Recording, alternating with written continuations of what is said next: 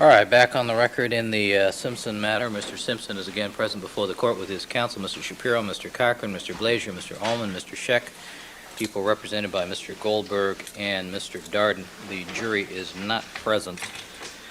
Counsel, with regard to the schedule today, just to refresh your recollections, this afternoon we have to break at 3:45. One of our jurors has a dentist appointment. That the transportation is difficult. The Sheriff's Department has asked that we break at 3:45 to allow for that juror to be transported to the dentist. Isn't that thrilling to have two sheriff's deputies drag you to the dentist?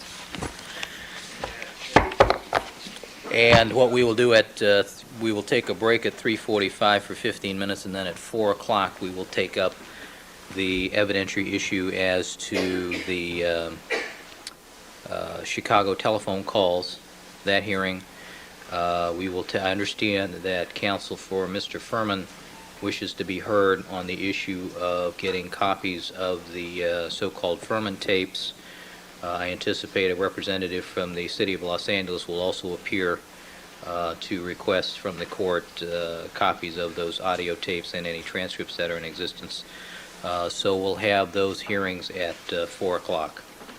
And today is and we'll just go until we finish those hearings.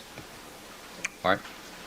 With respect to scheduling, I don't expect until the afternoon that we will get to the issue of the SOC, but we have the submitted proposed stipulation having to do with what the testimony of counsel would be concerning the SOC examination.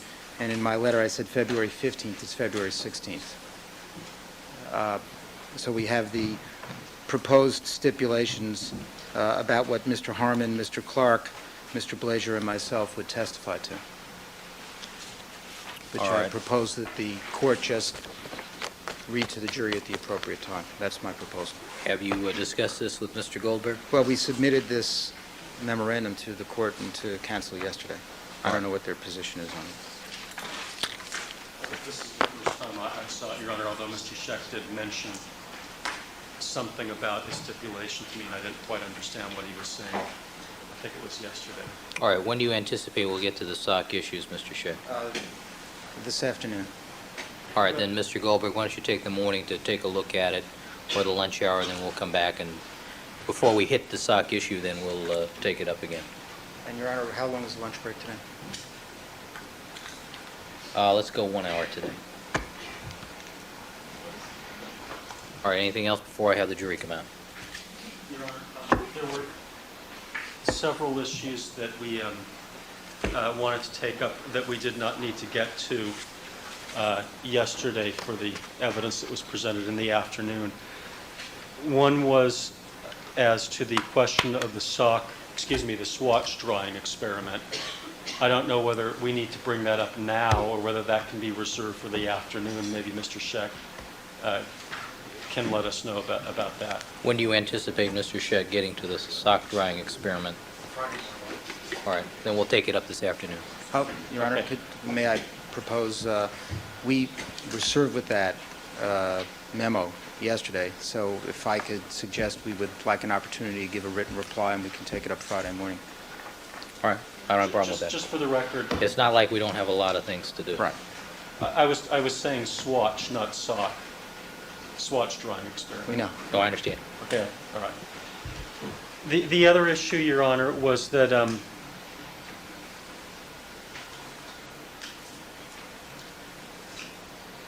we've discussed before the question of trying to get examination quality photographs of at least the exhibits that counsel has put on the board. They gave us photographs of photographs.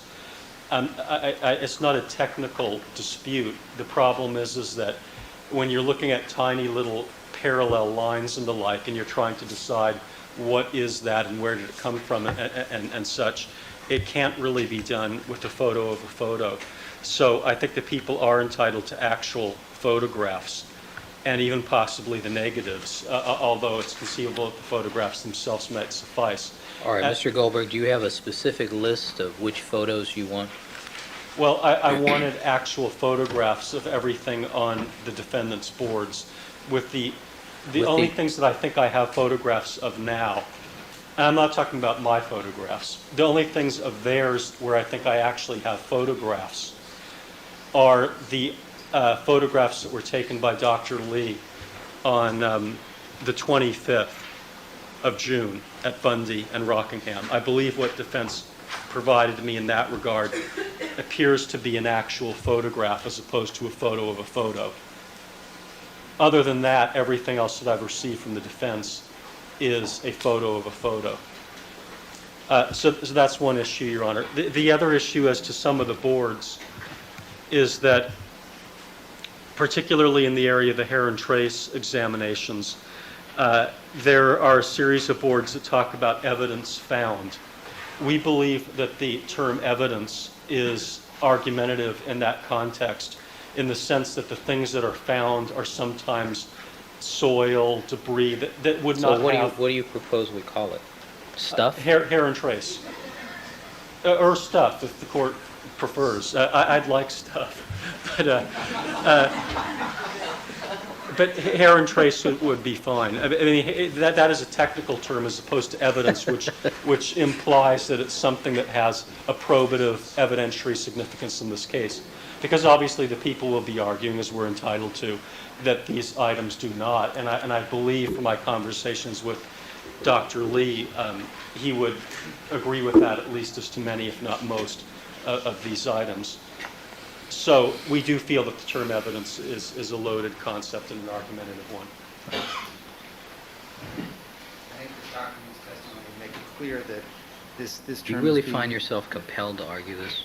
No. All right.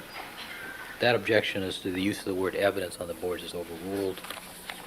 It's not an inappropriate phrase in the context of this case.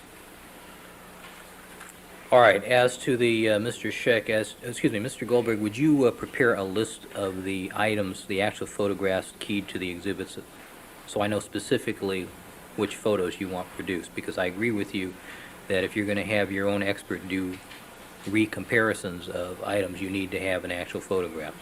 But I need to have a specific list for any order that I issue. All right, so if you'll submit that to the court, and time is of the essence, because if they're photographs that have to be reproduced from negatives, obviously that'll take some time. All right. All right, Deputy Magnero, let's have the jurors, please.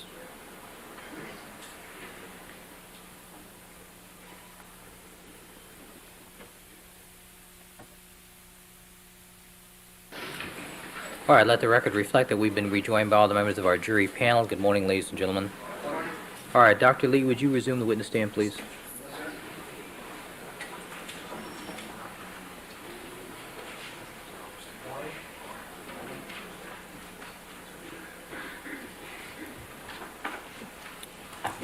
All right, let the record reflect that Dr. Henry Lee is again on the witness stand undergoing direct examination by Mr. Scheck on behalf of the defendant. Good morning again, Dr. Lee. Good morning. Doctor, you are reminded, sir, that you were still under oath, and Mr. Scheck, you may continue with your direct examination. Thank you, Your Honor. Good morning, ladies and gentlemen. Dr. Lee, we were talking yesterday about imprint evidence at Bundy, and we had discussed first the board concerning the walkway, second the board concerning the pieces of paper, and now I'd like to turn our attention to a third board dealing with Mr. Goldman's jeans.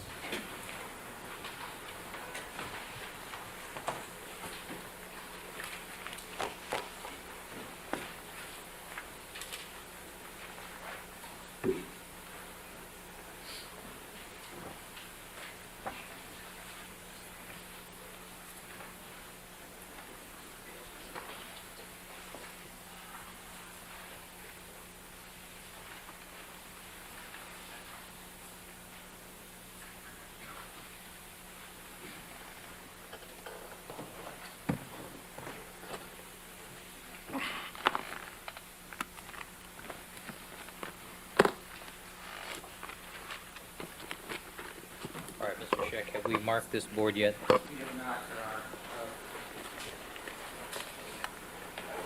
I think this would be, if my memory serves, 1339. All right, 1339.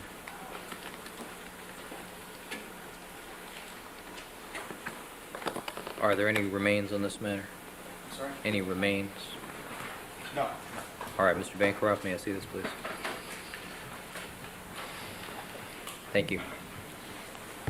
Mr. Scheck. Dr. Lee, if you could come down from the witness stand. Your Honor.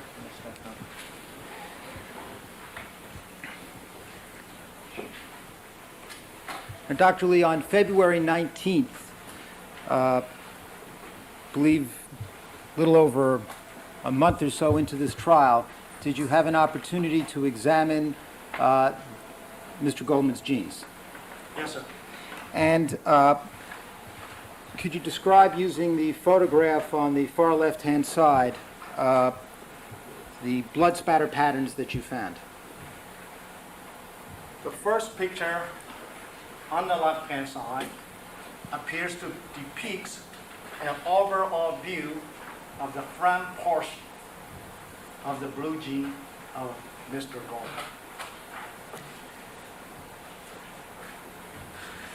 What we're viewing now is flat. The blue jean put on the, appear to be on the piece of paper. By no means, what I'm trying to say, this is a three-dimensional setting of somebody wear a blue jean like this. That only shows a two-dimensional setting. On the left-hand side, we see large amount of blood stain, covers from the top and downwards. In between, there are a couple of areas we see the bald area. In addition, we see blood spatter, like pattern. Other could be bloody imprint. However, when a large amount of blood covers the surface, those difficult to see and very difficult to determine what type of evidence. However, on the right-hand side, the amount of blood is much less than the left-hand side. On the waistband area, we have a large blood pattern. In the lower leg area, we do see large amount of blood pattern. In addition, some blood drops, blood spatters, but this middle portion appear to have a lot of imprint type of pattern. This is a black and white picture. It's not a color picture. The real color picture of this, the jean is supposed to look like blue jean. By the way, it's a Levi type of blue jean.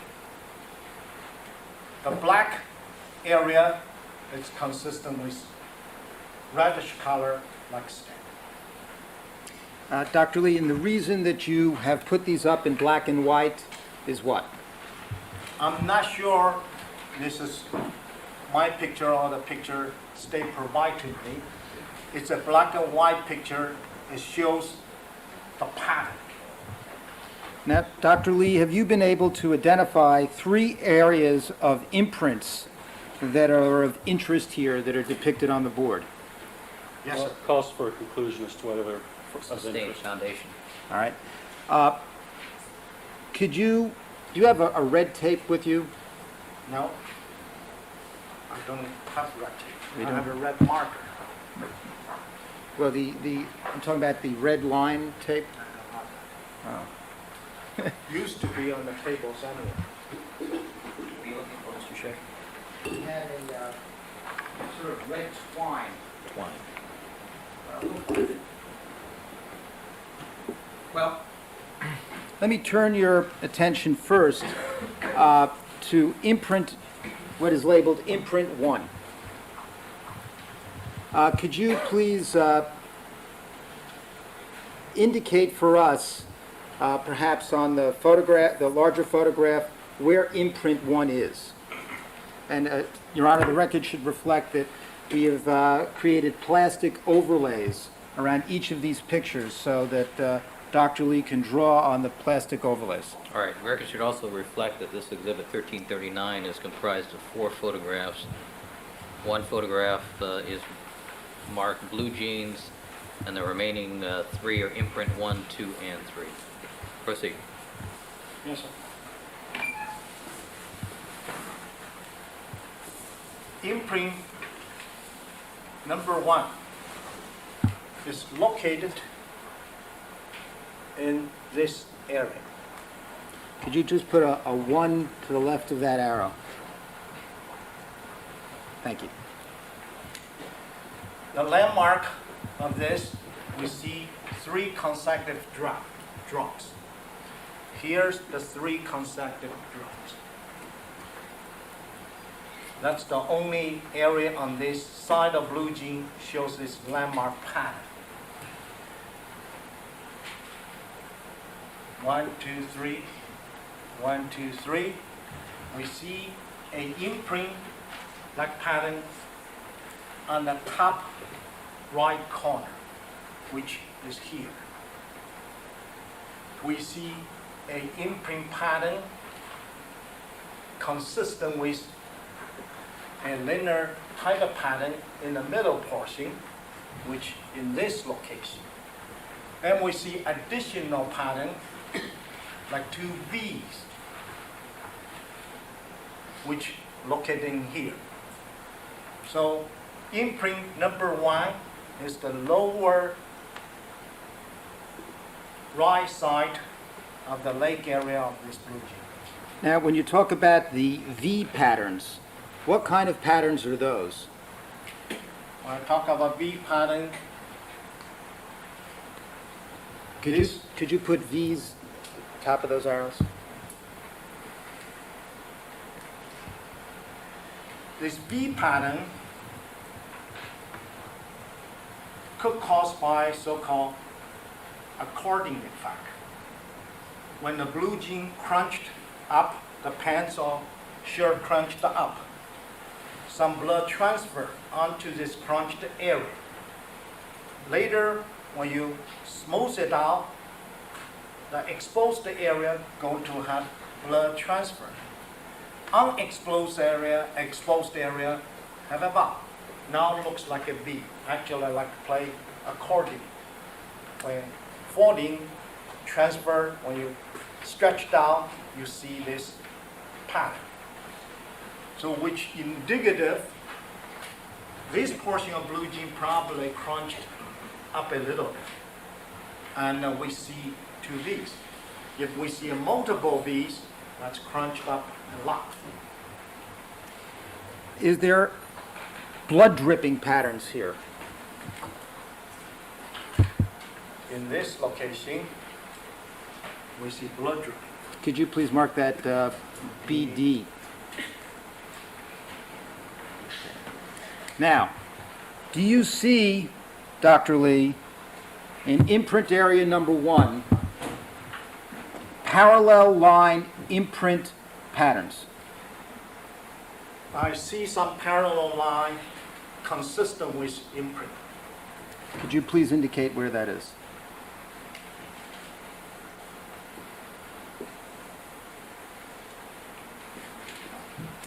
And could you mark below the arrow, why don't we call it PI.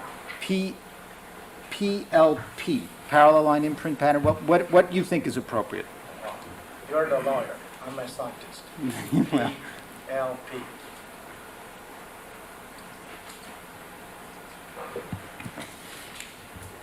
is there anything else that we should discuss about imprint number 1?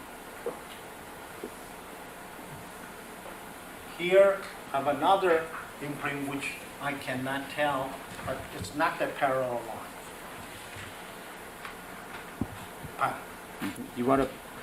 How would you like to label that? Question mark or? You're an attorney. Tell me you want to allow me What do you think is the most scientifically appropriate term?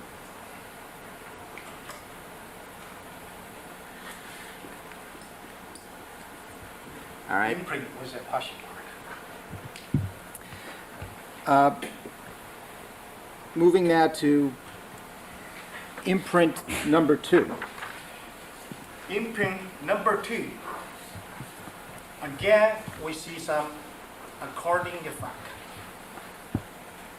In addition, we see a pretty clear imprint on the, if I'm the board on my right hand lower corner, this location.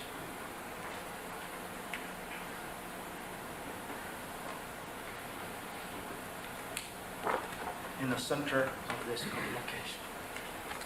It appears to be, have some parallel lines. So could you label that circled pattern PLP again? And could you show us where on Mr. Goldman's jeans on the right pant leg that would be? Could you put a 2 near that arrow? Okay.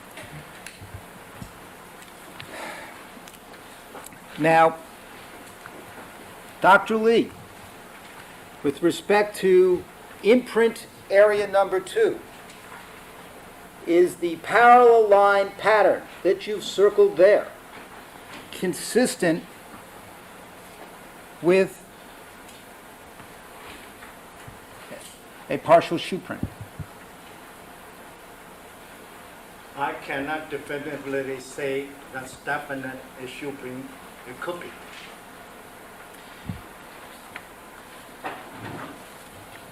Now is there anything else we should note about this area before turning to imprint number 3?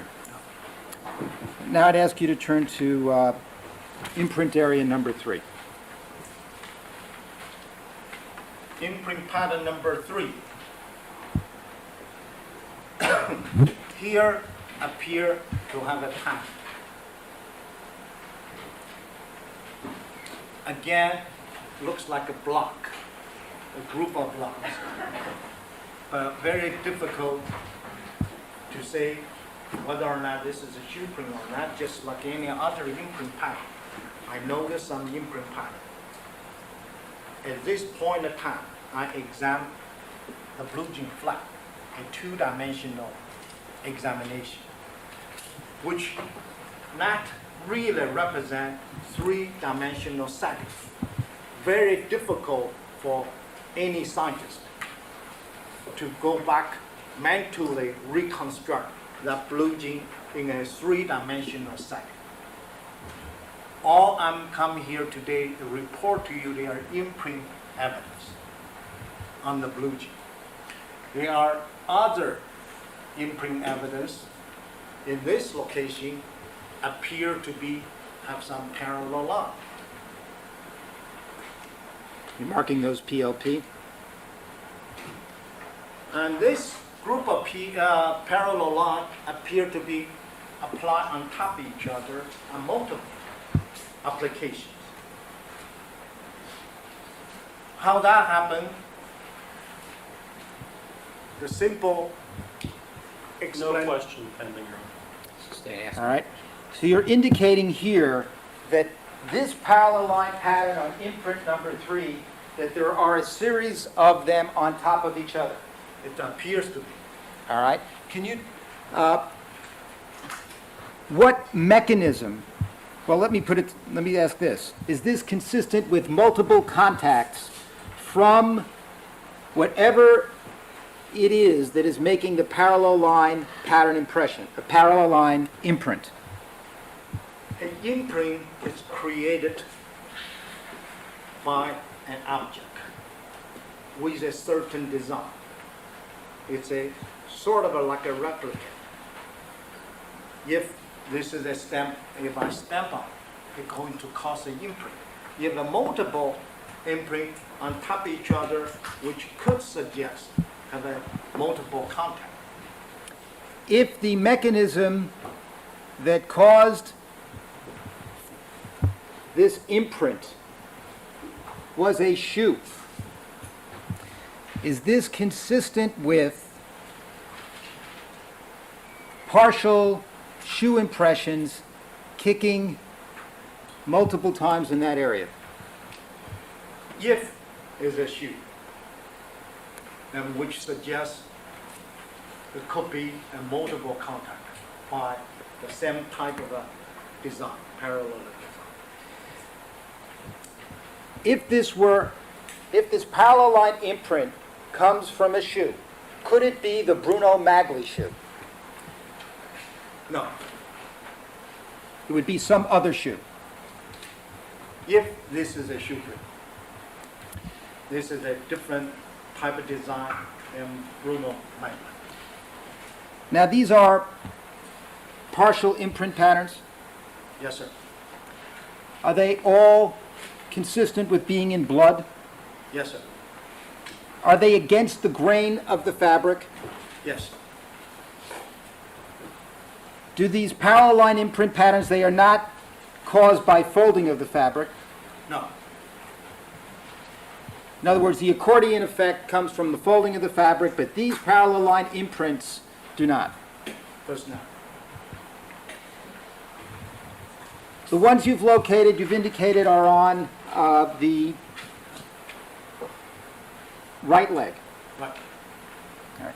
Now, as I understand your testimony, the left leg, in the area that is covered more with blood, one cannot see such patterns. I cannot tell any pattern. Just cover saturated with blood. I don't think anybody can come here and say they can see pattern through the blood. Are these parallel line imprint patterns that you've identified for us, they're on different locations and come from different directions? Yes, sir.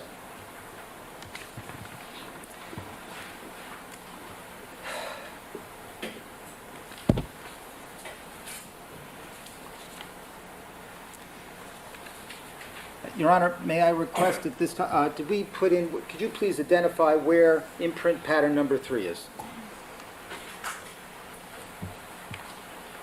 In this area. Your Honor, since this board is such that I think one requires study, may I request that the jury be allowed to come up and look at each of these markings now? All right, let me have counsel take a seat.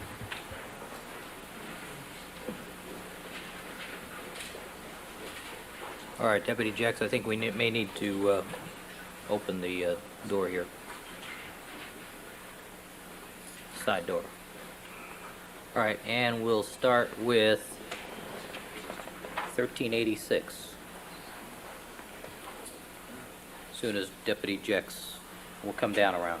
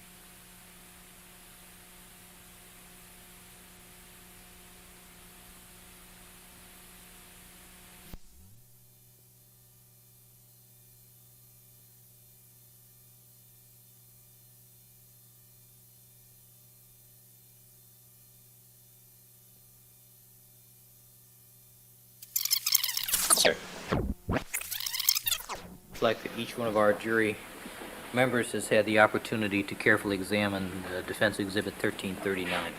Mr. Scheck. Thank you very much, Your Honor. Dr. Lee, I'd like to go back for a moment to what I believe is 1337.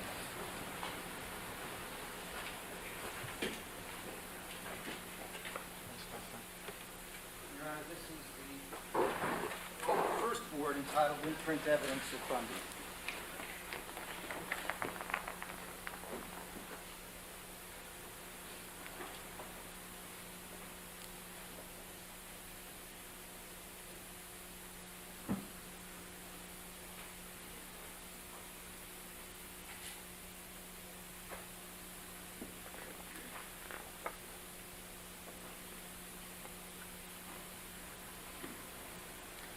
Now, first of all, Dr. Lee, I think that trying to complete yesterday's testimony, we neglected to draw circles around the imprints that you described yesterday on the piece of paper and the envelope, the piece of paper being marked 1338A and the envelope being marked 1338B. Could you please do so?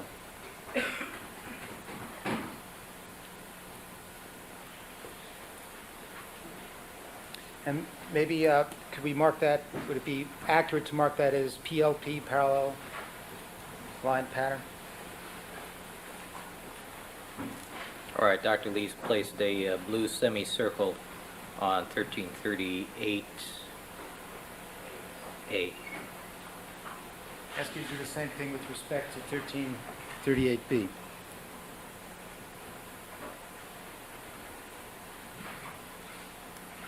All right, and the witness has complied. Now, Dr. Lee, with respect to both 1338A and 1338B, I'd ask first 1338A. Is this parallel line imprint pattern consistent with having been made in blood? Yes. So that means whatever caused this imprint had blood on it or stepped on blood? How does that work? Speculation, Your Honor. Overruled. The parallel line, as I explained a minute ago, represent an object. An object has certain structure, pattern. This just a replicate when this object surface design have some blood transfer, have a physical contact, a direct contact with this portion of the paper. A stationary contact. If a movement, we're going to see smear, a contact. Cause this transfer. However, subsequently, some other blood got on top of this. So, covers a portion of this pattern. Therefore, difficult to see it. Your Honor, I'd just like to take 1338A and I'll walk from the right to the jury box to the left and slowly display that with court permission. Proceed.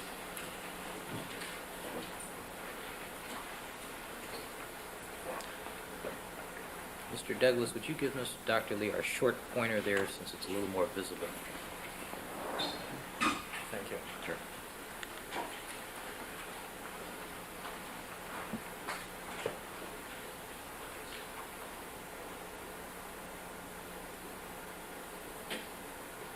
All right, thank you, Mr. Scheck. And may I do the same thing briefly with 1338B? Yes, you may.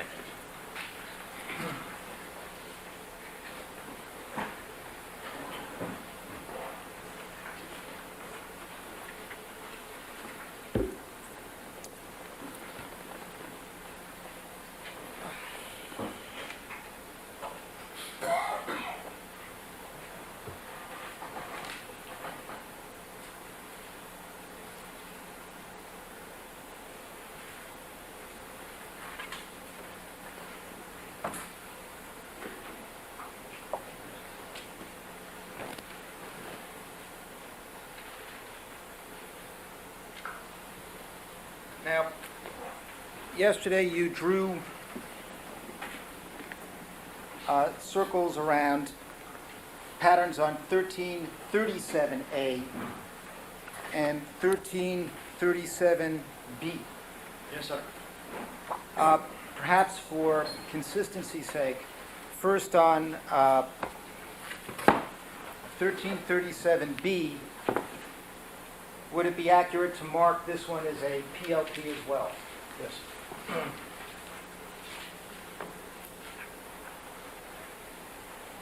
And 1337A,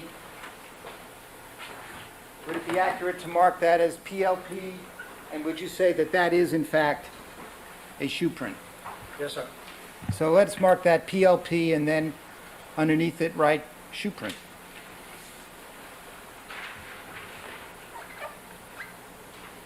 Now, with respect to 1337A and 1337B,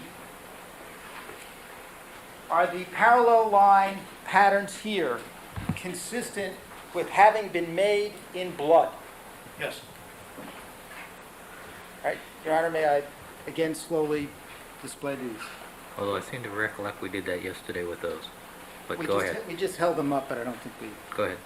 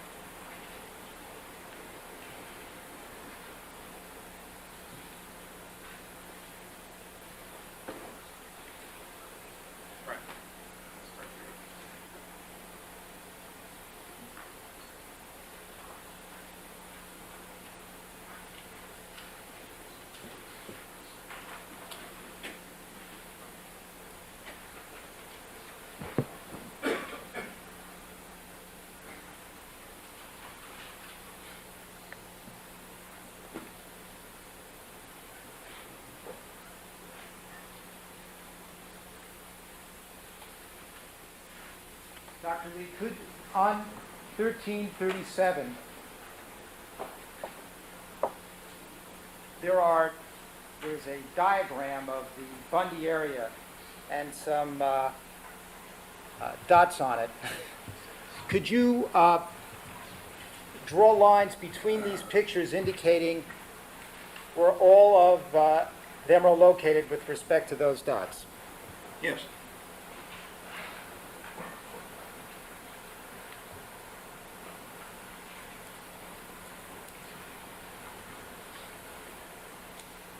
The extremely left corner one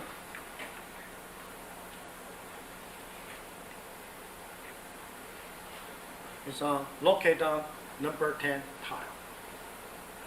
The middle one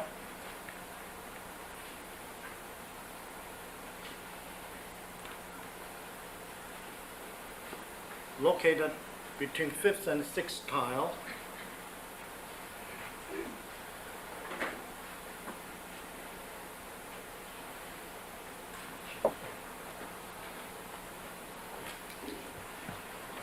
The envelope is approximately in this location.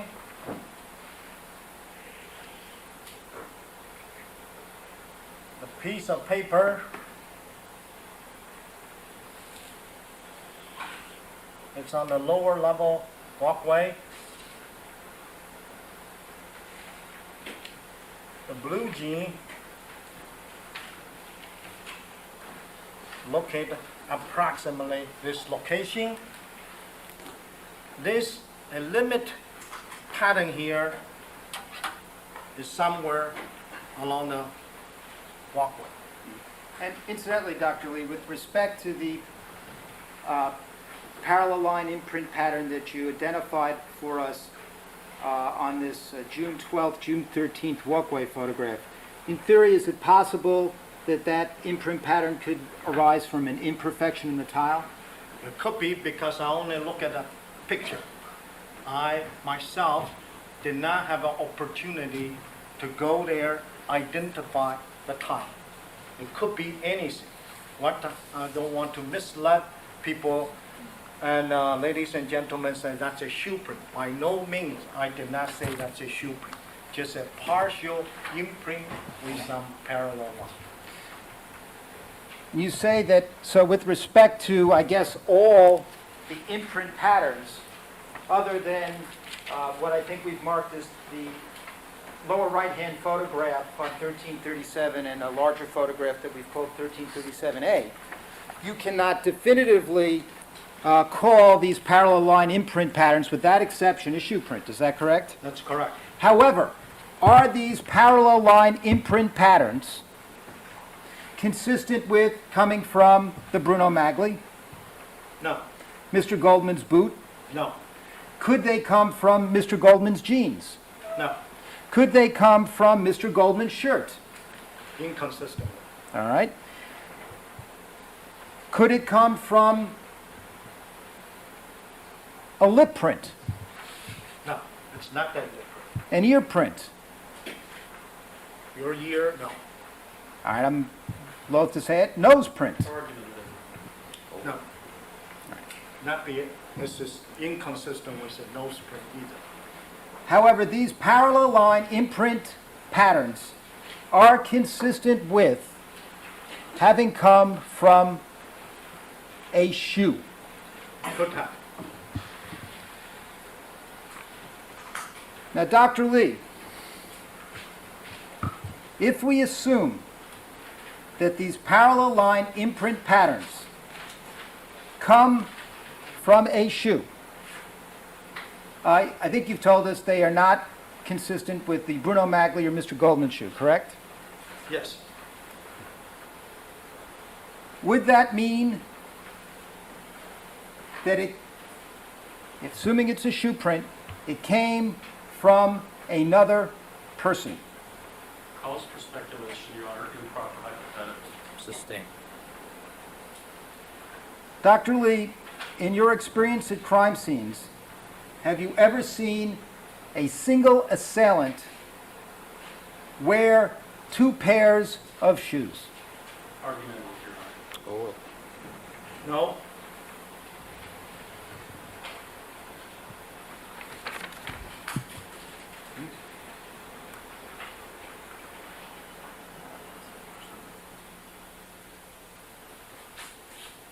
I think we're finished with these boards now. all right. Mr. Harris, let me ask counsel to have a seat, please.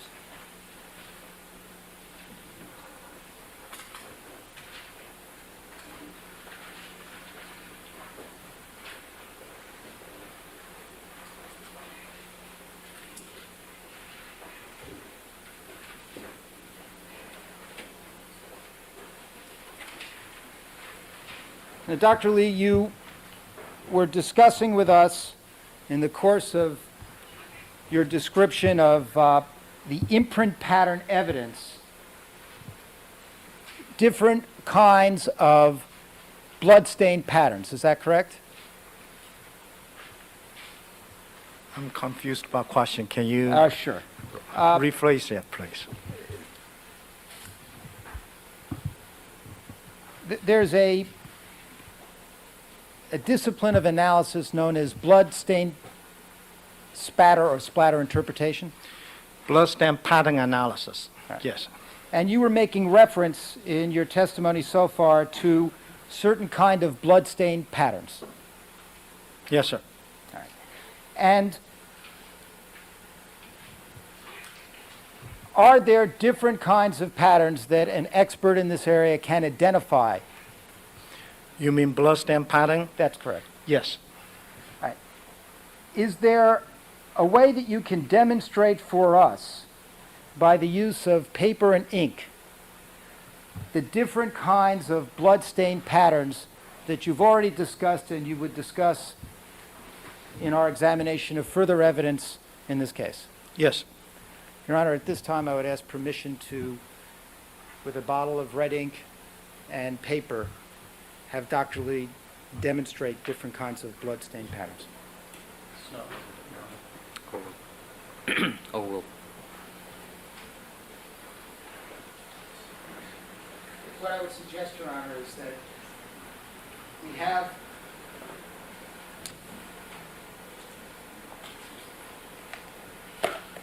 some paper. May I consult with Dr. Lee as to which is the best form of paper we just wrote this on? Some red ink, and what I would suggest is that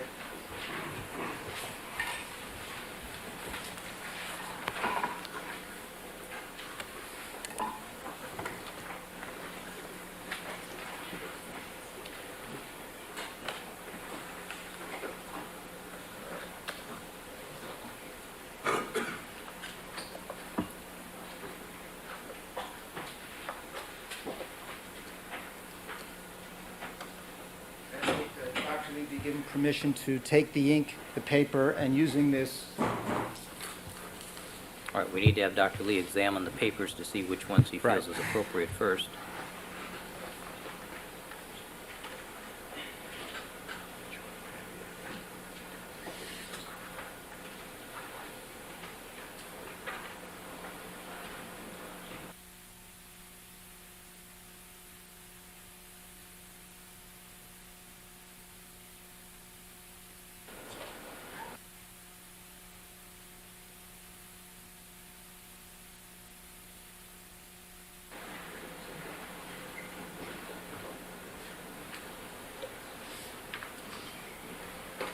Mr. Scheck.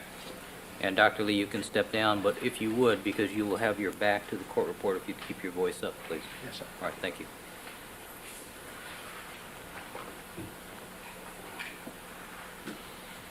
All right, it appears that Dr. Lee has a stack of what appears to be white cotton fiber paper and various inks. What kind of paper is this, Dr. Lee? Just 25% copper.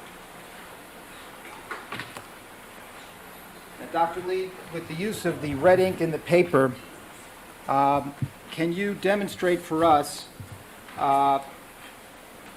blood-stained patterns? Yes. The blood circulating in our body system in a constant speed depends on capillary, vein, or artery. We have a different speed. Artery circulating faster than the vein circulating faster than the capillary. This circulation system, No, at this time, I'll check that Dr. Lee's answer is narrative. That's also not responsive. Not responsive to the question. Do you want to have him explain the blood system and how it impacts Yes, blood and- patterns?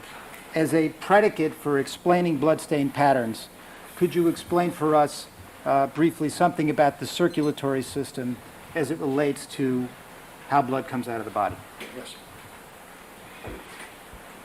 In this closed circulation system,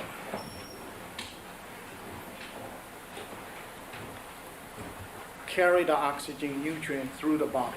That's why we can function. Once this system interrupts, the blood will come up. Depends which part of the body. If an artery, the blood will gushing, so-called arterial spurting, arterial gushing. If a vein was cut, the blood will rush out. If it's just a capillary cut, the blood will dripping out. Once it's come out of our body, we cannot take it back anymore. We cannot control anything.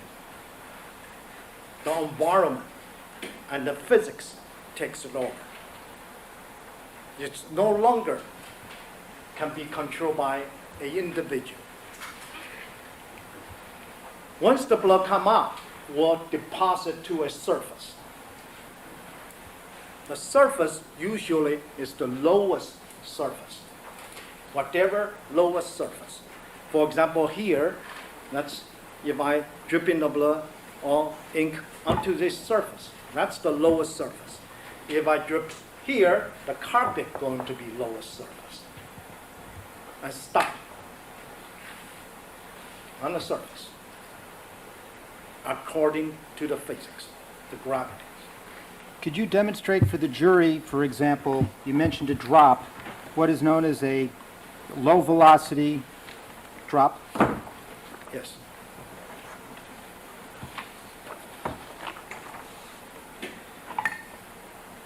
If the blood come out without any force, just dripping, going to form certain patterns.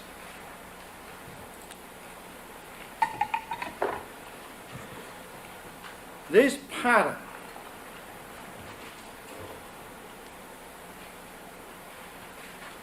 generally we consider a low velocity blood drop. All right. The record should reflect that Dr. Lee has taken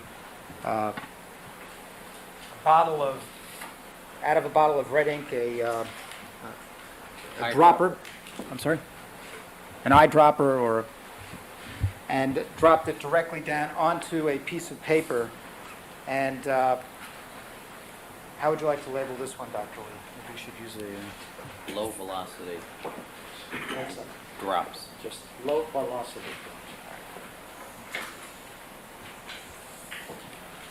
You just create some blood smear. I smeared the paper and I created blood smear on one piece of paper.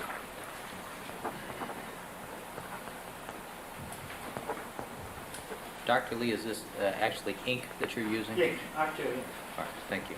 regular level. Probably I should put some paper underneath.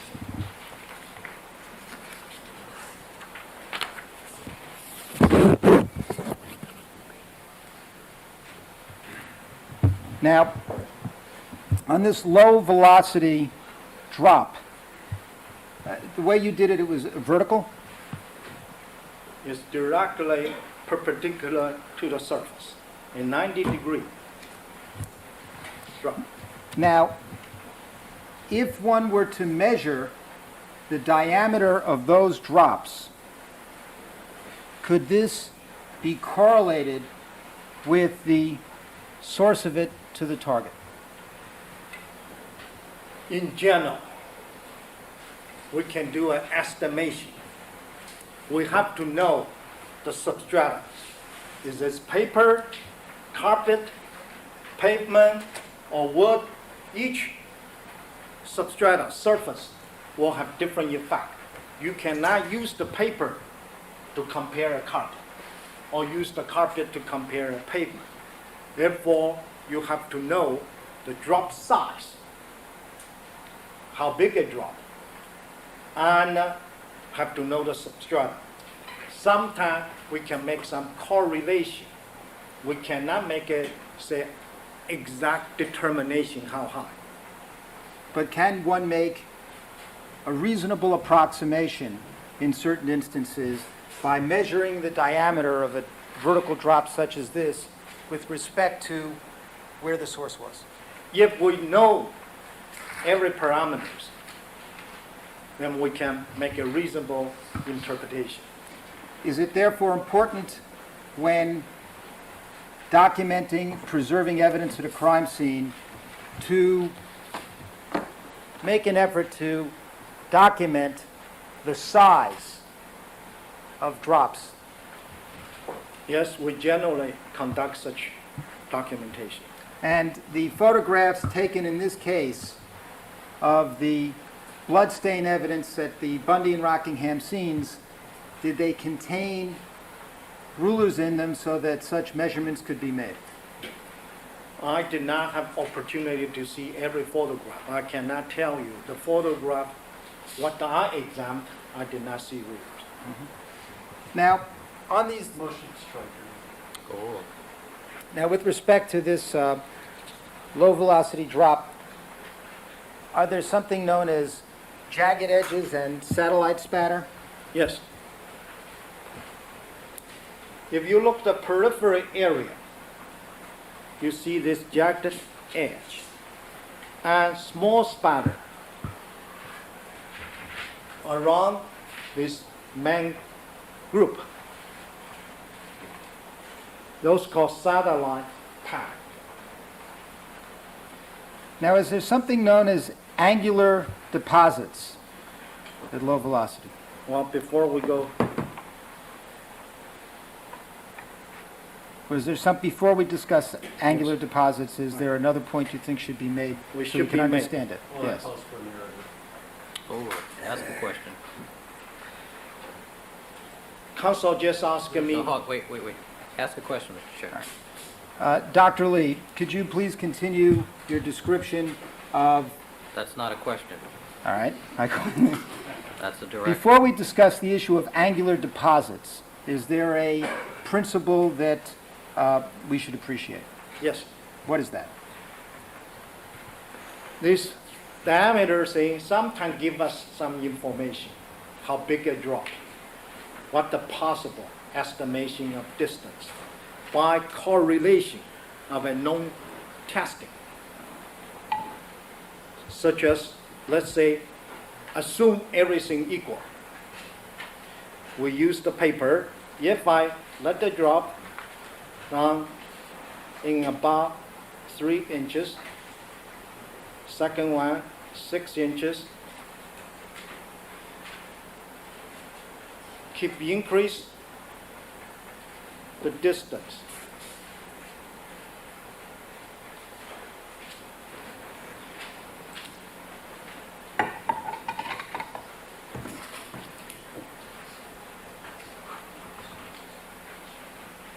You see the diameter varies. When I increase the distance. But to a limit, doesn't matter how I increase the distance, will not increase the diameter. That reach the terminal velocity. So this piece, Otherwise, if I climb up a tall building, such as Empire State Building, drop of ink, it will cover the whole Manhattan. Because this relationship, it's not going to happen this way, only to a certain distance. That's why this correlation, you just change the pattern. I understand. Let the record reflect first that Dr. Lee took the eyedropper and dropped a series of drops, as he indicated, at different heights on this piece of paper, and causing circles of different size as he went upwards, increasingly larger. And when I took the paper to move it and show it to the other jurors, I turned it a little, and it caused some of those drops to move, but If you had asked for my permission, I would have encouraged you to wait till it dried a little. thank you, Your Honor, and I should have done that, and you're right. Dr. Lee, how would we mark this piece of paper Drop size, drop size? a low velocity drop. Drop size, low velocity.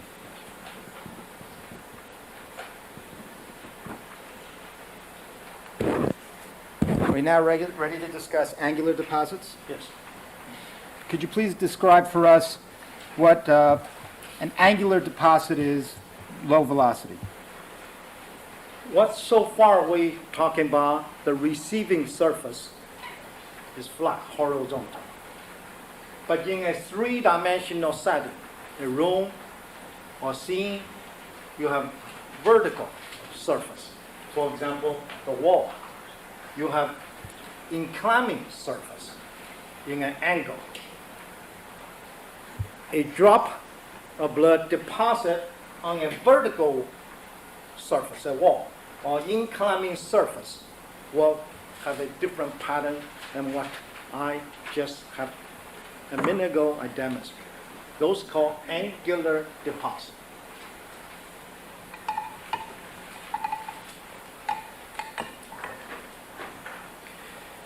If the source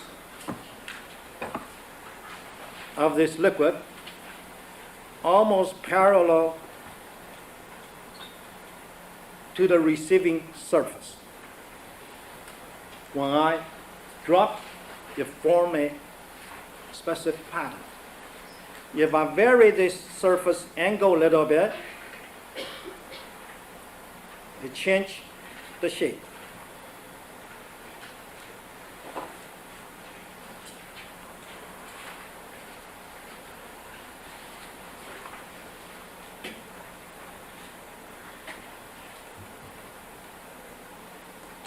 finally become 90-degree receiving surface, it will become a circular pattern. Any juror in the back row who thinks they need to stand up to view any of these things, feel free to do so.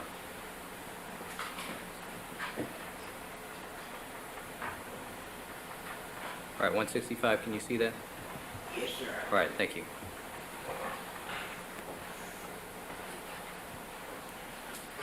How should we label this one? Angular deposit. Low velocity? Yes.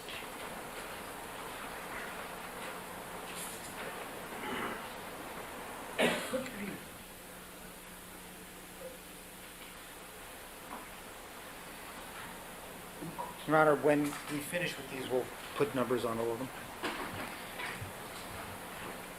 Mr. Scheck, 10:30. I'm sorry? 10:30. 10:30.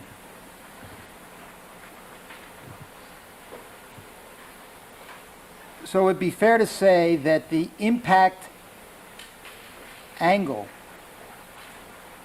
can be determined to some extent by the width and length of the bloodstain pattern. Yes.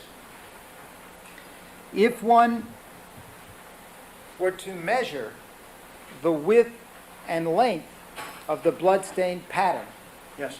can that give useful information to do a reconstruction as to the source? Yes, we can determine the possible angle of deposit. And is that something that ought to be done when properly processing a crime scene? I usually, if a blood pattern become crucial, we document it. Now, is there something known as medium velocity? Yes. All right? And could you describe that for us? A medium velocity involving certain force. Could be an internal force, the blood pressure, or an external force. For example, a person swing a hand, swing a bat, or a weapon. Those encompass a large group of a blood stain pattern we call medium velocity blood stain pattern.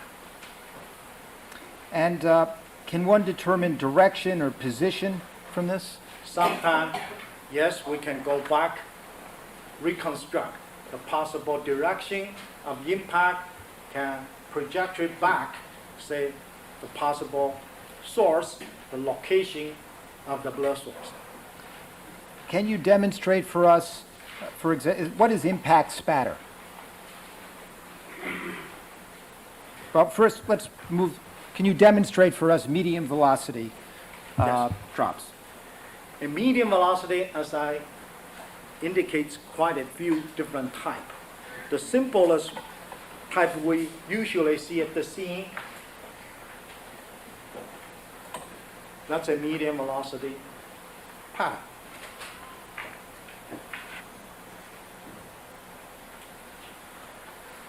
A medium velocity pattern give you a direction. It usually consists several, a trail. When this force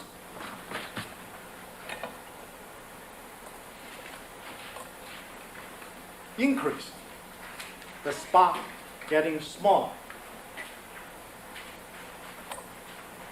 Now this also consistent with a medium velocity cast-off path. Sometimes we can look at how many trails at the scene, determine how many blow or possibly weapon was lifted up and down by looking at the ceiling, look at the wall. Sustain. Ask another question. Perhaps we could take this first piece of paper and we'll mark it medium velocity 1. And the second, medium velocity 2. And would it be fair to say that increased velocity, smaller Yes. pattern? Yes. All right, Mr. Scheck, I'm going to direct that we mark all of these blood spatter or drop demonstration papers as Defense Exhibit 1340A through whatever. And what I would like for you to do at the conclusion of the court date, present to Mrs. Robertson a key, 1340A through B, and then a key as to what it is. Yes. For the record, with a copy to the prosecution. Is there any other pattern with respect to medium velocity that you think we should demonstrate to understand bloodstain patterns? Impact spatter. What is impact spatter? Impact spatter, if have some liquid blood in a surface, a force direct apply to the surface can cause a splash pattern or projected pattern, and all those patterns are considered medium velocity spatter pattern. Can you demonstrate one for us? You're making Juror 63 awfully nervous. That's why I feel very reluctant to do that. You have to hold it.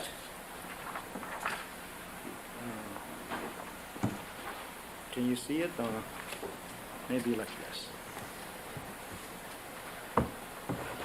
Mr. Goldberg, if you want to stand up and move away, you're welcome to do so. I'm the one that's going to pay for this suit, I think. If, say, couple drop of blood on the surface, if a force applied to the surface, you're going to have certain so-called medium velocity pattern.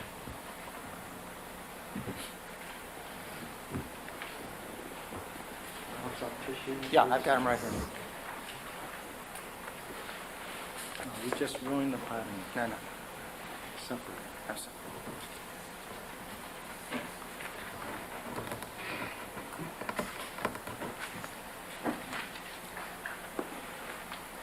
That's a medium velocity pattern.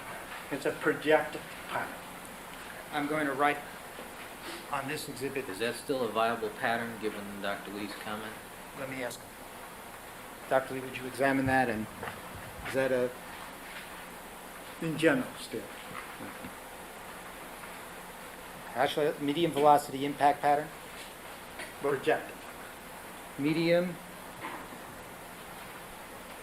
velocity, and what do you want to say? Projected pattern. Projected pattern. Mr. Scheck, are we going to go much further in this demonstration? I think we'll finish it exactly the break. No, I'm... Have you ever been to a Gallagher show?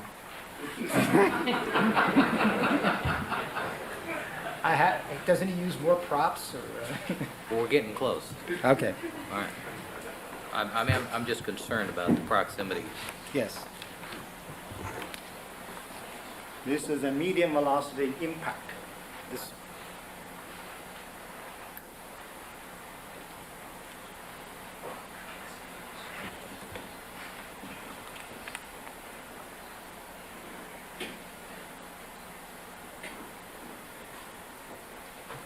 This one as well? This is a have some medium velocity pattern, also imprint. Okay. This time I'm going to object any further demonstrations as being irrelevant. Over. Now, you've handed me this piece of paper. You put your fingers on after you slammed the table. Yes. Could you please, and you are characterizing this as a medium velocity pattern and imprint. Could you please explain that to the jury? Those are direct contact imprint. However, on the paper, some small spatter also deposit on this piece of paper. So here you have a combination of two patterns. An experienced examiner can look at this pattern, determine the sequence, which one apply first, the imprint or a spatter. So we'll label this combination imprint spatter.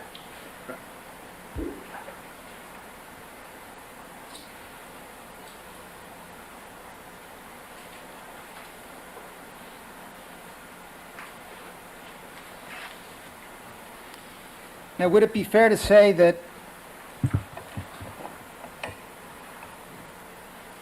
what is a compression?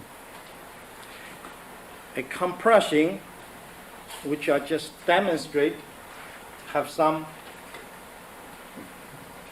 blood-like material directly contact the surface with a energy or force without lateral movement. That's a compression. Is the paper you have there a compression? Yes. If this compression with a movement, that become a smear. This is a compression, this is a smear. Both have to have surface contact. I'm going to label the pattern that is compression.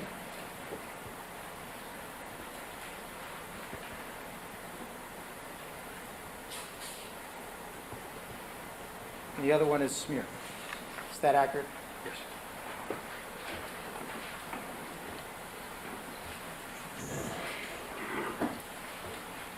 Now, is there something known as a mirror image? Yes. Could you please demonstrate what that is?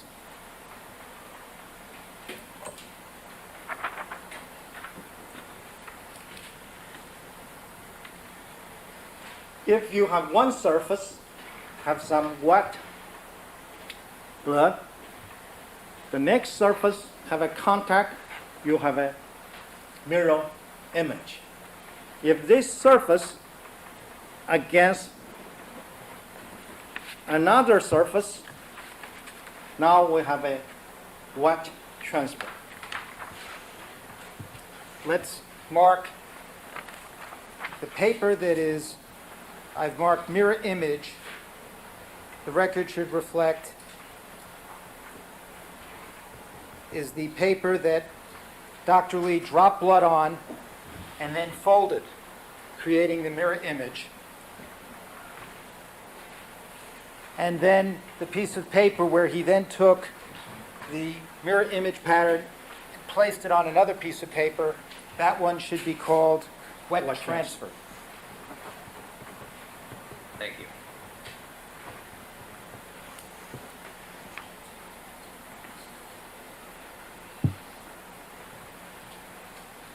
Dr. Lee, what is a wipe and what is a swipe?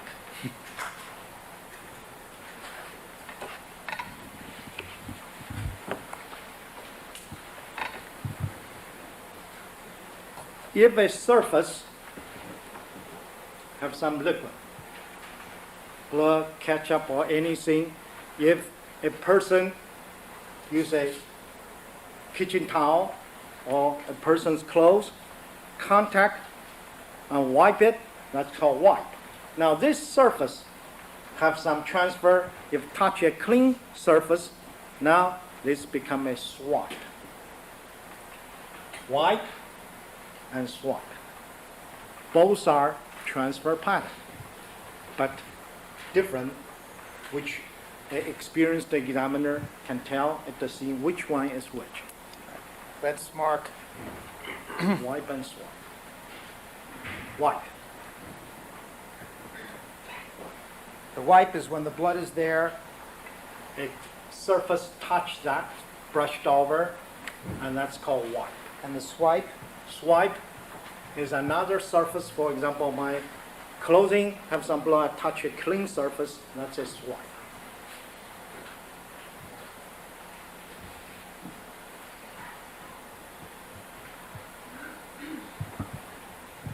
could you describe for us what are known as contact patterns?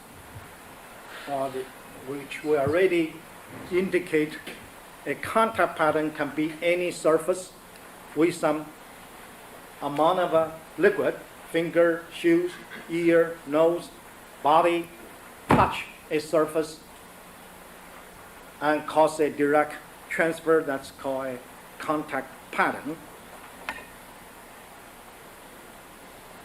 If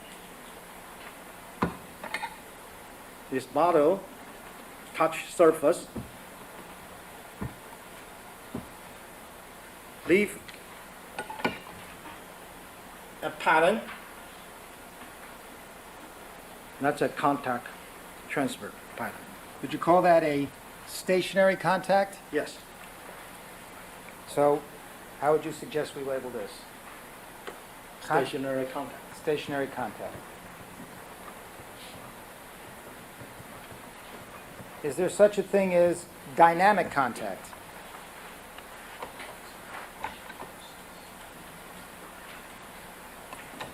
A dynamic contact is with a movement. Contact with a movement. Now you have a pattern with a movement pattern. This movement can cause the deposit surface, receiving surface can be both moved or one surface moved, and we can tell the direction of this movement. Label this dynamic contact. With movement.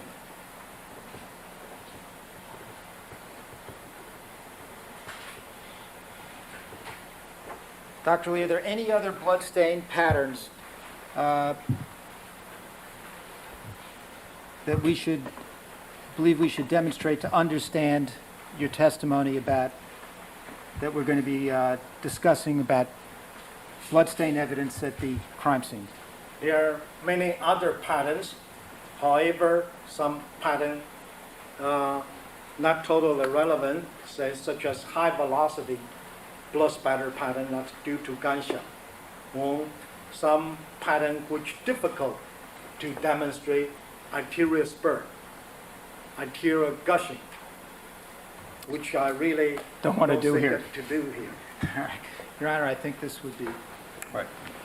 All right, ladies and gentlemen, we're going to take our mid-morning recess. Remember all my admonitions to you. We'll stand in recess for 15 minutes. Dr. Lee, you can step down.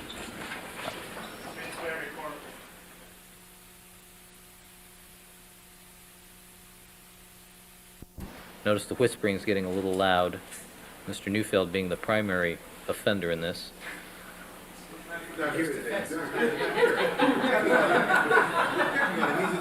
I know, but he's still the primary offender, because when I can hear counsel talking, and I heard it from both ends. All right, you guys have plenty of post-it notes. You can pass notes. If you need to converse with each other, go back to counsel table. But if you're within standing and near the rail, you're not to speak to each other. Thank you. All right. All right, let's have the jurors, please.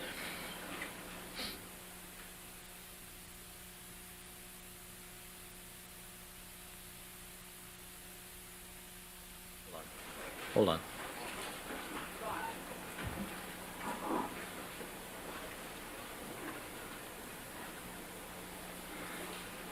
Got enough water there, Dr. Lee? All right.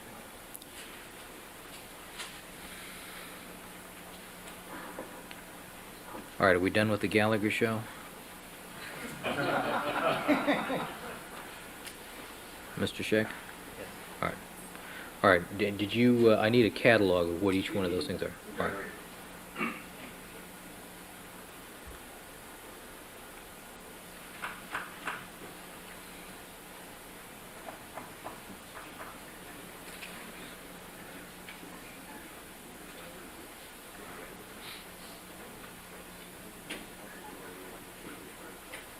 It's probably the elevators.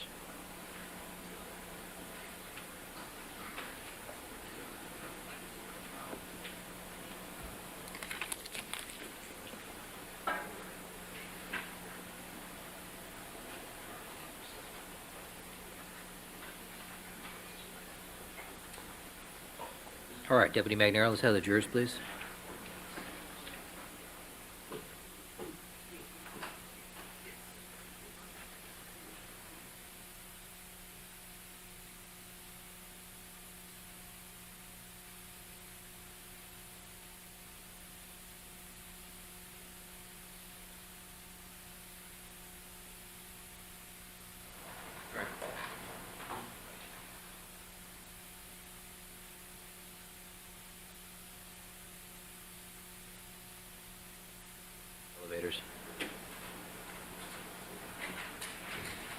Your Honor, should I say Tom Sharp?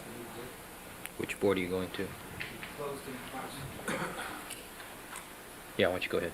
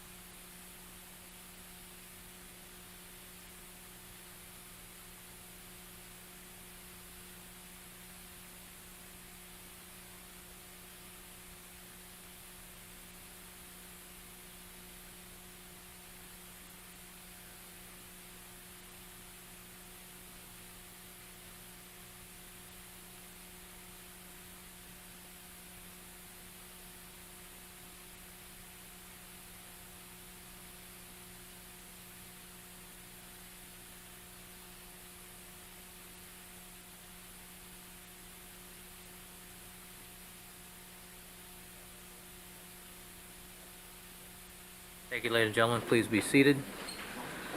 All right, let the record reflect that we've been rejoined by all the members of our jury panel. Dr. Henry Lee is again on the witness stand, still undergoing direct examination by Mr. Scheck. And Mr. Scheck, you've placed another board on the Yes. easel, and this does reflect, has one photograph that reflects the remains. So I'm going to direct Mr. Bancroft to avoid this board. No, I don't believe it does. It does. Oh, yes. It does. All right, avoid that, Mr. Bancroft. All right, proceed. And do you want to mark this Yes. as next in order? This would be defense 1341. 1341. Mrs. Robertson? All right, 1341. Proceed. Dr. Lee, call your attention now to a board that we've marked 1341 entitled Bloodstain from Closed-In Area of Bundy. With the court's permission, may Dr. Lee Yes, you may. get off the witness stand and with the aid of a pointer or whatever else you want to use, Dr. Lee? All right, Mr. Bancroft, the remains are in the bottom row. Right-hand photo. You can, if you can catch the top two rows, you can do those. Do not go to the bottom row. Do you understand, sir? Yes, sir. Thank you. Mr. Scheck. Now, Dr. Lee, what does the center picture in this board depict? The center picture, second row, second line, second column, second row. This depicts an overall view of a corner of a fenced-in area at the Bundy scene. And Dr. Lee, are there recognizable blood spatter patterns that are highlighted in the peripheral pictures on this board? Yes, Now, whose pictures are these? those are the pictures supplied to me by Attorney Shapiro. So these are from, to the best of your knowledge, the prosecution. Yes, sir. And with respect to these bloodstain patterns, there are no rulers in these pictures so that we can measure any of these deposits. I did not see any. Now, I ask that this photograph be marked as 1341A.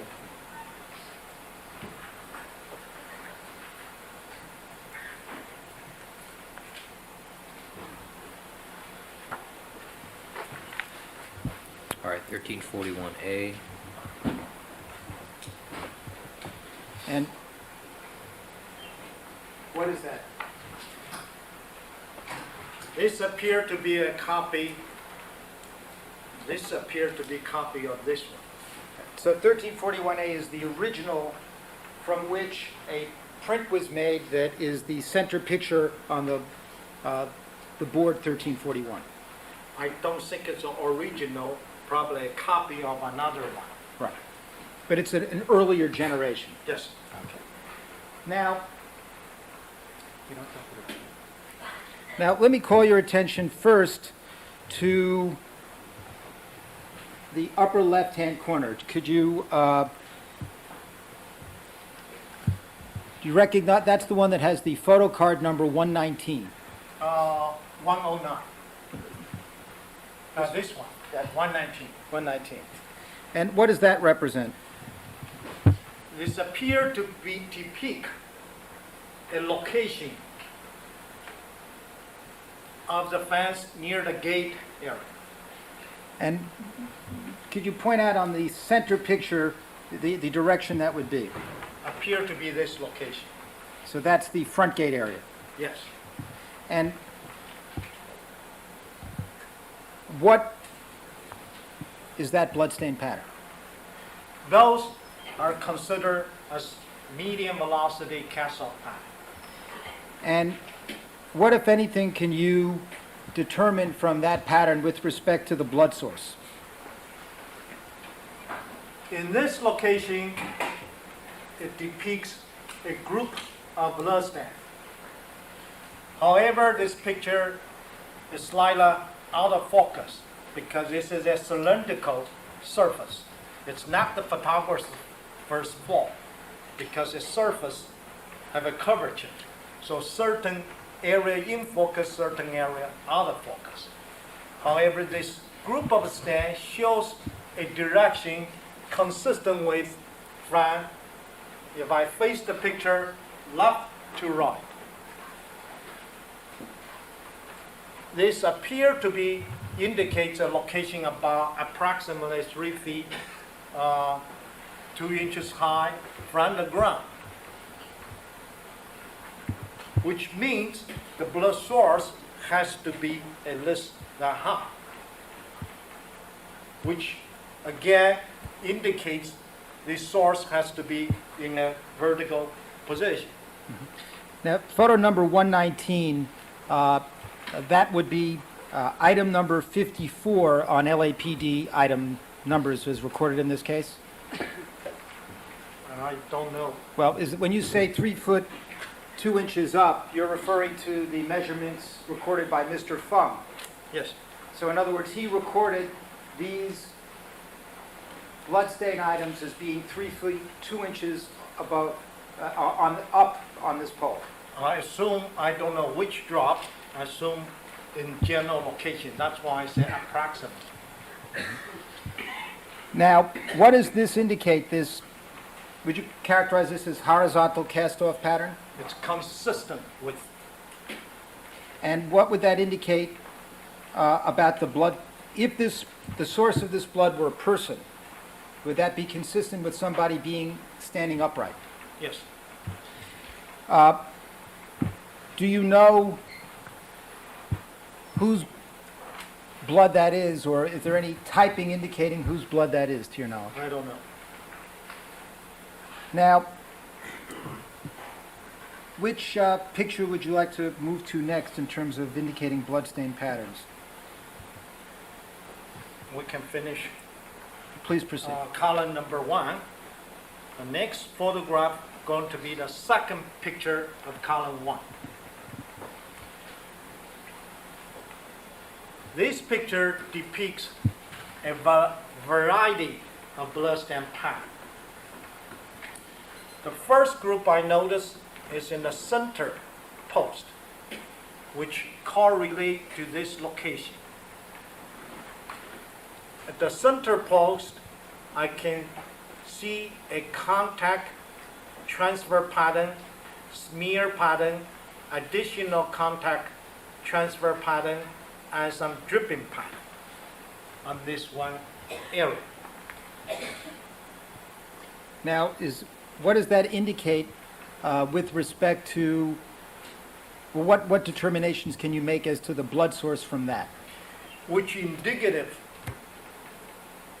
either somebody's clothing or body or surface have a direct contact of this location, cause a transfer, and subsequently have another contact.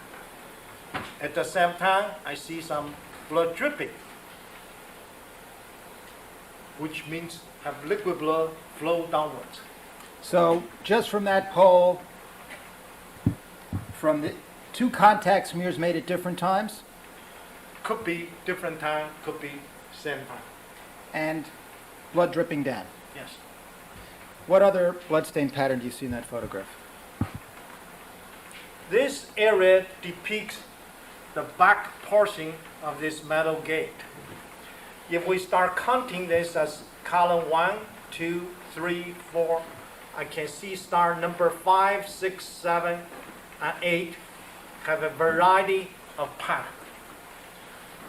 We see a contact, we see a smear, we see some swiping pattern, wiping pattern, we see angular deposit, we see vertical driplet, a variety of different patterns appear on this location.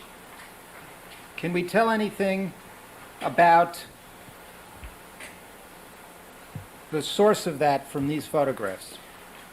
Those angular deposits, those drop has to be above the surface, have a vertical direction. How high, I cannot tell you, but has to be above. This contact, which means have a direct transfer. And smear on different location means movement. Movement meaning multiple contact. Multiple contact with a dynamic movement, either a wipe or swipe type of fashion. If we could have done measurements, or if measurements had been taken of these bloodstain patterns, would that be more useful information in doing a more complete reconstruction of what occurred and when? Assumes facts not evidence that any reconstructions. Sustain. Rephrase the question. If measurements had been made at the scene, could that give additional information that could assist in making further determinations as to the source of the blood? Speculation and vague. Oral. If with measurement and clear documentation, maybe we can do some further limit reconstruction. You indicated you were going to move now to the, and this is the bottom left-hand photograph on Yes, this sir. board. Yes. This is a close-up view depict the column 1, 2, 3, 4, 5, 4 and 5th, this location, with a number plate 101, which depicts a beeper-like object. In addition, on the surface, we see transfer pattern, wiping, swiping, and dripping. On the ground, I see patterns consistent with a vertical driplet. Now, that beeper, would that be consistent with the beeper being kicked under that pole? Well, it's false perspective. Sustain. Well, in terms of the soil surface there, would you expect that if the beeper, if dropped from a height, to bounce? False for speculation. Oral. No foundation for Sustain. All right? You've been to the Bundy crime scene? I only visit the scene, as I indicated yesterday, a brief inspection on June 25th. I did not visit the original scene. But you did see the dirt in that closed-in area. Yes. Oral. And from what you see, would you expect a beeper dropped from some height to bounce on that soil? No foundation speculation. Sustain. Anything else with respect to bloodstain patterns on this photograph of interest? On the ground, on the leaves and soil, I see multiple drops. Those are consistent with a low velocity blood drops, which indicative the blood source has to be above this area and dripping onto the soil surface. would you move now to the picture in the middle of the top row? The middle of the top row have a number plate 109, which depicts a close-up view showing the back metal fence between the 5th, 6th, and 7th, this area. This photograph is a much better picture which we can look at the pattern and shows much more detail compared to the previous one. Have a contact, direct contact transfer, have a transfer smear, another dynamic transfer and dripping pattern, further contact pattern, angular deposit, a row of 3. Here have more drops, and in addition, on the ground and the leaf material, we see multiple drops. Could those drops be from more than one source? Speculation. Sustained. All right. Is there any way from looking at that photograph determining how many individuals contributed to those blood-stained patterns? No foundation. Oh, I cannot make such determination how many persons contribute those blood drops. But can you say something with respect to whether or not a source of those blood drops was upright in that area? Assume those, Vague, no foundation. assume those are vertical droplet, which is consistent with vertical droplet. Has to be from a certain height, from one location to another location. And again, if we could measure, we had measurements of the diameters, we could, Leading. if one had, would measurements assist, if they existed, in being able to determine the height from which, of the blood source? We can estimate from multiple drops. We can maybe estimate the possible height. Is the data available for you to make those kinds of estimations here? No.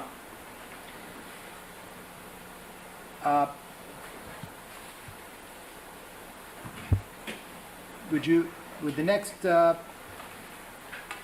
picture you would discuss, the one on the upper far right-hand corner of this board? The third column, third picture, first picture of the third column. This picture depicts the reverse side of this same metal fence. Other side. This would be from the Salinger property looking into the closed-in area. Salinger Brown. The property next door. Salinger's in Rockingham. Oh, my apologies. This would be the closed-in area. This would be the building to North. north of 875 South Bundy. Which appears to be. All right. Could you describe for us the bloodstain patterns here? Here, besides this long contact pattern, shows the other side, also this contact pattern start dripping, which indicative a quantity of blood deposit in the surface, still wet, running along this curvature surface and come downwards. Large amount of blood pool is underneath here, form a trail in this location. Here is another good example of an angular deposit. Shows in that column, which indicative that drop of blood hit this column in a very acute angle. Would that bloodstain pattern be consistent with a source being upright, Yes, multiple contacts with that area? this blood drop, no. of the pattern. The totality Total pattern. of pattern, which may indicate a multiple deposit.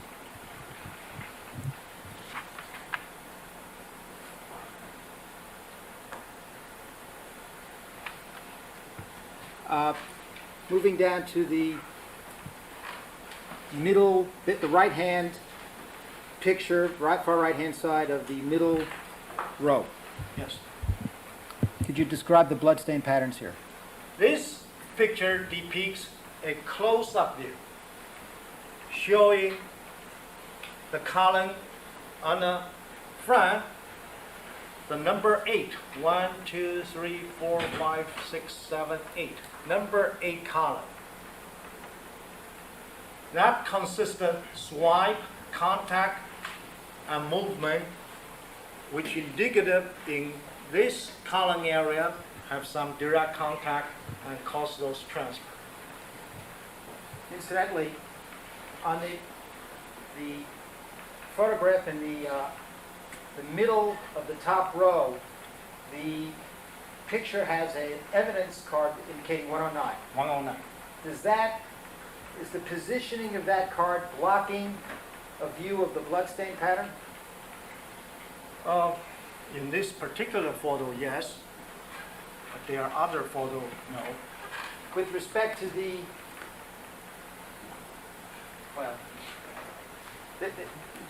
card number labeled 108, does that obscure a pole?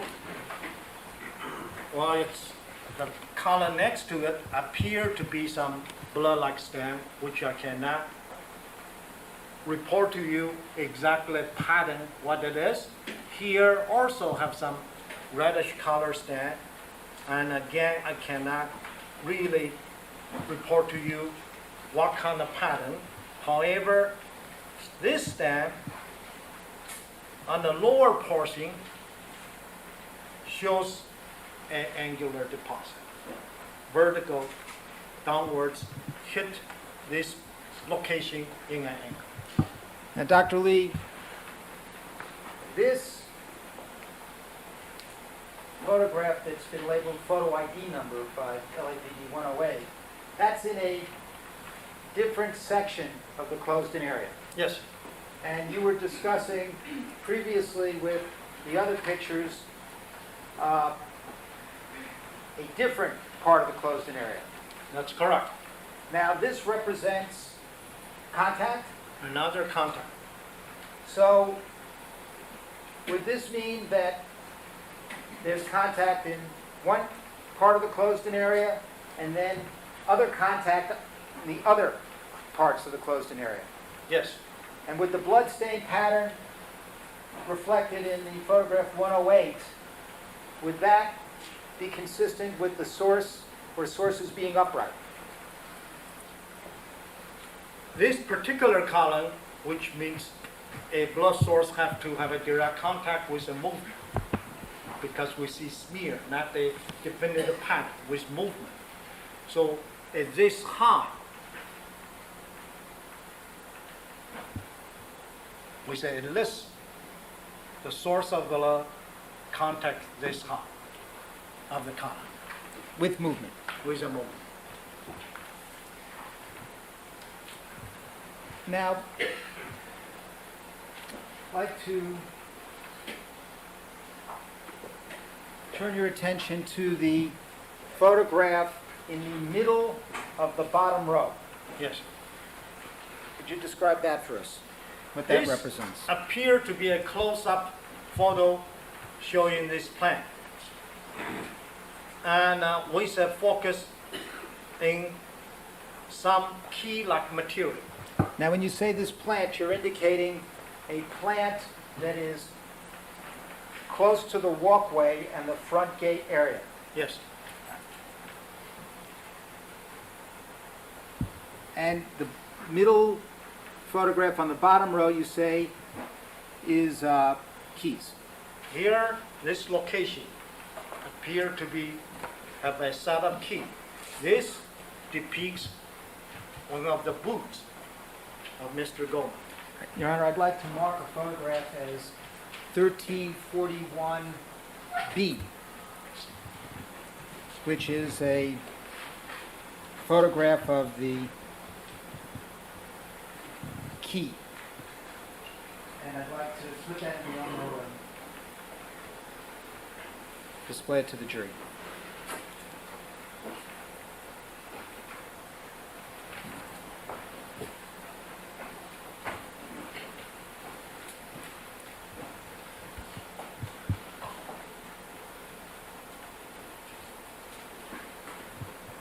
Perhaps if we could Mrs. Robertson?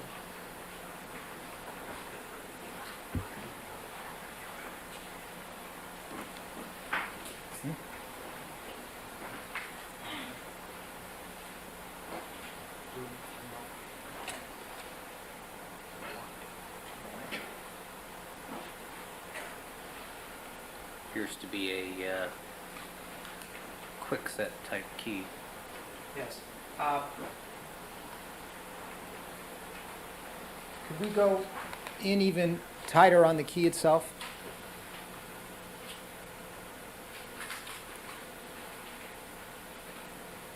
What do you notice about the key, Dr. Lee?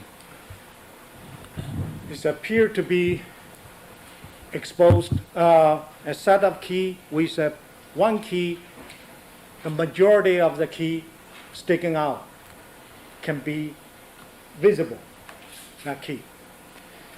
On the key,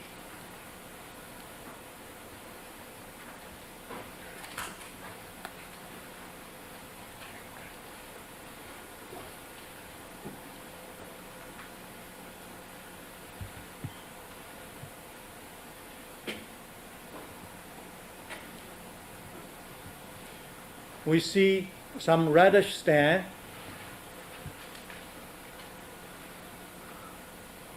Another reddish stain. This area, more stain. There are multiple areas appear to be have reddish color stain. Your Honor, this is objectionable because there's no evidence that he saw the keys themselves. Now, Dr. Lee, were the keys available to you for inspection? No, Could those reddish stains be consistent with blood? Make a motion to strike. There's no Sustained. foundation for that. Sustained. All right, I'd ask that we print this photograph. And would make that 1341C. Dr. Lee, is there anything else about bloodstain patterns or your observations of this key photograph? direct above the key, some white color object also have multiple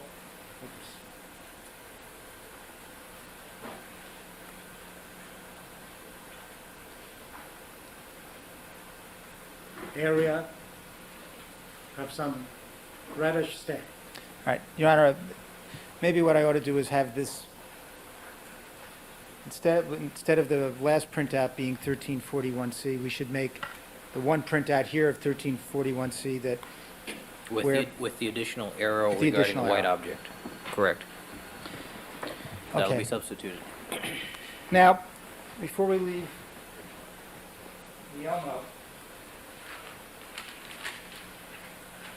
I'd like to show you a photograph that I asked be marked as 1341D.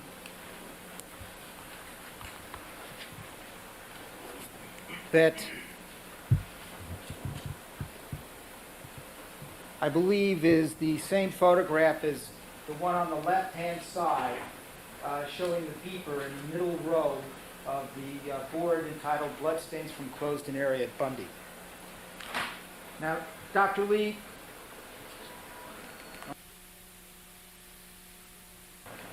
did you observe in this photograph anything with respect to the soil? Yes, What did you observe? I see some indentation. impression.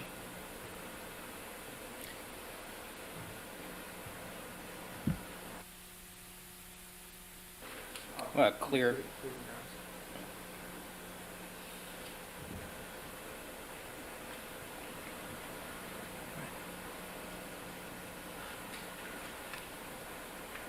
Dr. Lee, could you please direct Mr. Harris in terms of focus? Excellent. Excellent. Here? Yeah. Okay. Could you please, with the use of the telestrator, illustrate what you mean by the impressions? All right, and this is the photograph that is the middle photograph, first column on 1341. And what is that you've indicated, Dr. Lee? In this area appear to be a depression on the ground.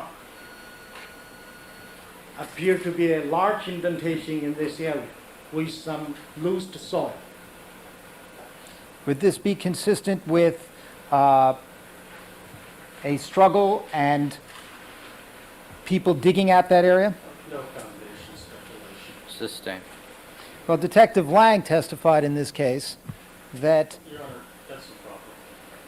Overruled. He's an expert. He can be asked about other people's testimony. Detective Lang testified that this dugout area of dirtness was consistent with Mr. Goldman struggling with someone, and in that struggle, the dirt being dug out. That misstates the testimony, Your Honor. Overruled. What is your judgment of that? It still calls for speculation. Overruled. If he say that consistent with, I have no additional opinion. Now, turning to, is there anything else of interest in this photograph with respect to impressions or bloodstains that we should notice? Yes.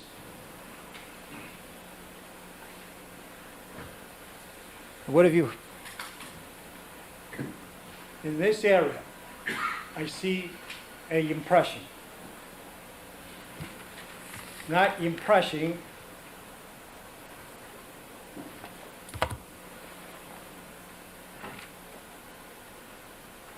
is in this area.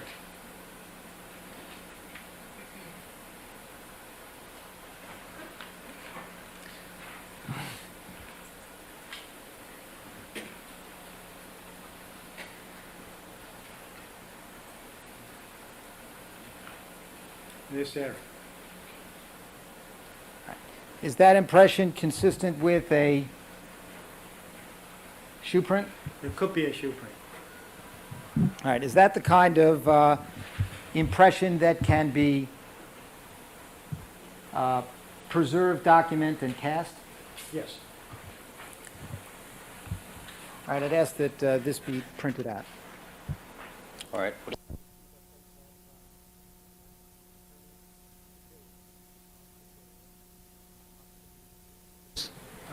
In this case. And at that time, did you contact anyone in the Los Angeles Police Department or the SID about contributing your services in the investigation? Not relevant, Your Honor. Sustained. Well, did you ask for an opportunity to have access to evidence as it was being tested by anybody at the SID and to participate in that process? Not relevant, Your Honor. Overruled.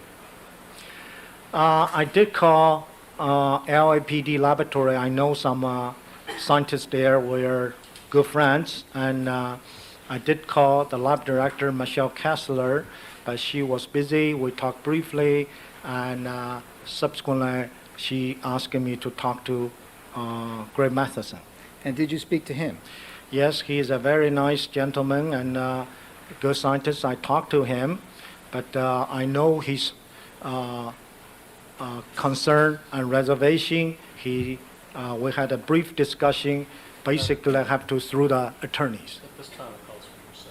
All right. Well, Let's move on. without telling us the content of the communication, were you directed to go through the attorneys in terms of your offer and desire to get access to the information? Calls for hearsay, and it's also legal. Sustain. Now,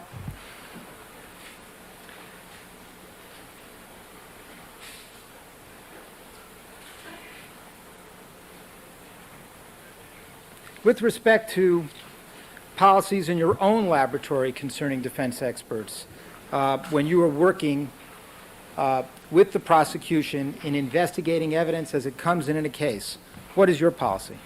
Objection, irrelevant, same objection. Sustain. Could we discuss this at another time? It's not likely.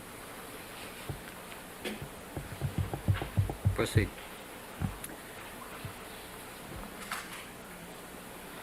Dr. Lee, do you have a regular fee for consultations? Yes. What is it? I have a regular fee, basically say $300 per hour, my service. All right. And did you charge a regular fee in this case? No. Are you receiving any money personally for the work you did in this case? Only reimburse my traveling expenses. Is there other money that is being given by Mr. Simpson for other purposes? Yes, request a donation. Overruled. A request in lieu the consultation fee, half of the consultation fee donate to. Overruled. Where the compensation is going? Overruled.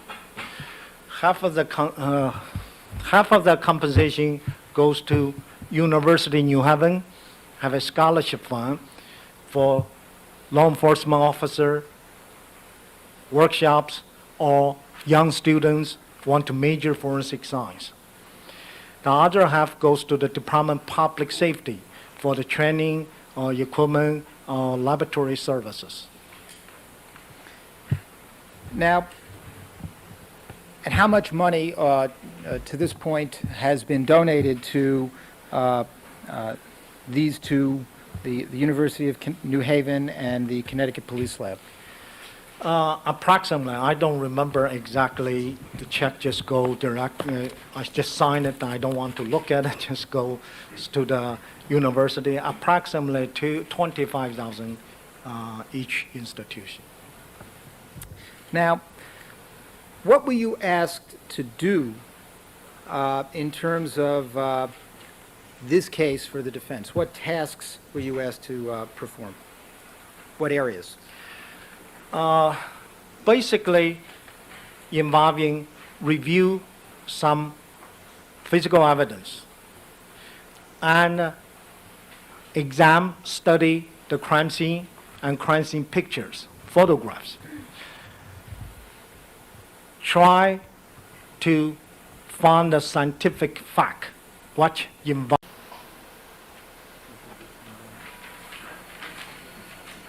Now, Your Honor, I'd like to also put up the photograph that has been marked 1341A.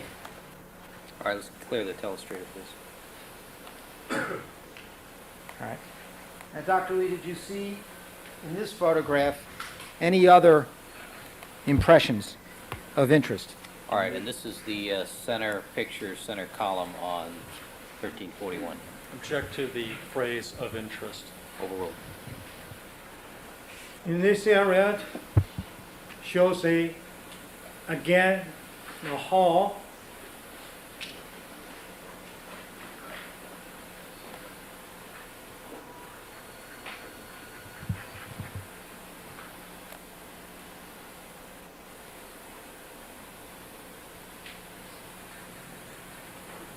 This is difficult. Well, we shall see it how. In the top corner. The top right-hand corner is the hole we just discussed before? Yeah. All right. Okay, this area. Okay. And directly underneath to this hall, this area, another possible imprint, indentation, not imprint, I'm sorry, impression. Could you,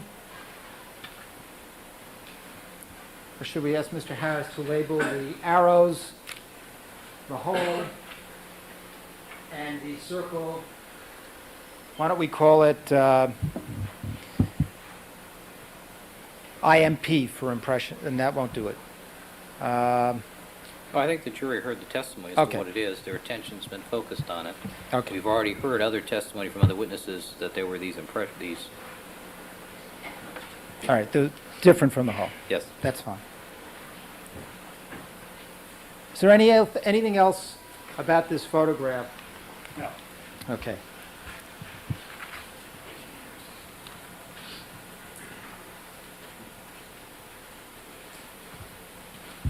I mean, have we decided to mark that 1341F? Yes, thank you, Your Honor. F as in Frank. Now, Dr. Lee, looking at all the photographs on this board, bloodstains from closed-in area at Bundy, would it be fair to say at this point that at different areas of this closed-in area we have contact smears? Yes. Is that indicative of that we have vertical droppings? Yes. Would the vertical droppings be Bleeding. Overall, indicative of an upright source? sustain. All right. Is there indication of, through the bloodstain patterns, of multiple contacts in this closed-in area? Yes. Is there indication of movement, dynamic contact movement in this closed-in area? Bleeding. Overall. Your Honor, the last photo that we want to deal with, I think we can turn up the lights. The last one is the far right-hand one that contains remains.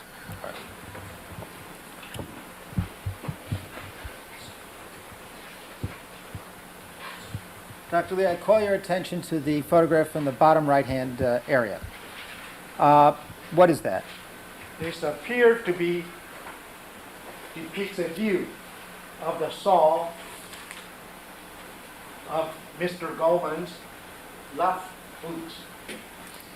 And what is it about, could you describe for us the bloodstain pattern, its relationship to the soil on this boot? Appear to be contact pattern on various locations of these boots, which indicative at one point in time, this portion of the boots have to step into the blood with movement that's caused those smears. So in other words, the boot would have to move onto the surface, and then the soil would become caked on the blood? Soil, yeah, will intermix with liquid blood. And before we leave this board, Dr. Lee, can keys be used as a weapon in a fight? Speculation, no foundation. Sustain. In your experience investigating homicides, can keys be used as a weapon? Speculation, no foundation. Sustain. But counsel, we have to trust the common sense of our jurors, don't we? Okay. In terms of doing a reconstruction, well, withdrawn. Is there any other point of interest with respect to the bloodstain pattern on the boot? Yes, What is it? in this area we see some blood drops. The direction of this drop, it appears to be strange. It's inconsistent with somebody stepping to it. This drop has to be deposited on this surface at the angle.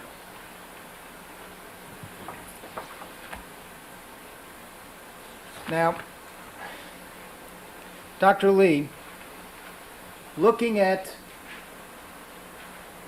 the bloodstain patterns and the impression evidence in this closed-in area, is it consistent with a prolonged struggle between Mr. Goldman and assailant or assailants? Vaguest prolonged speculation of foundation. Consistent with the struggle?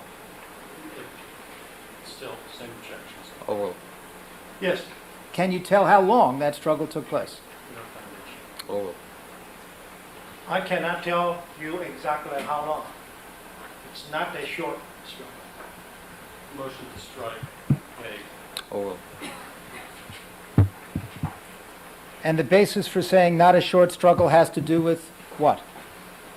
The blood stain pattern, the deposit of the key beeper in different location, the blood stain smears, contact pattern under the boots, and vertical droplet in different location, which shows a movement.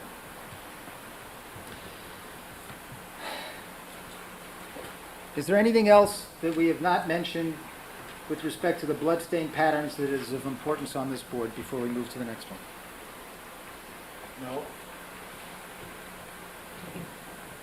I'd like to move to a board that we would call 1342.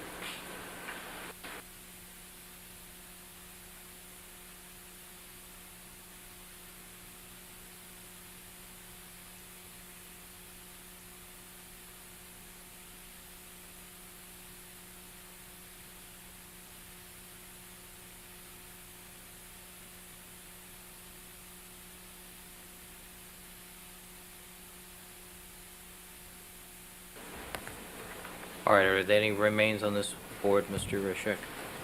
No, there is not, Your Honor. Which board is this? This is the board entitled Evidence from Closed-In Area at Bundy.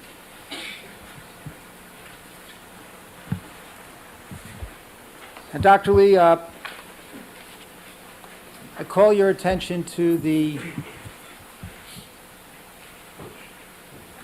photographs in the top row depicting first Mr. Goldman's boots and secondly the sole trace evidence. What are these photos? This board consists of a composite of 6. The top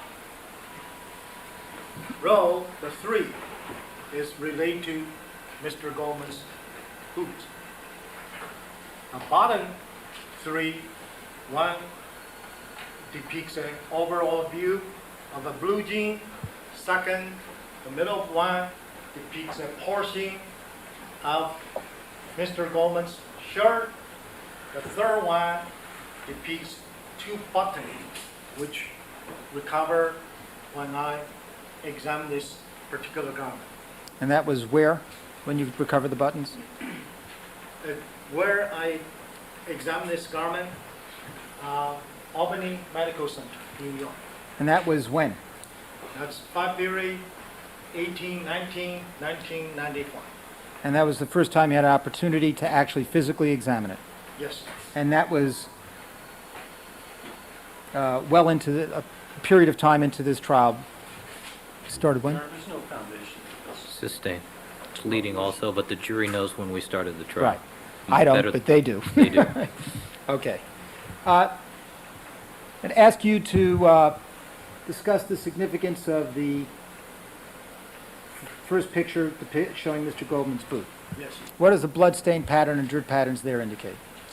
The blood stain pattern basically is a saturated pattern, which indicative a large amount of blood had deposited onto the surface. Large amount of soil, debris-like material was noticed caked on the blood stain surface, which indicative soil would deposit, meanwhile the blood still wet, which is a further indication consistent with the hole, the loose soil in the previous board, I show you in a closed-in area.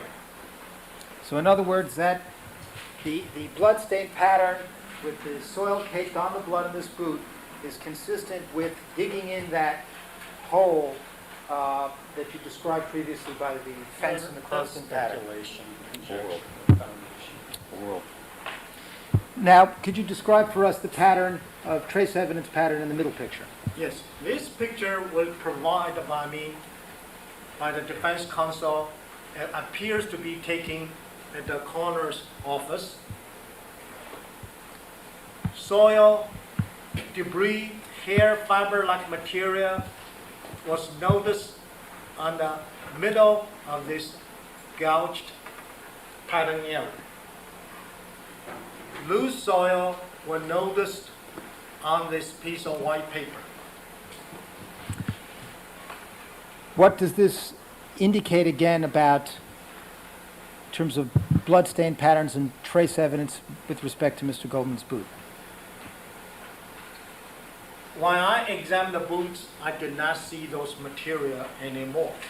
Assume those are hair and fibers, which indicative this portion of the boot near the heel have to step onto a surface, has soil, have hairs, have fibers, and embed into this area and cause the transfer. So in other words, the soil on the ground, if the soil on the ground had hair and fiber in it, and a boot with blood on it stepped in it, that would be consistent with the pattern you see in this photograph. Leading. Sustain. Would it be consistent with the pattern you see in this photograph that a boot stepping into soil with trace evidence on it, and either the boot or the soil had blood, you would see this kind of trace evidence pattern? Yes, but you don't need to necessarily have blood. Just a certain force can force the soil fiber embed into the pattern. Now, call your attention to the photograph on the far right-hand side. What is that? This is a close-up view, shows the top of the plastic rubber area of this boot, the front part. Whose photograph is that? Mine. And when did you take that? February between 1995 and sometime. I don't remember exactly hour and minute I took this photo. Is that a cut? Yes, And is that cut consistent with coming from a knife? a sharp instrument. Speculation, no foundation. Sustain. Foundation. From the cut, what kind of instrument could cause it? Same objection. Foundation, counsel. Right. Do you have experience, Dr. Lee, in examining items of clothing and shoes with respect to punctures and other damage to them? Compound. Oral. Yes, How much experience? I cannot measure the experience. I've been in my present job for approximately 17 years. During the course, I examined a lot of the clothing, shoes, object with puncture, cut, damage, and other material, other damage of the surface. I do study those materials. What is your opinion of the damage you see to Mr. Goldman's boot, That's consistent with a sharp instrument. such as a knife? Yes. And can you tell us something about whether or not that cut is fresh or represents recent damage? Speculation. Oral. No foundation. Sustain. Well, first, can I ask him, can I elicit his opinion and then the basis? Yes. Do you have an opinion as to whether or not that is a fresh cut? Same objections. Or- Yes, And what is the basis for that opinion? based on my direct observation and microscopic examination of this cutting area. And what is your opinion? It's consistent with a fresh cut. And why is that? The surface of this sneaker, you can see it's pretty dirt, a lot of dirt, a lot of weathering. This cutting area exposed is white, fresh in this groove area. That indicates has to be recent. Now, can you tell anything about the direction of this cut?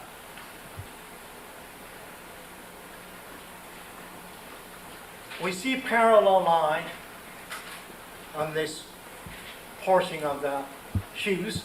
This cut is against this line.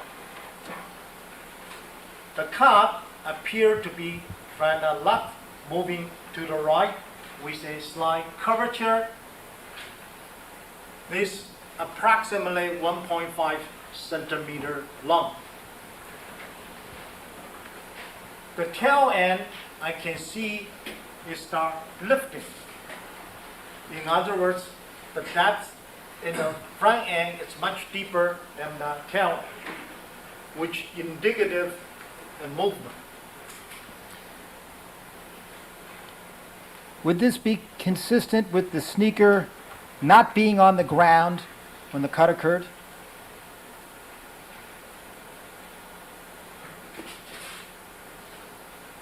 It's more likely it's not on the ground.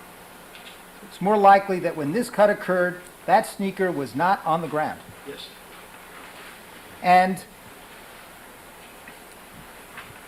did the sneaker meet the sharp instrument in the same direction or plane, or can you describe that, how this contact would occur? This cut, which is different than a step, it's a surface. It indicates a movement. Either the sharp instrument was moved, or this receiving surface was moved, or both surfaces moving at the same time. With your hands, can you indicate how that could occur? Let's say my left hand is the sneaker. If my right hand, the cutting instrument, can be moving a direction, can be both move in the same opposite direction. Or this cutting instrument is stationary and however the receiving surface is moving. Would this cut be consistent with Mr. Goldman kicking towards someone with the sharp instrument and the sharp instrument striking the boot? Speculation. Sustain. Sustain.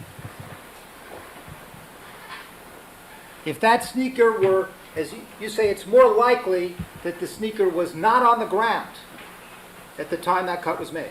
Yes. Would that be consistent with a kicking movement and the sneaker then being struck by a sharp instrument? Speculation. Sustain. Sustain.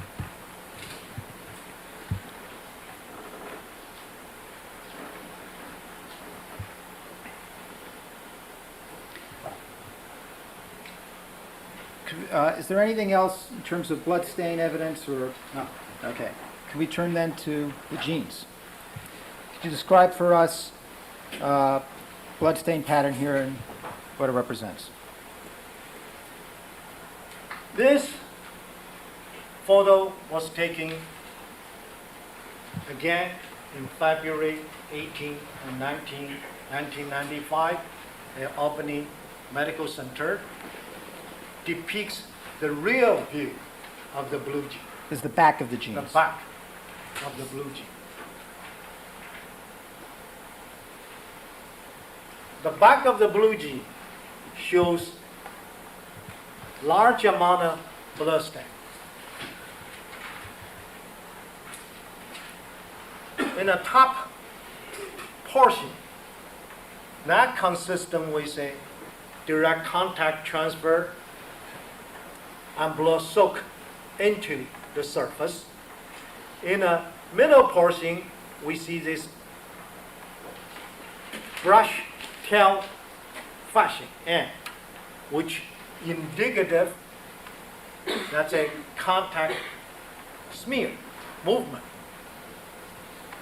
The lower portion, we see some drops and individual pattern, some contact transfer pattern. And here we see a multiple deposit pattern, a blood on top of the blood. Now, is it important to have photographic documentation, if possible, of a victim's clothing as it is found at the scene? Yes, Why is that? because this pattern can cause by secondary changes. When bodies start moving, or carry out, or drag out, or putting the body back, or move from the body back to autopsy table. Each time a movement can create new patterns. Once those new patterns created, very difficult for us to tell which one is which by which transfer.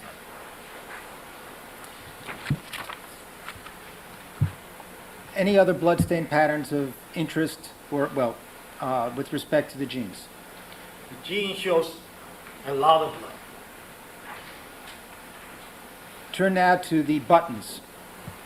Could you describe how those photographs are taken? This photograph also taken February 18, 1995, when I examined this shirt of Mr. Goldman. The shirt, when I examined, as you can see, have greenish, whitish, mold-like material start growing. Make it the interpretation of the pattern almost impossible. What I did notice is some button missing. A total 3 buttons appear to be separate from his shirt. The number 3 position, number 5 position, number 6 position. A portion of the plastic-like material and thread still attached on those locations. Subsequently, examine this shirt on the left breast pocket. I recover an envelope. Inside the envelope have 2 buttons. Each of these buttons, the center portion of the plastic missing. The button itself is about 1 centimeter in diameter. In other words, we have No question pending. Sustain. Next question. What does the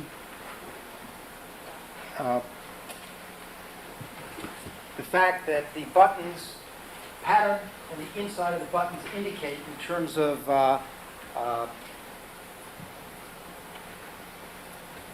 issues of force?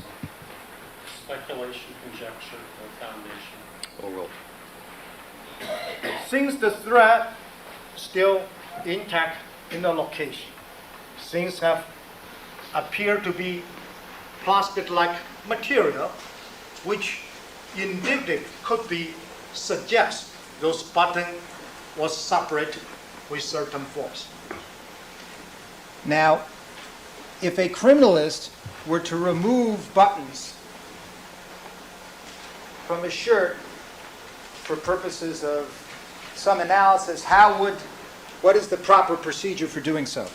Irrelevant. Sustain. Well,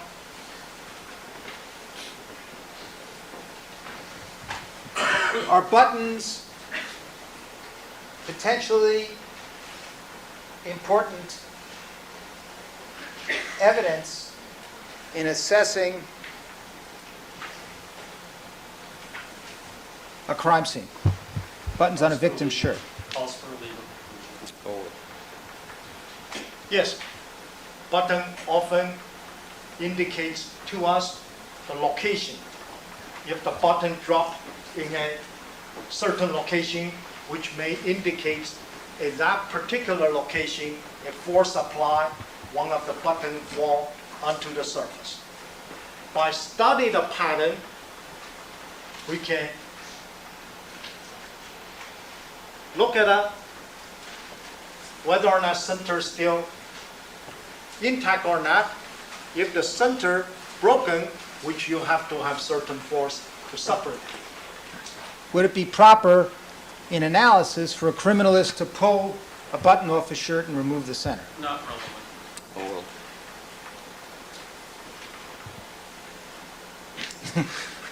I never do those things, but I really cannot answer. Would you expect that that had I been don't done? expect anybody No. to do that. Okay. So, assuming that a criminalist had not forcibly removed the buttons from the shirt, what does the pattern that you see in the photograph labeled broken buttons indicate with respect to the issue of force? Asked and answered. Forward. Assume this button was separate at the time of incident, which could indicative a struggle and force was applied. Now, Dr. Lee, looking at this evidence from the closed-in area depicted on this board, is the patterns you find on Mr. Goldman's shoes, the boots, and the buttons consistent with a struggle? Yes. Is it consistent with a struggle where a sharp instrument made contact with Mr. Goldman's sneaker while it was not on the ground? Asked and answered speculation. It's asked and answered. We've answered that question twice now. Okay. Well, it's a summary question, Your Honor, because, I understand, but we've all right. Dr. Lee's answered this question twice already. Your Honor, we're finished with this section, and I'm moving to a new board. I have 6 minutes, but it's your pleasure. Use the 6 minutes. Okay.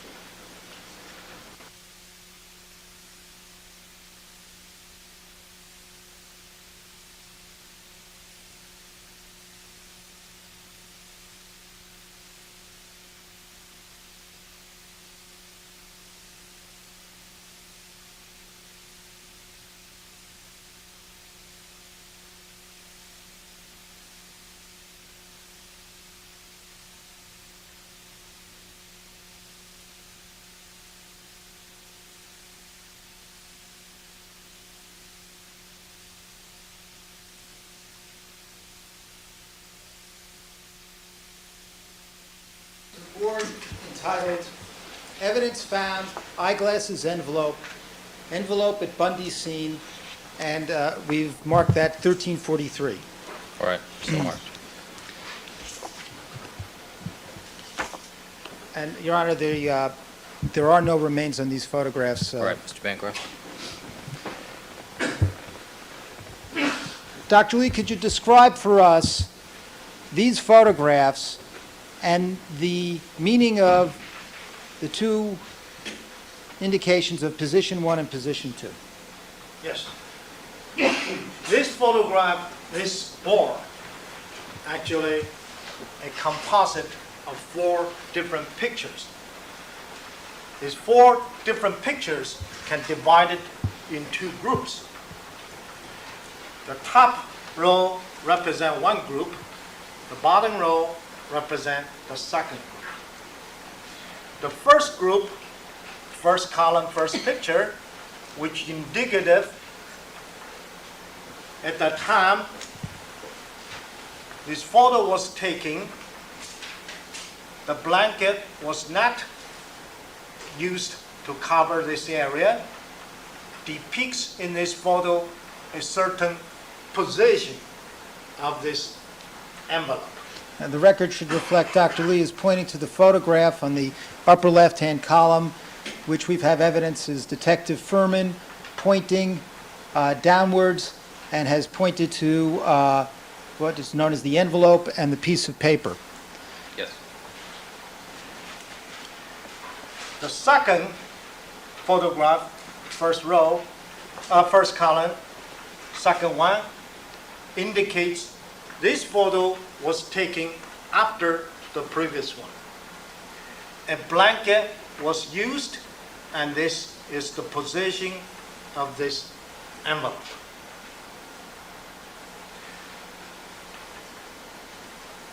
The next, No question.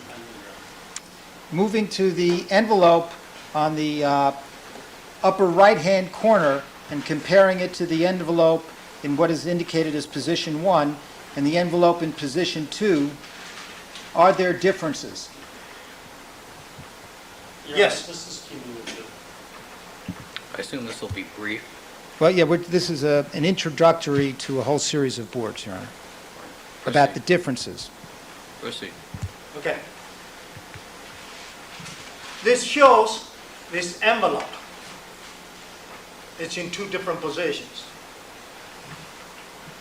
The envelope has been moved since the first picture taken to the second picture.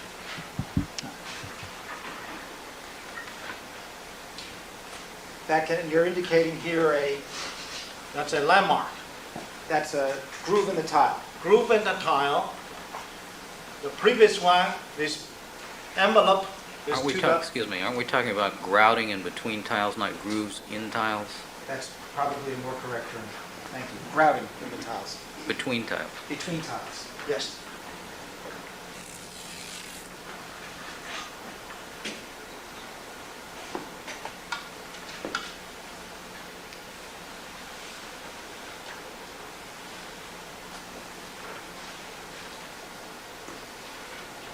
Let the record reflect Dr. Lee has taken a piece of red tape and drawn it from grout to grout. Yes. And are we going to move on in other boards and pictures you've shown us to show changes, differences between the envelopes and the 2 positions? Sure. All right, let's take our break at this point.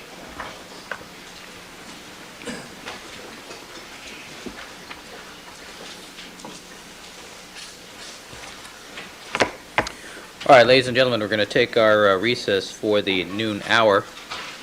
Please remember all my admonitions to you. Don't discuss this case amongst yourselves. Most importantly, don't form any opinions about the case. Don't conduct any deliberations until the matter has been submitted to you. Don't allow anybody to communicate with you with regard to the case. We'll stand in recess for 1 hour. Dr. Lee, you may step down. You're ordered to come back at 1 o'clock. Thank you. All right, back on the record in the Simpson matter. All parties are again present. Jury is not present. All right, Deputy Magner, let's have the jurors, please. At some point, I can indicate it, but I thought it would be this afternoon. We were going to go to the SOX, and we had to resolve the stipulation question. I thought you would ask Mr. Goldberg. Sometime this afternoon, all right. The SOX. Do you have an extra copy of that stipulation?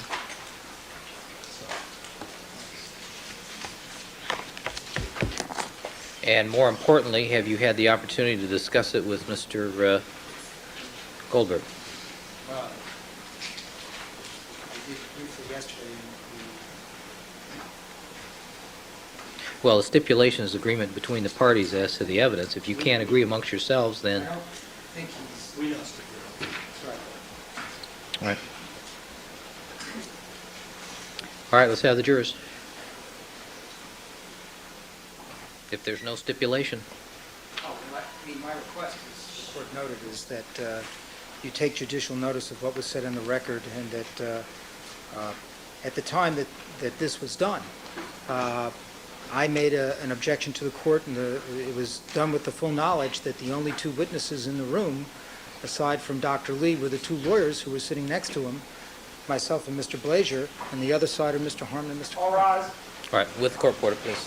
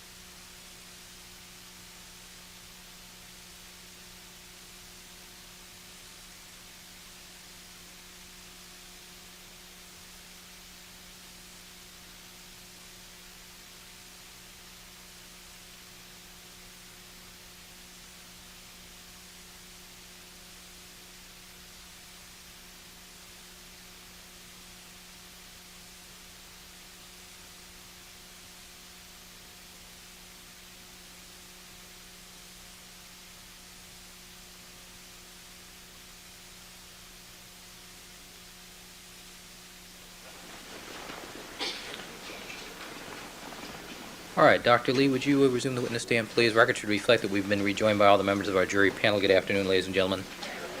All right, Dr. Henry Lee is again on the witness stand, undergoing direct examination by Mr. Scheck. And good afternoon again, Dr. Lee. Good afternoon. Doctor, sir, you were reminded you were still under oath, and Mr. Scheck, you may continue with your direct examination. Thank you very much, Your Honor. Good afternoon, ladies and gentlemen of the jury. Dr. Lee, over lunch, did you have an opportunity to place some red tape on the board entitled Closed in Area of Bundy? Yes.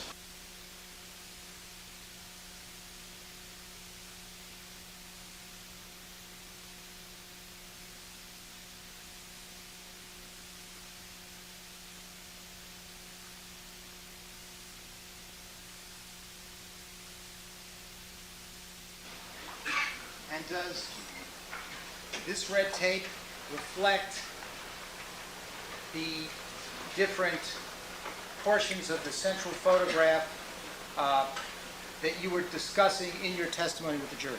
Yes. And at various times you pointed to one photograph and explained its relation to the other. And does this red tape reflect what you were testifying to this morning? This red tape basically indicate the location which I explained this morning, and shows the general correlation between one photograph to another. Thank you. This, for the record, is 1349. Yes, thank you.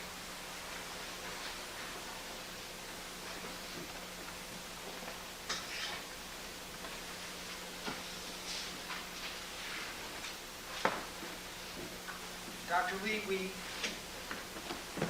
ended the morning by discussing the envelope and the two different positions. Do you recall that, sir? Yes. All right, now I move to the next exhibit, which would be marked 1344, and this one is entitled Evidence Found, Eyeglasses Envelope at Bundy Scene. And Dr. Lee, I would ask you if you could to come down and discuss this with us. Sure. All right, this has no remains, correct? No, Your Honor. All right, Mr. Scheck, if you would tell me that, since it's, Yes. I can't tell which one we're talking about here. Mr. Bancroft, may I see that, please? Thank you.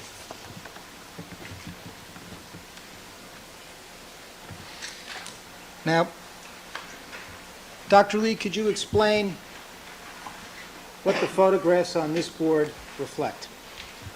This board consists of 6 photographs. I took this photograph on February 18, 1995 at Albany Medical Center. The first photograph depicts an overall view when this item taken out from the boxes. Shows item number 39, a brown paper bag inside of a plastic bag. First column, second photograph, depicts a close-up view of this top opening of the brown paper bag. Have a scotch tape. That scotch tape depicting this area. There are trace material. Some are consistent with blood crust. Was noticed on those plastic scotch tape. The middle column are those vegetative debris found inside of the brown paper bag. Predominantly consist of a leaf material. However, on the leaves, there are hairs and fiber-like trace was noticed. In addition, blood-like crust also noticed on the leaf, which depicts a close-up view, shows one of the leaf in column number 2, photograph number 2. Some of the blood crust, it's clearly flaked out the original location. Other still adhere on the surface.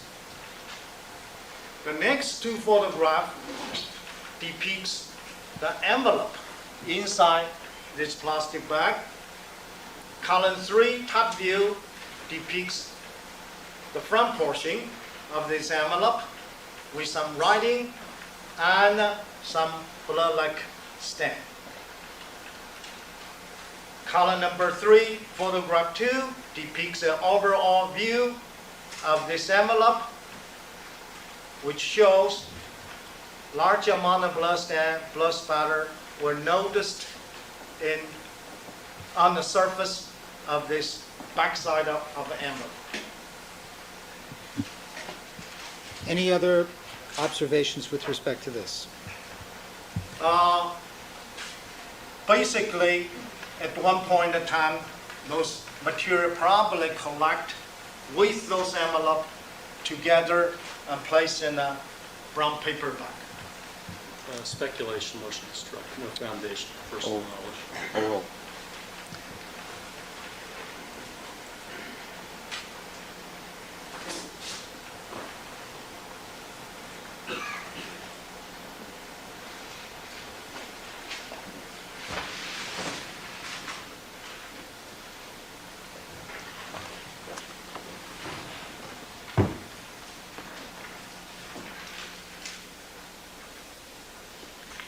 this board be marked as 1345. All right, And it's 1345. entitled, Evidence Found, Eyeglasses Envelope, Evidence Found at Albany Medical Center. This board, Wait. Question. The question is, Dr. Lee, could you please explain the photographs on this board? Calls for a narrative. It does. Let's do it one at a time. All right? Dr. Lee, start please with the overall view in the center.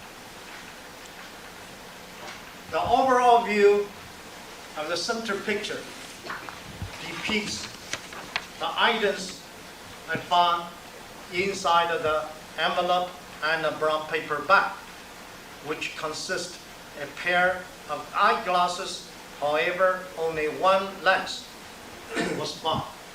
Now, are you familiar with the testimony of Dr. Baden and Dr. Wolf that on June 22nd, when they were at the Los Angeles Police Department laboratory with Michelle Kessler, they observed the eyeglasses with two lenses? Your Honor, that misstates the evidence. Sustained. They observed in a bag eyeglasses with two lenses within the bag. That also misstates the evidence. Sustained. You are aware of the testimony of Dr. Baden? It's That also, what- counsel, it's also argument. The jury was here, has heard the testimony, they know the state of the record. Ask the questions about what's there, please. All right. In the records you have received with respect to discovery in this case, do you have any records indicating what happened to the other lens? Not relevant. World. No. Call your attention now to the picture in the upper left-hand column indicating eyeglasses with single lens. Could you describe the evidence pattern there? This picture depicts when at time we remove the eyeglasses out the envelope. I found this lens already out of the eyeglass. The left lens is single lens. It's a bifocal type of a lens. The right side lens appear to be missing. On this remaining lens, there are smears and debris on the lens itself. Also noticed are material on the earpiece of the eyeglass. And where is that reflected? This reflects the earpiece on the right-hand side. There are some reddish color material here on it. That indicates the photograph on the bottom left-hand column of this board indicating trace evidence on earpiece. Yes, sir. Now, is there a close-up photograph of what you described as the smear on the lens? Yes. Could you describe that for us? On the third column, top front, the picture depicts a close-up view of this lens. Reddish blood-like smear can be seen on the top of the lens. What is the photograph on the bottom right hand?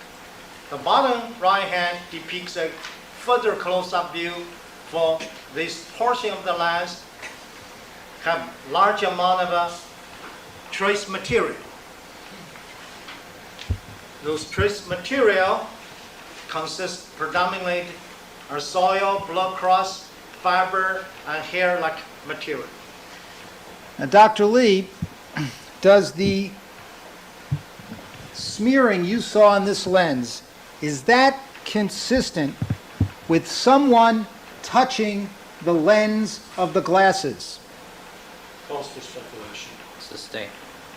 Based on the pattern that you see on the lens, can you describe the mechanism that would be consistent with creating that pattern? Yes. What is it? at one point in time, a small amount of blood-like substance have contact this portion of the lens, cause a transfer. Could that transfer be consistent with a finger smearing the lens? Speculation, same objections. Sustain. Well, in terms of mechanisms, what kind of mechanisms could cause that kind of smearing? Same objections. The jury's already heard what's called smearing. Well, Your Honor, I'm just trying to I understand. elicit the mechanisms. He's told us smearing. Proceed. Can smearing be caused by manipulation with someone's fingers? Argument. Oral. It could be. Dr. Lee, is it possible to lift fingerprints from glass? You can develop latent print on the glass, subsequently you can lift the fingerprint. First you have to develop. Now,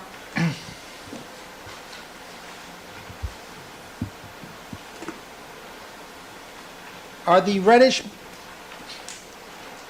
materials here consistent just by observation with blood? Maybe, maybe not. I did not do any test. When you examine, I'm sorry, you're about to finish your answer? Yeah. At the Albany Medical Center, when you examined this, were you allowed to test this in terms of the order?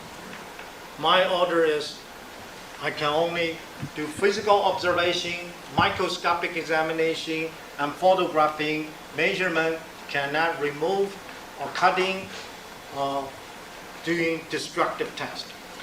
Now, Dr. Lee,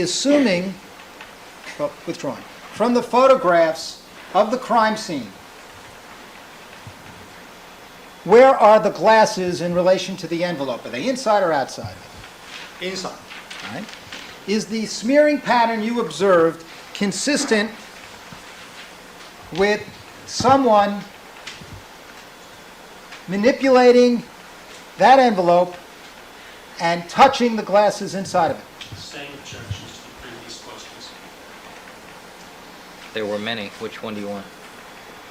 No foundation, speculation calls for conclusion. Sustain.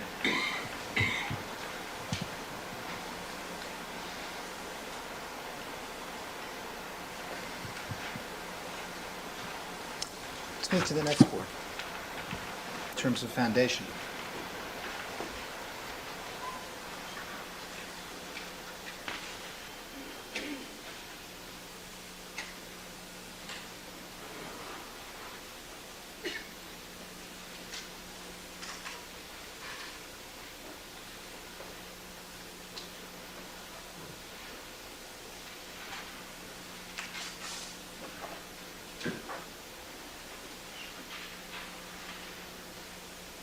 Uh, 1346. Yes, entitled Evidence Found, Eyeglasses Envelope, Bloodstain Evidence on Envelope.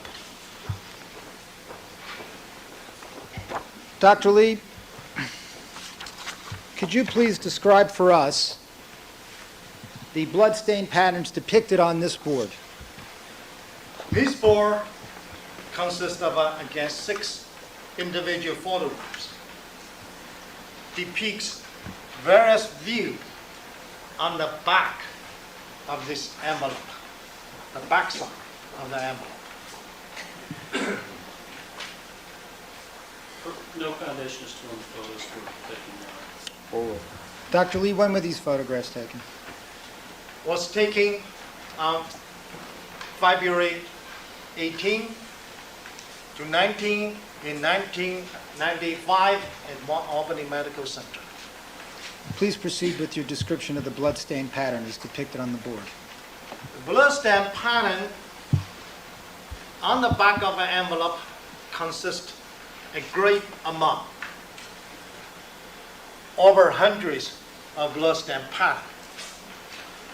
What the photograph depicts only certain sections.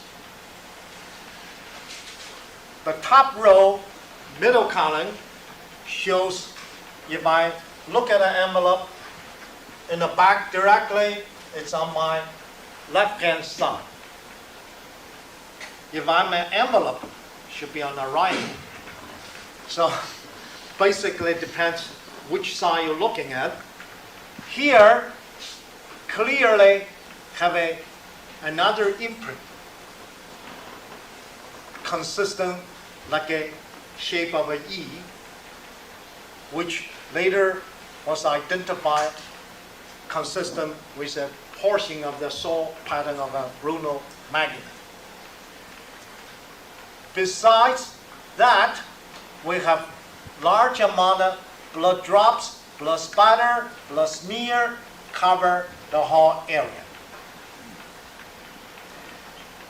This area alone probably consists 200 or more individual blood stains. The most interesting one is one in the lower middle portion here. A crease was noticed on the envelope. This was enlarged, which depicts in the photograph on the third column, top view. I'm showing here, that's the crease. Here, have a blood pattern, two pattern, look like a mirror image, which suggests this portion and this portion could have a contact, meanwhile the blood still wet. Dr. Lee, could you, with the red tape, please indicate where the mirror image is on bloodstain pattern number 1 and what you just described in the photograph, close-up view of 1B? Yes.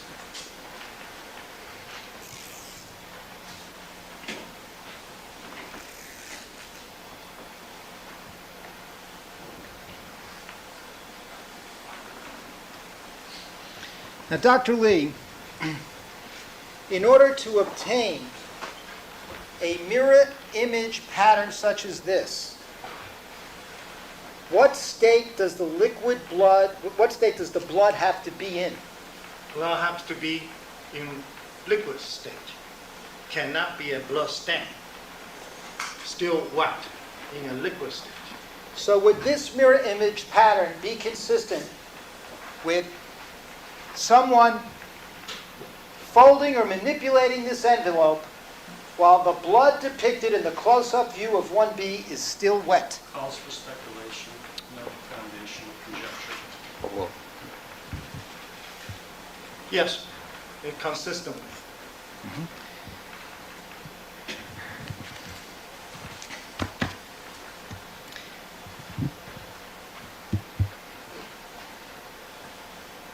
Could you please now turn to the close-up view 1A and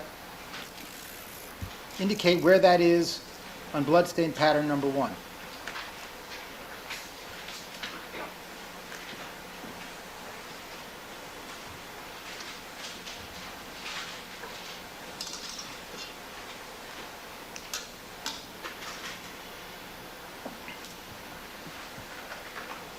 Dr. Lee, I have to ask you a question first. Dr. Lee, could you please describe the bloodstain patterns in close-up view 1A?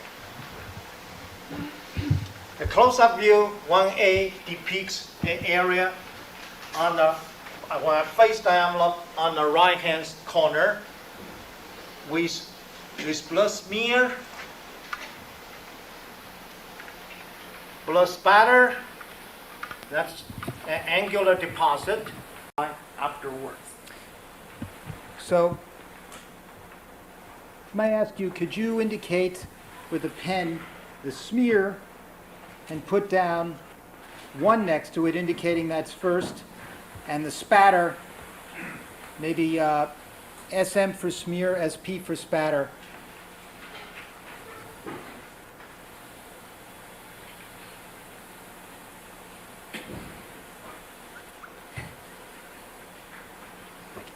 So in other words, the smear had to come first and then spatter after that. Yes. anything else with respect to this bloodstain pattern? In addition, a small drop consistent vertical deposit, those consistent with a impact splash pattern with a angular deposit.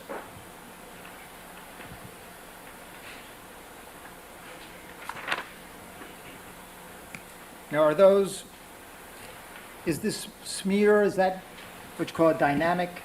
Yes, movement, have a lateral movement, dynamic contact. Is that smear,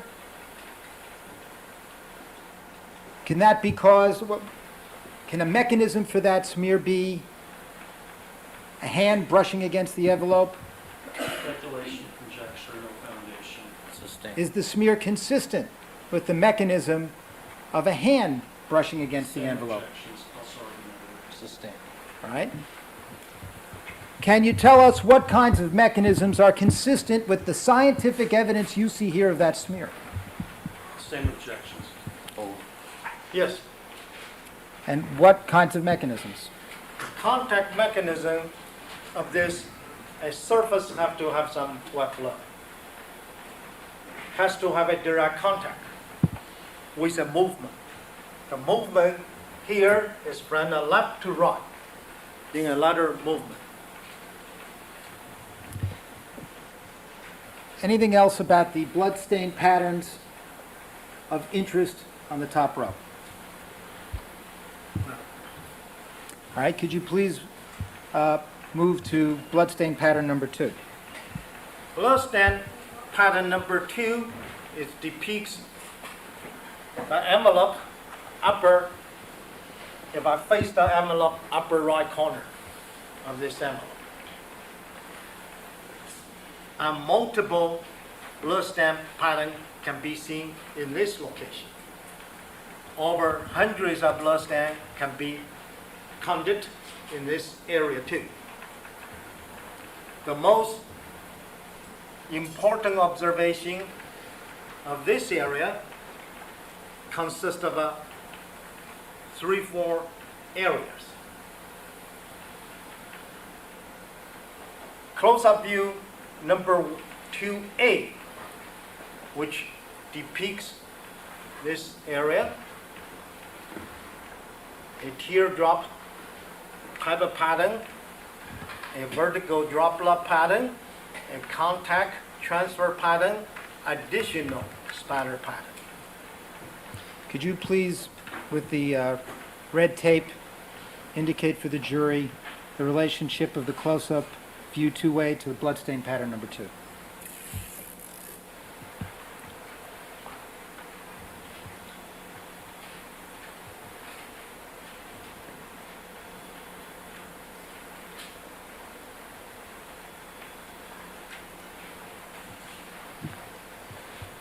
Now, so you've indicated here that we have a contact impression.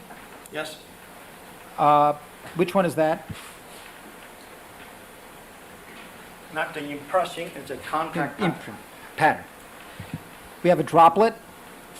Yes, We have spatter. yes. Now, can you tell from this pattern which of these came first? Some area I can tell, other area I cannot. For example, this one I can tell deposit after this group of pattern has to be applied on the envelope first. It clearly shows this on top, the rest of it. As far this one, I cannot tell when was deposited.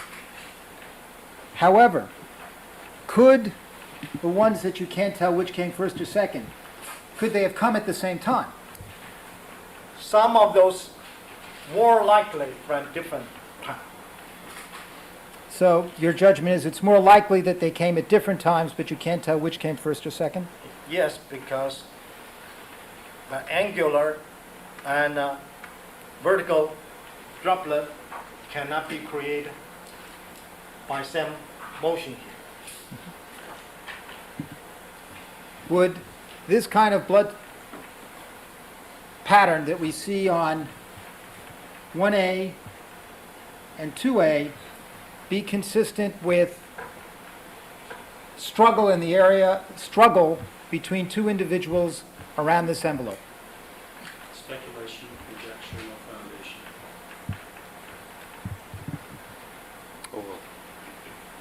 It could indicate dynamic movement, different time contact, could be consistent with this. Okay. Any other observations of interest with respect to the close-up on the view 2A? View 2A, in the lower portion middle, have a place labeled 1-B, something like that, have one drop. This drop, the side appear to be diluted, and a swab motion appear to apply into this drop. This indicates this drop has been sampled by laboratory examiner to type this drop. And on this photograph, are there initials there? No, just There's one a- bead. A bead, Yeah. indication of bead. Now, could you move to close-up view 2B?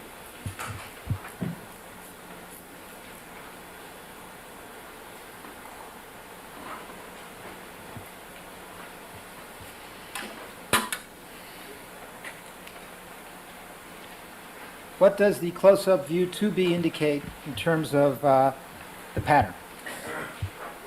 Close-up view 2B consists of a heavy blood stand.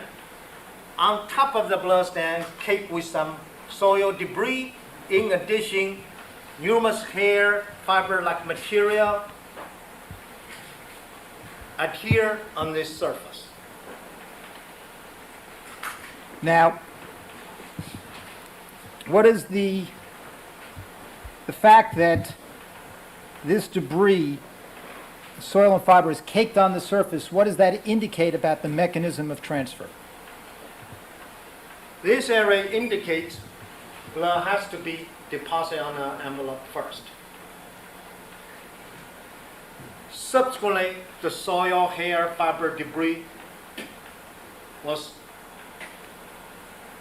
deposited on top of this blood staining area. And during this drying and coagulation process, this material caked onto the surface.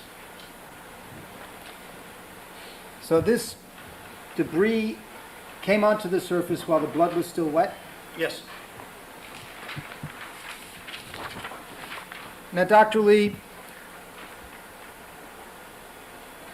show you two additional photographs that are not on this board that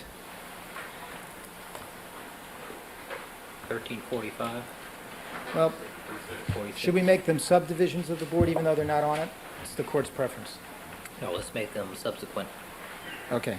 So this would be 13, 47, 47, and 48? yes.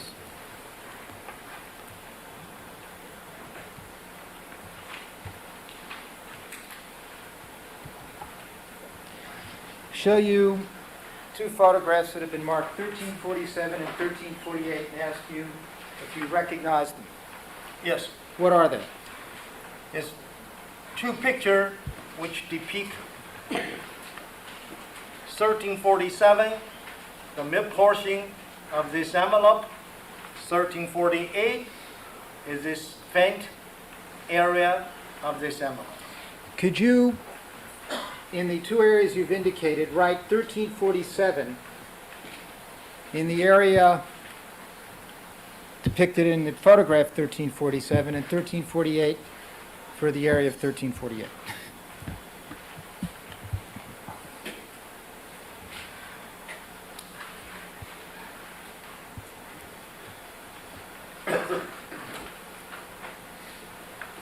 Your Honor, with permission of the court, I'd like to place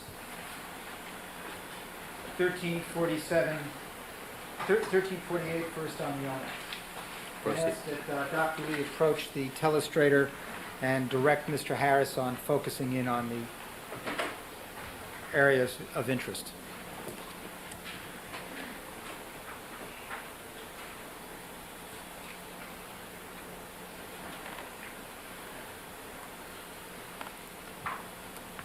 Dr. Lee, look.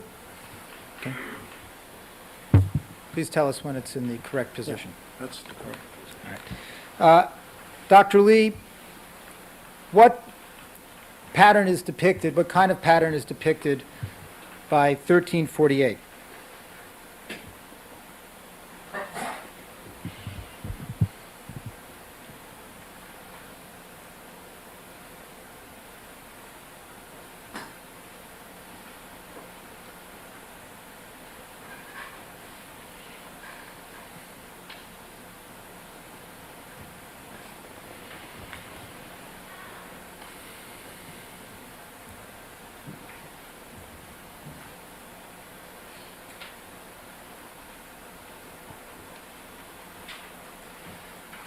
This composite area, which appear to be have some ridge pattern on there. Now that ridge pattern, that is an imprint, That's an imprint, considered as an imprint pattern. and that imprint pattern, the ridges, are those consistent with the pattern given by a fingerprint in blood? Sustained. What is that consistent with, let's start this way. Dr. Lee, in your observations of evidence at crime scenes,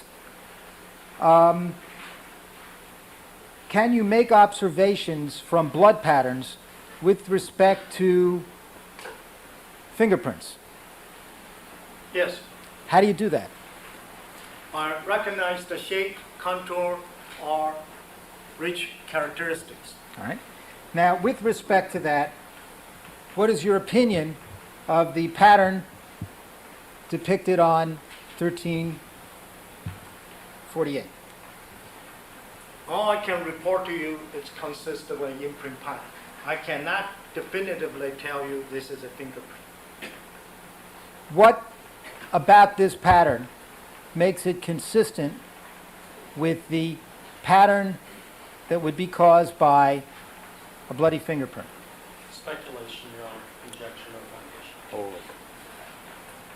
It's have the general contour, have some appear to be certain pattern there, and any of those pattern which indicative a pattern transfer, of course, enhancement will be able to show exact pattern. Ask that we put now 1347 on the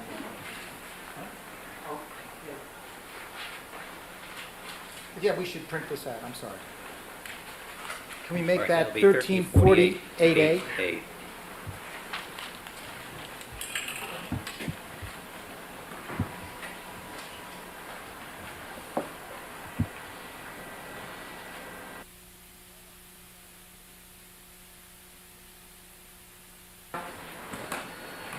While that's printing out, Dr. Lee, this imprint pattern,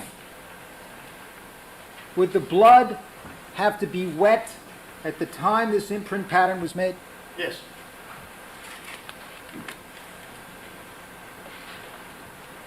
Now ready for 1347.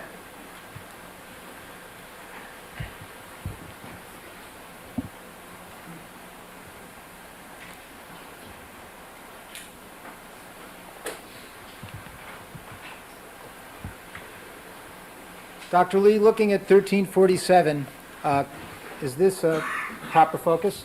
Yes. All right. Could you please describe to us the pattern here?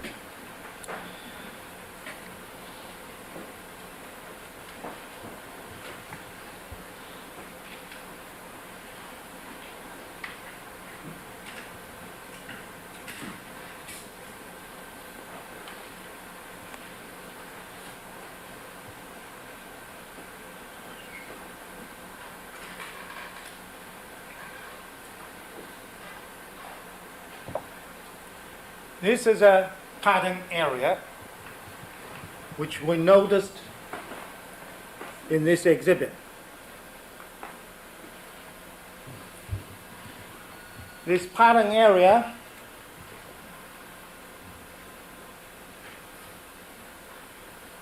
shows here, it's not a drop, it's not a spatter, it's not a smear. There's a contact impression type of pattern. Fiber-like material can be seen adhere onto the surface. This area consists of a large quantity of blood. No rich characteristic can be clearly seen. However, in the middle, no question. In the middle, there are some appear to be pattern areas, which consistent again with the imprint. Now, the imprint that you've indicated by the arrows, is that consistent with a bloody finger making the contact imprint that you've indicated there? Speculation, conjecture. Sustain. All right. In terms of the mechanism of transfer, is that imprint pattern consistent with a finger covered with blood making contact with the envelope? Same objections, and also the drugs. Sustain. Again, Dr. Lee, based on your observations of fingerprint patterns at crime scenes, if a finger is covered with lots of blood and makes contact with a paper surface, will it necessarily leave a ridged design? Characteristics. No, it will not leave any rich characteristics. Once the blood covered the whole surface, fill the liner groove of the finger surface. When you have this contact, because abundance of blood, you only leave a general pattern. Will not transfer individual rich characteristics. Is the pattern depicted here in 1347 consistent with a finger covered with blood to the point that it would make a contact impression in the envelope but not leave rich characteristics? Same objections as well. Sustain. All right? In terms of fingerprint impressions, is that consistent with an imprint of a finger covered with blood as you just explained before? Same objections. Sustain. Let's move on. Could you please describe for us, in terms of mechanisms of transfer, how that pattern might be consistent, if it is, with a finger imprint? Sustain. Dr. Lee, this is a compression transfer, is that correct? Yes, All right. Did you examine that carefully as much as you could from the photograph? yes. Did you see anything that indicates that that might be a fingerprint? Only the contour. Thank you. Next question. So from the contour of this imprint, it is consistent with a bloody finger making contact with the envelope. Same objections. Overruled. It consistent with either a finger or an object have same contour cause such transfer. So it's either a finger or an object that has the same contour of a finger. I think we've Okay. covered this. Would that imprint have to be made when the blood was wet? Yes,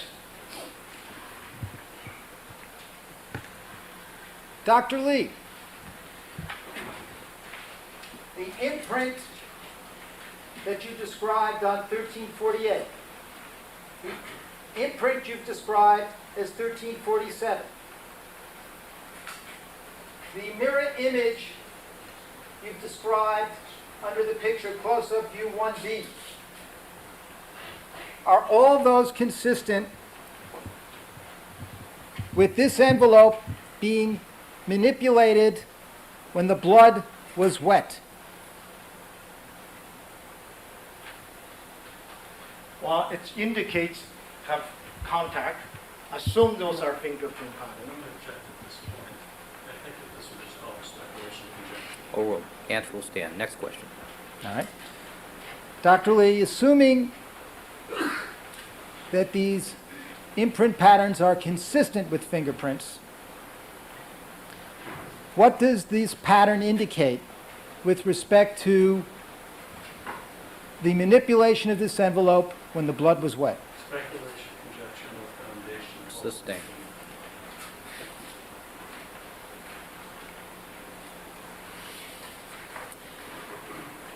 Dr. Lee, with respect to the close-up view 1B and your observations of the glasses and the envelope, could the envelope be folded in that fashion while the glasses were in it? Calls for speculation, conclusion, no foundation. Foundation. Well, were you able to examine the envelope and the glasses? Yes. All right. From your observations, could this, what you've described as a mirror image pattern in the close-up view 1B, have been made while the glasses were in the envelope with wet blood on the envelope? No foundation. Sustained. Well, in terms of the fold, with the glasses in the envelope, would the glasses in the envelope prevent this the fold that we see in the close-up view 1B? No foundation. Overruled. If the glass is in this area, very difficult to fall over the glass itself. Non-responsive. Overruled. I'm sorry, for the record, maybe you could have the court indicate what I'm pointing at this time. Pointed to, Can I stand up? yes, you may. Pointed to 1345 1B. But he said if the glasses were in this area. Okay, could we just have the record reflect where he was pointing when he said that? Your Honor, just for the record, when he was pointing on the evidence-bound Douglas envelope exhibit, the photograph on the top center, bloodstain pattern 1, approximately bisecting the photograph in what appears to be a fold. Thank you. In fact, I would add to that description that the fold begins at the bottom of the picture. No, counsel, the photograph speaks for itself. Let's move on. Okay. Blood transfers are wet. The envelope's been moved around. Well, It's at a crime scene. Let's proceed. well, the mirror image, that's when the blood is wet, correct? Yes. We've established that. We have the next one.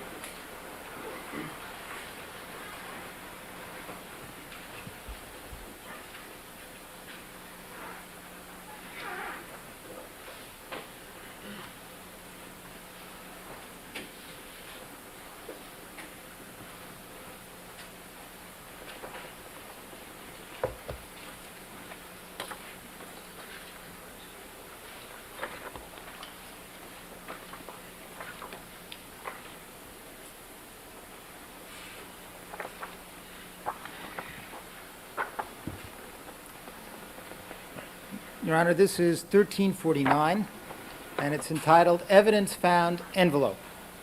All right, thank you. And Dr. Lee, could you please explain what these three pictures show? These three pictures depicts the same envelope. Shows these three pictures were taking a different point of time. The first picture, second picture were provided to me by Attorney Shapiro. Those pictures depicts here appear to be taken by LAPD photographer. The third one is a picture which I took February 18, 1995 at Albany Medical Center. Now, Dr. Lee, with the picture in the middle represent, the envelope is shown in the photograph in what we have been calling position number 1. Yes. So that is the photograph, the first photograph in time that we know of that envelope. Yes. And the one to the left is position number 2, Yes. and the one to the right are the picture taken at Albany Medical Center. Yes. Okay. Now, could you describe to us some of the differences on these pictures between these envelopes?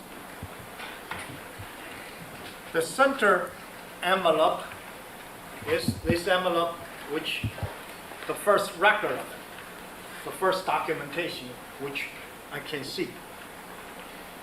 On the envelope, near the top region, large amount of trace material. Hair and fiber-like trace appear to be in this area. The one I just showed you previously, here some soil trace material already taken this area. The photograph which I received subsequently, those trace material was found to be absent. It's gone. It's no longer on this surface. The leaf, for example here, it's absent from this location. The leaves underneath this envelope are absent from this location. This piece of material appears to be absent from this location. In addition, I noticed some other changes. The most clear one is here. I see a blood drop in this location, absence, no blood drop. Could you circle that blood drop, please, that you have indicated is in the envelope on position number 2 that is not in position number 1?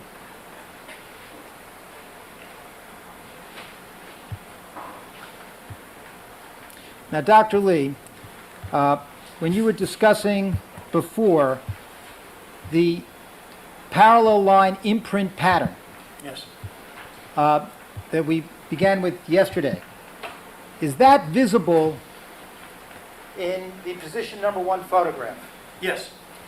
Is the Bruno Magli imprint visible in the position number 1 photograph?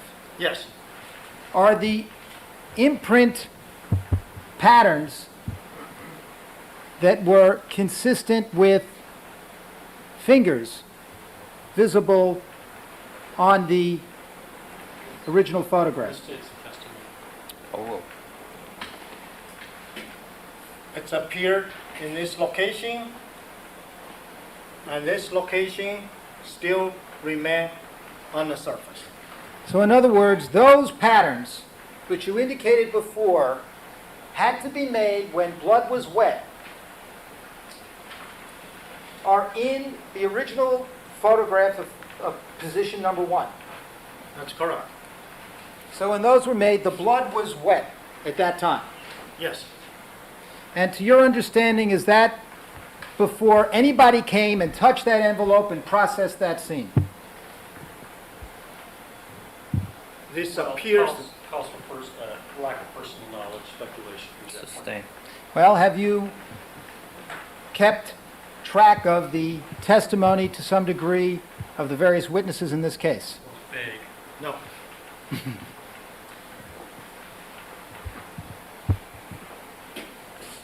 Is it your understanding from the testimony in this case, Dr. Lee, that the crime scene had been processed? Sustained, it's leading. He's also said he didn't follow the testimony. We'll leave that.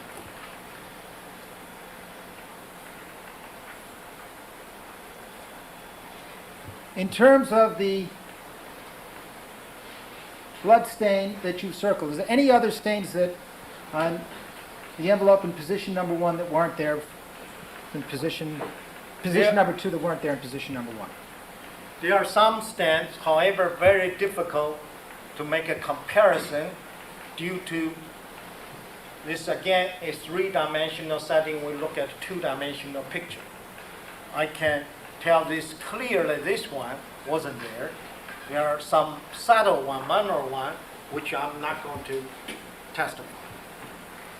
Now, in conclusion, Dr. Lee, from this envelope, can you determine from bloodstain pattern that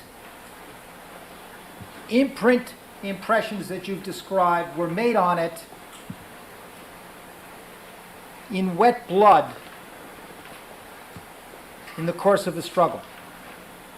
Calls for conclusion, speculation, conjecture, Overruled. no foundation. Assume those are forward, part of forward imprint, which indicative, these two has to be deposited when the envelope was on the ground. Assume those material, At this time, I'm going to object if he's just making a series of assumptions. Sustained. Next question. Based on the assumption that the trace evidence and bloodstains as reflected in the envelope on position number 1 were deposited there during the course of the homicides in this case, what does the pattern indicate? Speculation, conjecture, no foundation. Overruled. which indicative a movement and consistent with struggle. All right. And you're talking here about the Bruno Magli imprint, Yes, the parallel line imprint, yes, the imprints you've described as being consistent with fingers making contact with the envelope, The state's testimony. Sustained. the imprints on the envelope that you described in 1347 and At this point, 1348. Counsel's just testifying. No, he's not. He's asking a question. Proceed. 1347 and 1348. yes, And those are all on position number 1. yes.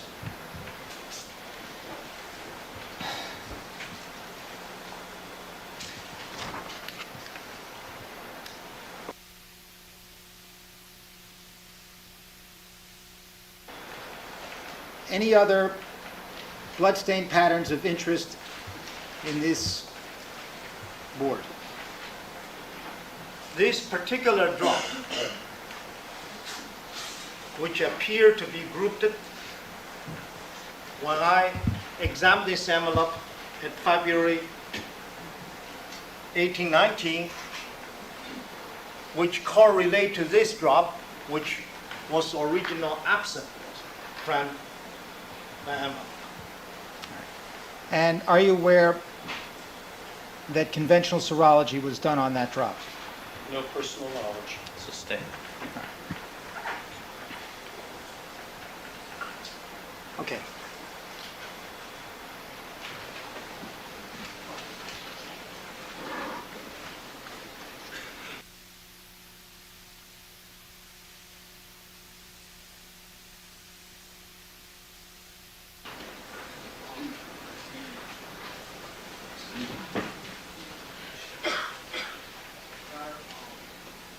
Timing, 2:30.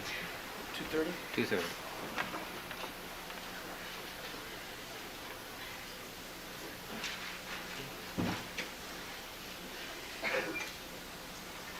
I ask that this board be marked defendants next in order. 1349. I'm sorry, 1350.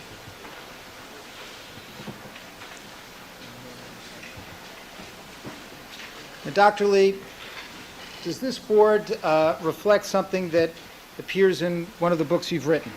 Yes, And what is it? this is steps for forensic examination.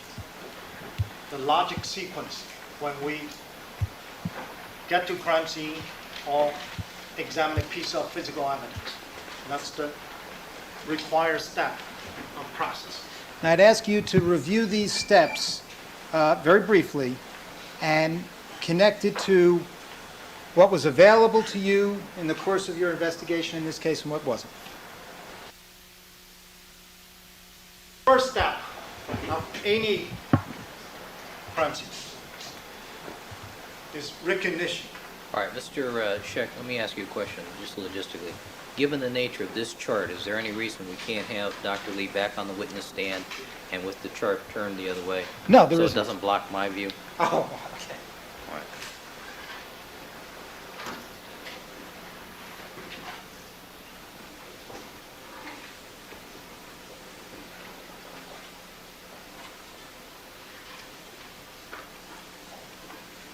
All right, Dr. Lee, why don't you pull the microphone close to you, please? Thank you. Mr. Scheck. You were discussing the recognition stage and what that means. First step of any forensic examination of the crime scene or physical evidence have to go through a step called recognition. You have to see it, recognize it, before we can do anything. If any potential evidence you did not see it, or imprint evidence on certain object you did not recognize, subsequent step become obsolete. Since did not recognize, then we did not go through the identification examination. So recognition is very crucial for any crime scene investigation, for any examination of physical evidence. Once we recognize the particular item have particular importance or potential of value relate to a case, then we go through the next step. The next step is a composition of a lot of sub-steps. All right, why don't you ask him category by category, Mr. Scheck? Yes. First, with respect to recognition, when you're saying that that's the most important step, for example, you discussed briefly yesterday how one can go about identifying latent footprints. Do you recall that? Yes. All right. Now, just as an example, if one does not carefully examine a scene to find latent footprints, would that be what you would call a failure of recognition? Yes. And are failures of recognition withdrawn? And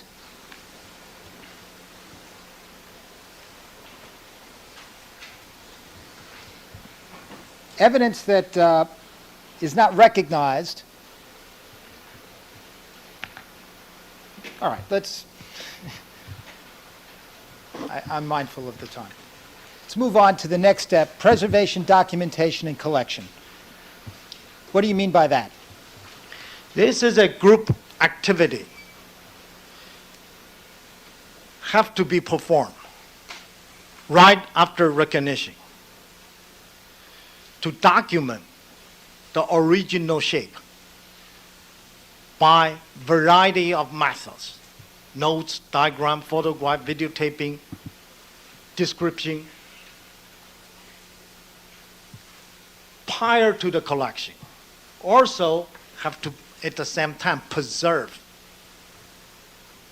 the scientific integrity and the legal integrity of this potential evidence after it's recognized. So would videotaping a crime scene be a method in terms of preservation and documentation? Yes. And would keeping accurate notes and with respect to what was collected, when it was collected, and who collected it be the kind of thing that you mean by documentation and collection? Yes. Trying to move through it. Proceed. What is chain of custody, Dr. Lee? Overruled. Chain, Overruled. to a scientist, a forensic scientist, chain of custody means start the initial step. We have to keep a record of this, any transaction of this piece of evidence. All right, would, for example, counting the number of swatches used to collect the bloodstain be an example of activities in this preservation, documentation, and collection area? Unintelligible and it's argumentative. Overruled. Yes.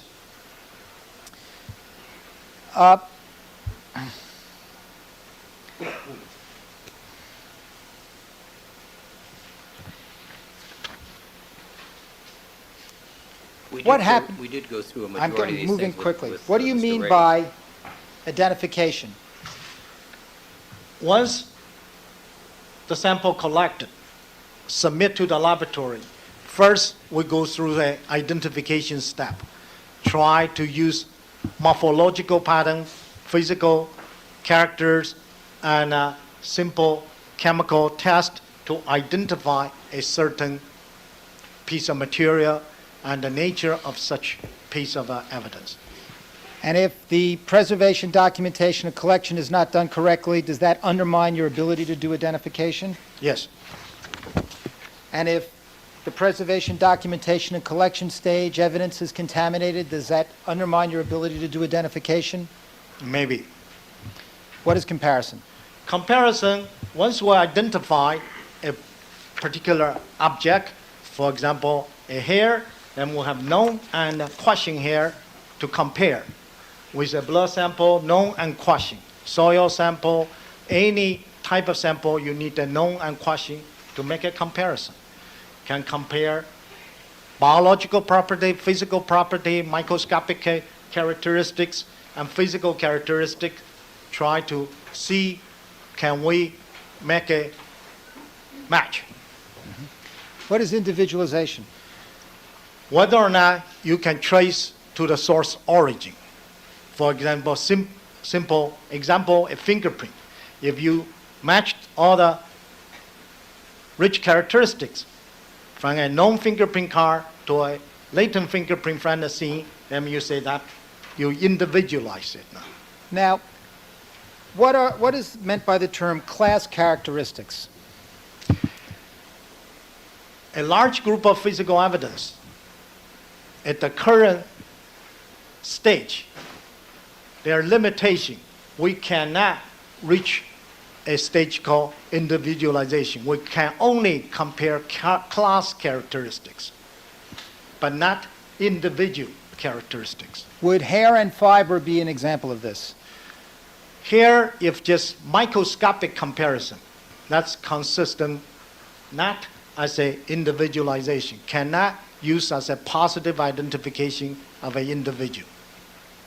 That's what you would call just class characteristic comparison? It's a little bit more than class, little lower than individualization. Now, what is meant by reconstruction? Reconstruction is after we go through all the steps. Now we start putting together what the significance of this piece of physical evidence fitting in a case, like putting the puzzles together. Can we put the puzzle together and make some sense? Or we cannot put the puzzle together, make any sense. Now, Dr. Lee, if the recognition stage and the preservation and documentation and collection stage is not performed correctly, what does that do to the ability to do reconstruction? Asked and answered. Overruled. This is the foundation. If you turn this chart upside down, if the foundation, we don't have a foundation,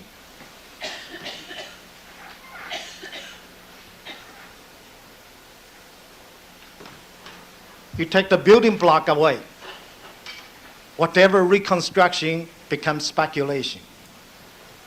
So if evidence is contaminated or compromised in the recognition, preservation, documentation, and collection phase, that makes it, undermines ability to do reconstruction. Yes.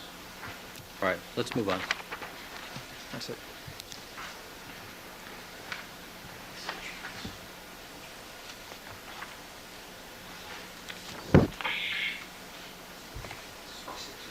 $230.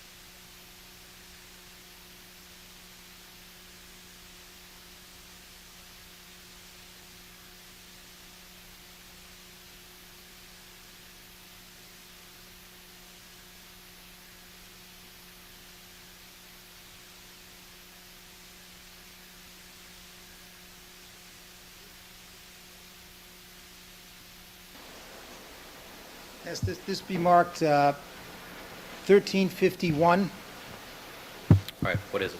and it's entitled Trace Material Found on Physical Evidence at Bundy, Soil Sample from Bundy, item 114.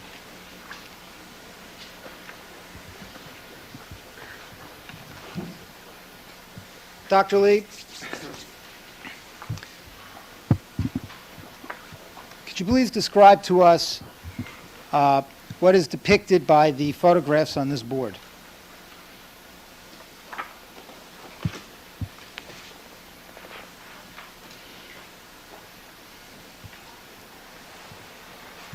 This board consists of 4 pictures. Shows a sample numbered 114, soil sample from northwest of gate. Dr. Lee, it says here soil exemplar. What does that mean? My definition is a control sample of the soil. And when you say a control sample of the soil, what would that mean in forensics? It's an exemplar of soil collected from the sea. In other words, to determine... Leading. Sustain. All right. Please continue with respect to the photographs here. Sustain. All right. What is depicted in the central photograph indicating soil sample examined? On March 4th, 1995, when I examined this sample, I put a piece of paper, clean paper, remove the soil debris from this envelope. That shows the overall view of those soil samples in this plastic bag. What do the 2 pictures on the far right represent? These 2 photographs are photo micrographs, taking the picture through a microscope, which shows besides the soil, there are large amount of trace material present in the soil, this soil sample. And when you say trace material, what are you referring to? I see dry vegetation, wood fragment, hairs, pen chip-like material, more hairs, fibers, a large amount of material in this envelope. And when a soil exemplar is taken, is the purpose of that to take it from an area where there is no activity to get a sense of what is generally in the soil? Is that the idea behind it? Well, calls for speculation. Oh. Generally, soil exemplar we're taking at the location which we think have activities. Okay. So in other words, And what is the purpose of taking such an exemplar? For example, subsequently you found a shoes, suspect's shoes, you can compare the soil. Or you have hairs, you can compare the hair was originally present in the soil or subsequently deposited on the surface.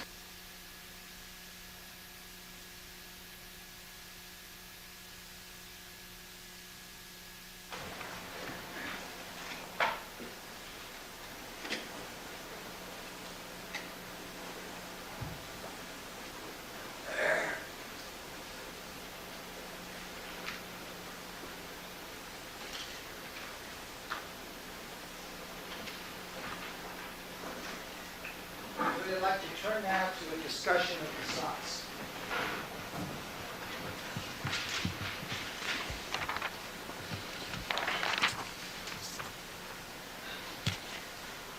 And it asks that this board be marked defendants next in order.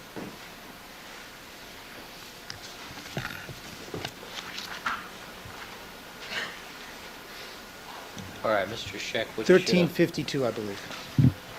All right. This first board marked 1352, entitled History of Socks, Item 13, June 13th, 1994 at Rockingham. Briefly, Dr. Lee, what is this? I don't think there's going to be any foundation for personal knowledge. Overruled. He wasn't there. This bar consists of 3 pictures. These 3 pictures was supplied to me by Attorney Shapiro. Next question. All right. Picture number 1 represents what in terms of the bedroom? Depicts an overall view, shows this corner of the bedroom and the rug on the carpet, the bed, and appear to be in the center of this picture appear to be a pair of socks. Direct your attention to the picture on the upper right-hand corner. This picture is taking appear to be a different point in time. We see some changes in the picture. However, this pair of socks appear to be in the middle of this rock. And Isn't this redundant of Mr. Ford's testimony? No, we're going in a different direction now. Call your attention to close-up of 2 socks. Yes. And what does that appear to be in relation to the picture above it? This appears to be a close-up showing this pair of same socks. Now, is there anything about the way those socks are lying on the carpet that is of interest in terms of subsequent analysis? Yes. What is it? These 2 socks, it's clearly in 2 different locations, not on top of each other. These 2 socks both have a similarity. The top appear to be folding downward. These 2 socks, both sides, the toe area cannot be seen whether or not due to this photograph, 2-dimensional representation, or in reality was tagged in, which I don't know. One sock appeared to be crunched in a 3-dimensional setting. The other one also is not flat. It's also crunched in certain fashion. These 2 socks, I cannot determine just by looking at it, inside out or outside in. In terms of the proper practices for collection of these socks, what should be done? If I do it, I cannot say about any other people. These 2 socks, Responsive. Overruled.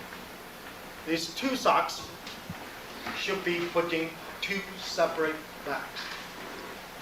However, before I even pick it up, should note it, the condition.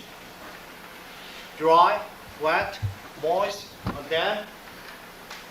In addition, should definite indicate inside out or outside in. The toe stuck inside or not, or exposed. The top, whether or not in fact fall down, works or not. A physical description and any obvious trace material or stain should be noted. Your Honor, we have 2 minutes, and I have another board that'll take longer, so I would suggest for your time. All right, ladies and gentlemen, let's take our mid-afternoon break at this point. Please remember all my admonitions to you, and we'll stand in recess for 15 minutes. All right, Dr. Lee, you can step down. And Mr. Scheck, we're going to go till quarter till 4. Correct? Quarter to Deputy 4? Jix? Quarter till 4.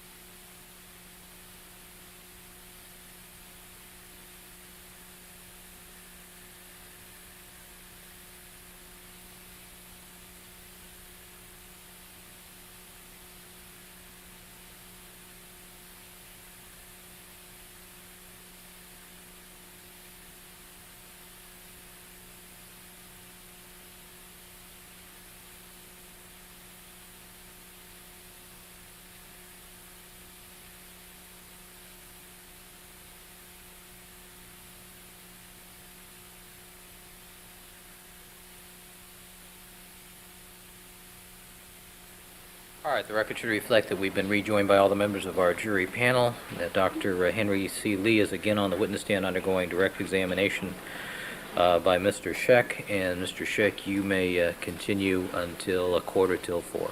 Thank you, Your Honor. Good afternoon, ladies and gentlemen. Mr. Harris, could we have the next board, which would be defendants 1353. 53. Oh, I'm sorry.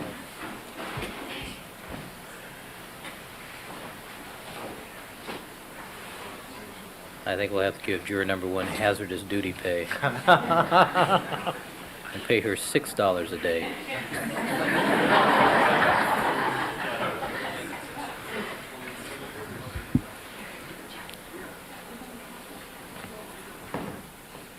All right, now, Dr. Lee, you mentioned before that arrangements were made so that defense experts for the first time could actually examine items of evidence in this case at Albany Medical Center on February 17th and 18th and 19th, correct? Sounds like testimony to me in the question, counsel. Well, Your Honor. Let's just proceed with what's there. All right. Were you able to, you or other defense experts, to your knowledge, were you given an opportunity to actually examine physical evidence by touching it, microscopic examination, prior to the shipment of that evidence to Albany on February 17th, 1995? Over. Yes, And when was that? February 16. Now, in terms of the arrangements being made with respect to this evidence, what was your understanding about whether or not the socks were going to be sent to Albany?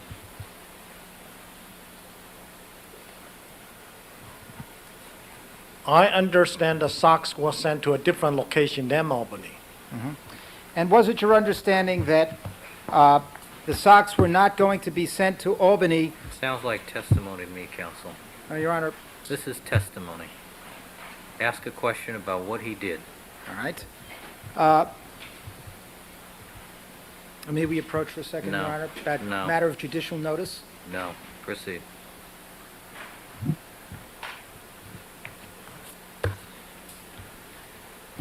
Dr. Lee, do you have knowledge as to whether or not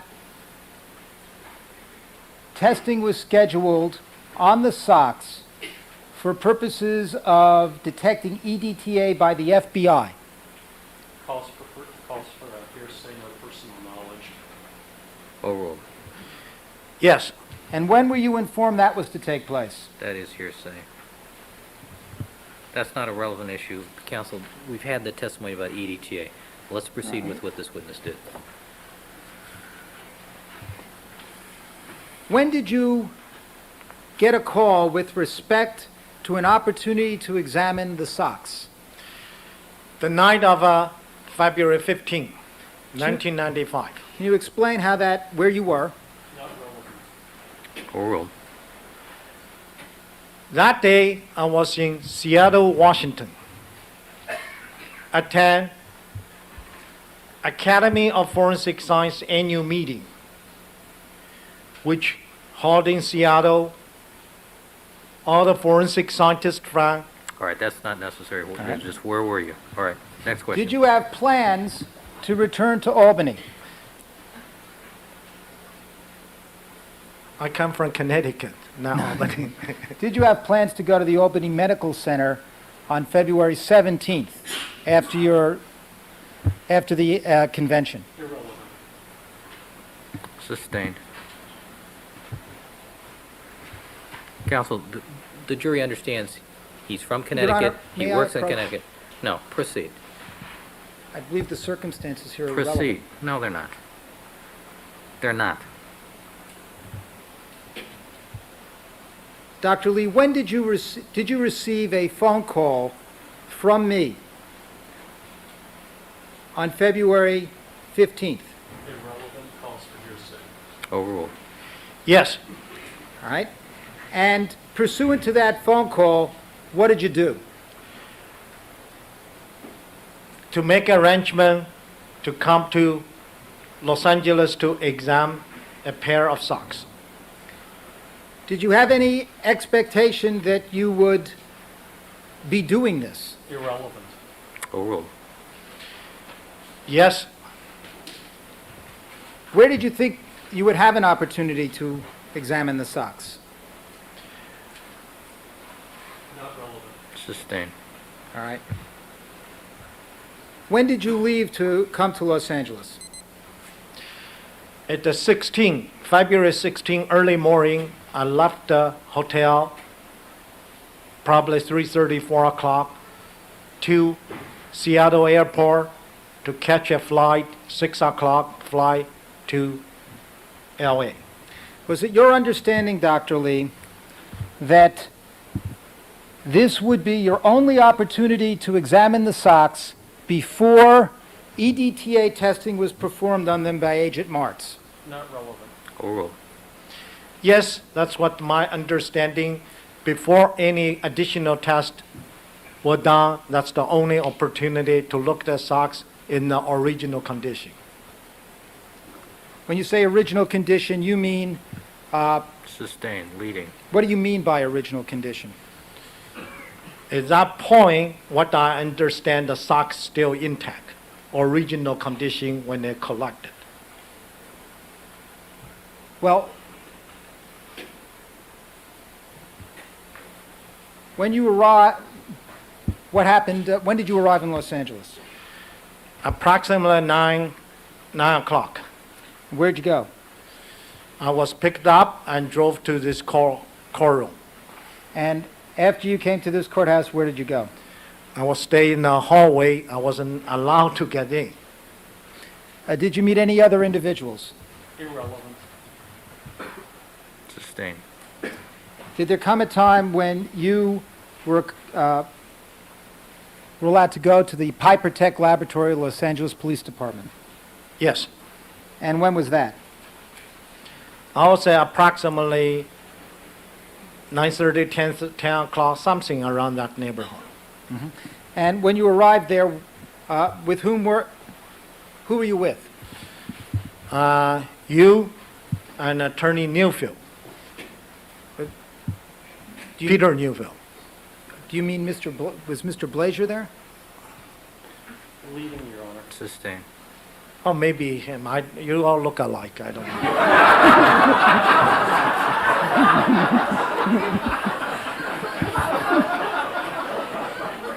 Next question. Thank you. And from around 10 o'clock, 9:30, 10 o'clock, when you arrived there, were we joined by anyone else from the district attorney's office? Yes, quite a few assistant state attorneys. And where were we waiting? We're waiting in a hallway, front entrance hallway. All right. About how long did we wait before you were given an opportunity to get into a room and begin examining the socks? Compound. Overruled. A long wait, very long, All right. until approximately 12:40. Did you have an understanding as to whether or not there was a deadline that you had in terms of your ability to examine these socks, when they would be taken away? Irrelevant. Overruled. I was informed in the afternoon, approximately 1:30, these socks going to fly to Washington. Now,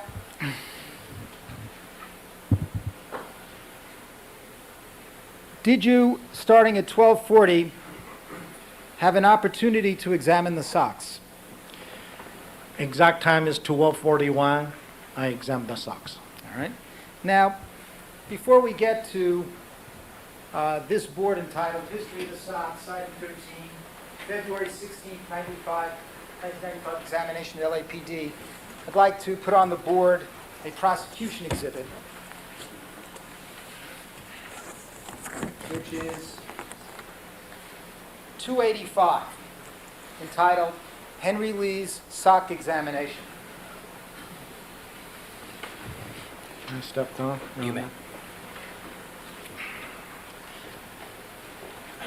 Now, Dr. Lee, where did this examination of the sock take place? It taking place a small conference room at the LAPD laboratory. All right. Now, could you tell us, first of all, whose equipment was being used? Before I left Seattle, I made a request because I cannot bring my own laboratory to LA. I was in a conference, give speech. I have no equipment, no camera, no gears. I say, have to provide me with all those equipment, all the gears, glove, anything I need. I was informed, yes, everything you need will be there. All right. When you got there, what was provided to you? When I get there, they provide a microscope, a box of gloves. Now, this microscope, can you describe for us the nature of this microscope?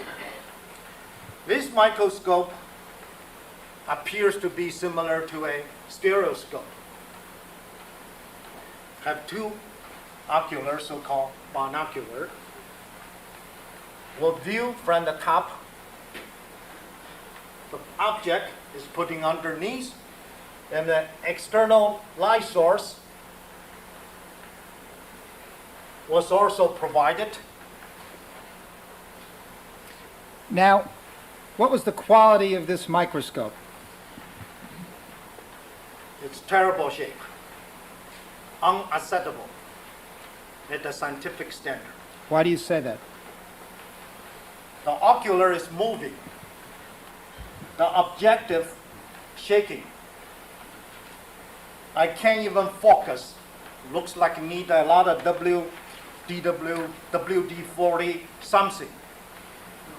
What was that? Some kind of solution, yeah. WD-40 degrees type of solution. Okay. I can't even focus.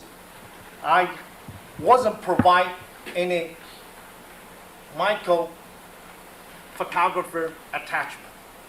In other words, I have an inability to take pictures through the microscope, What's been called photomicrograph? photomicrograph, to document what I'm seeing. What about the power of that microscope? Because the adjustment almost impossible to make a true assessment. So impossible for me to make such determination.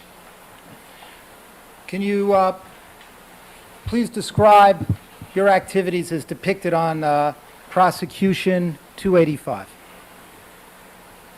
There are 7 lawyers in the room,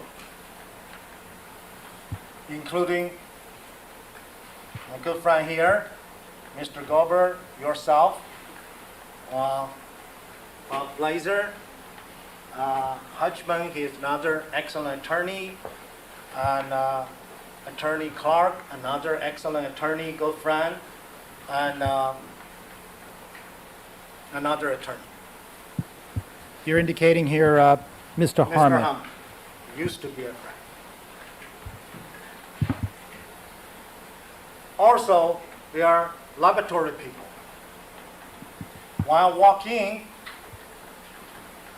I can see this feeling.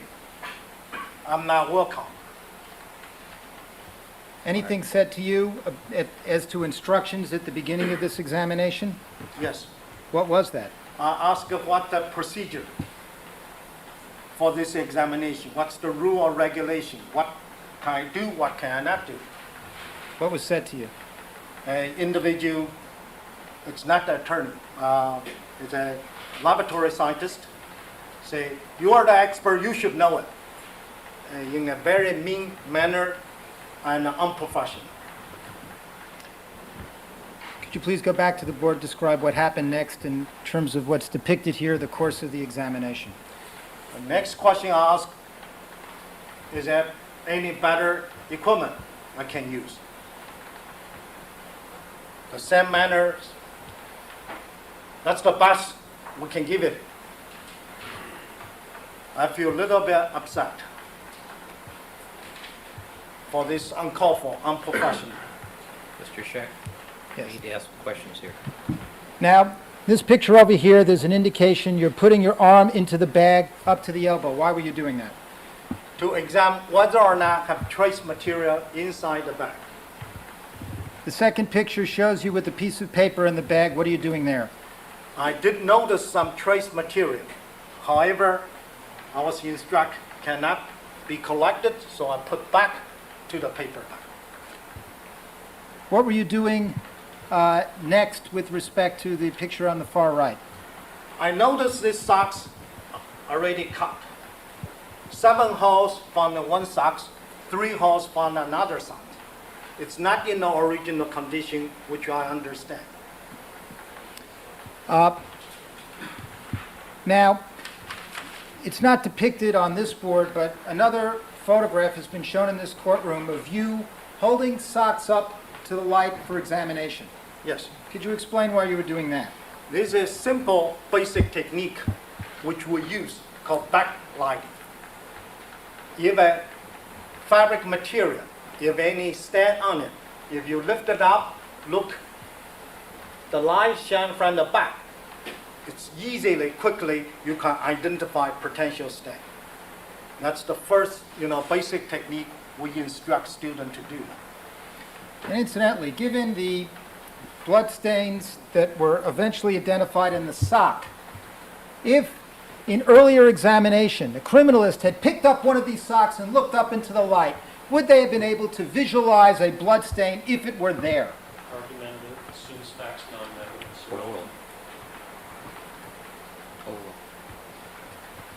In theory, should be able to see that. When I pick up the socks, I can see all the stain. Now, Dr. Lee, there's an indication here of moving from one sock to the other sock. Yes, And did you examine one sock and then the other sock? yes, I examine one socks at a time. All right.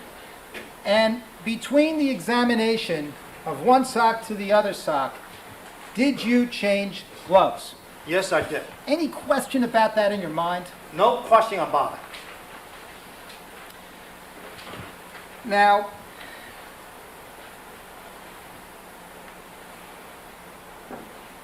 can you tell us what you were able to observe? Is there anything else of note on this board?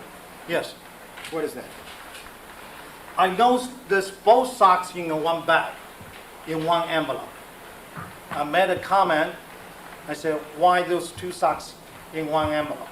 And what is the significance of putting both socks in one envelope in terms of forensic procedure?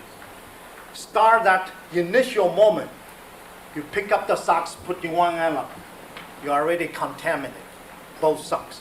You have a cross-contamination. It's no longer it's virgin state. Is there any significance in terms of this examination that you were not wearing a lab coat or a hairnet? I wasn't provided with a lab coat nor a hairnet. After I look, this both socks already put in one envelope. Doesn't matter what I wear. Spacesuit, body armor, still contaminated. Now, Dr. Lee,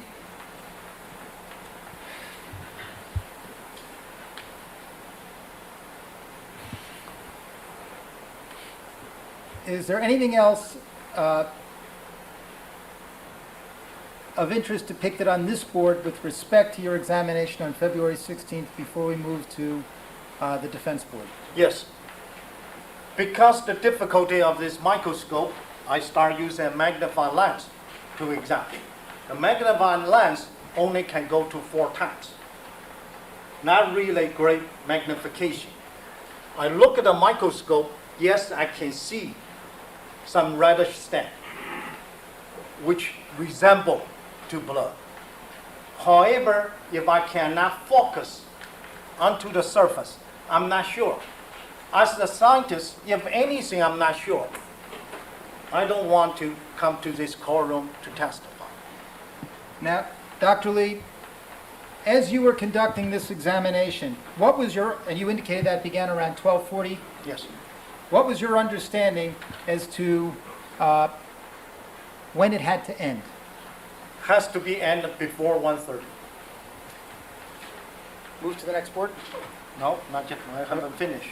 I'm sorry, you have a, Well, who's doing the examination here, Mr.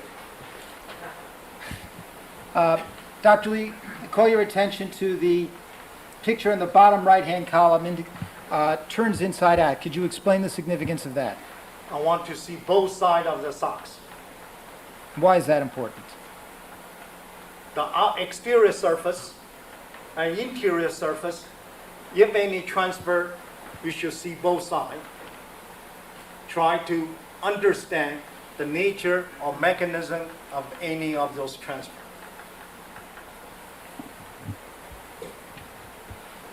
With respect to the bottom left-hand photograph, could you describe what's going on there?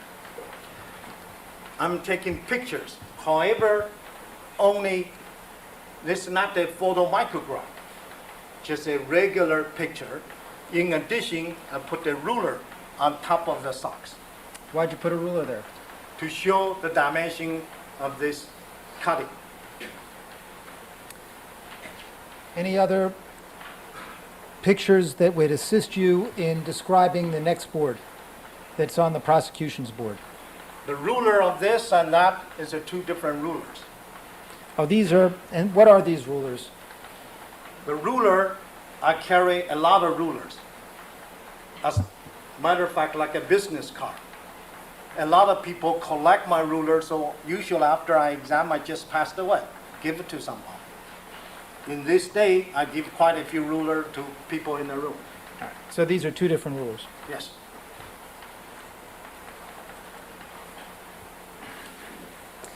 Now turning to, I forget the number. 1353. 1353. Could you describe for us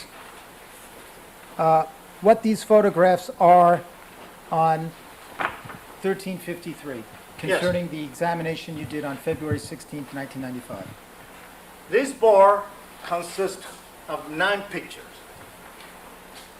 3 columns. Column 1, picture number 1, depicts a portion of view of this brown paperback. Numerous writing on this brown paperback. Initials, numbers, tape, which indicative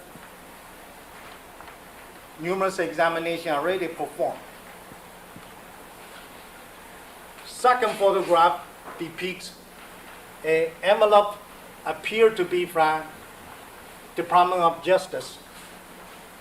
This envelope also have initials and writings and different date, which again consistent with this envelope being opened, socks being examined.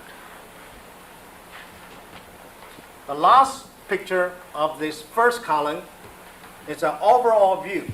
When I took the content out, consists of 2 socks, 2 little centrifuge tubes.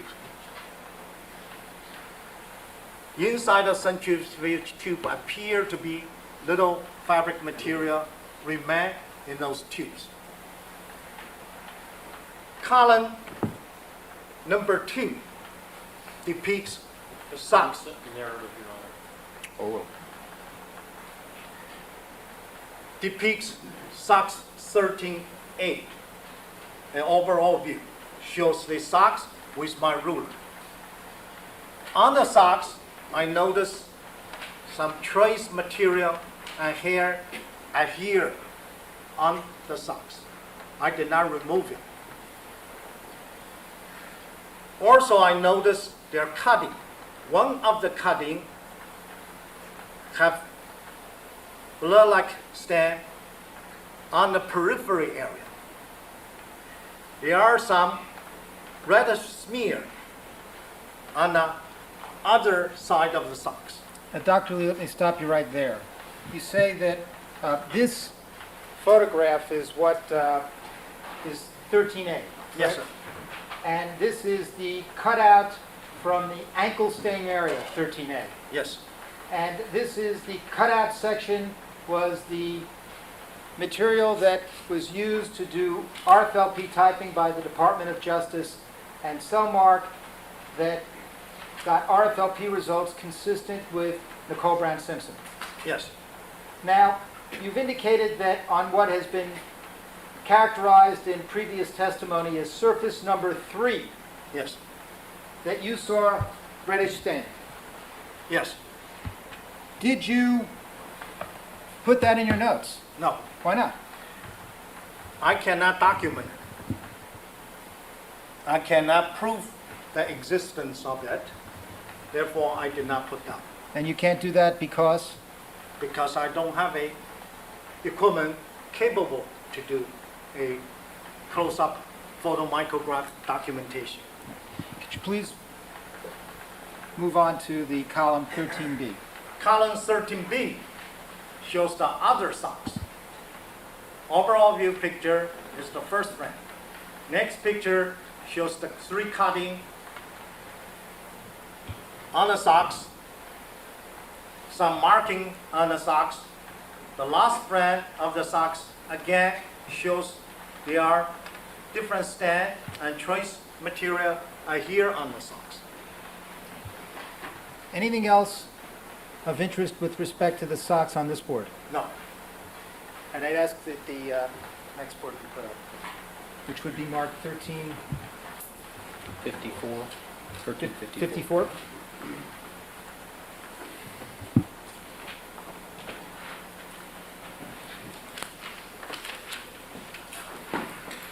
(1354), Your Honor, is entitled History of SOX, Item 13, April 2nd, 1995, examination at Taylor's Laboratory.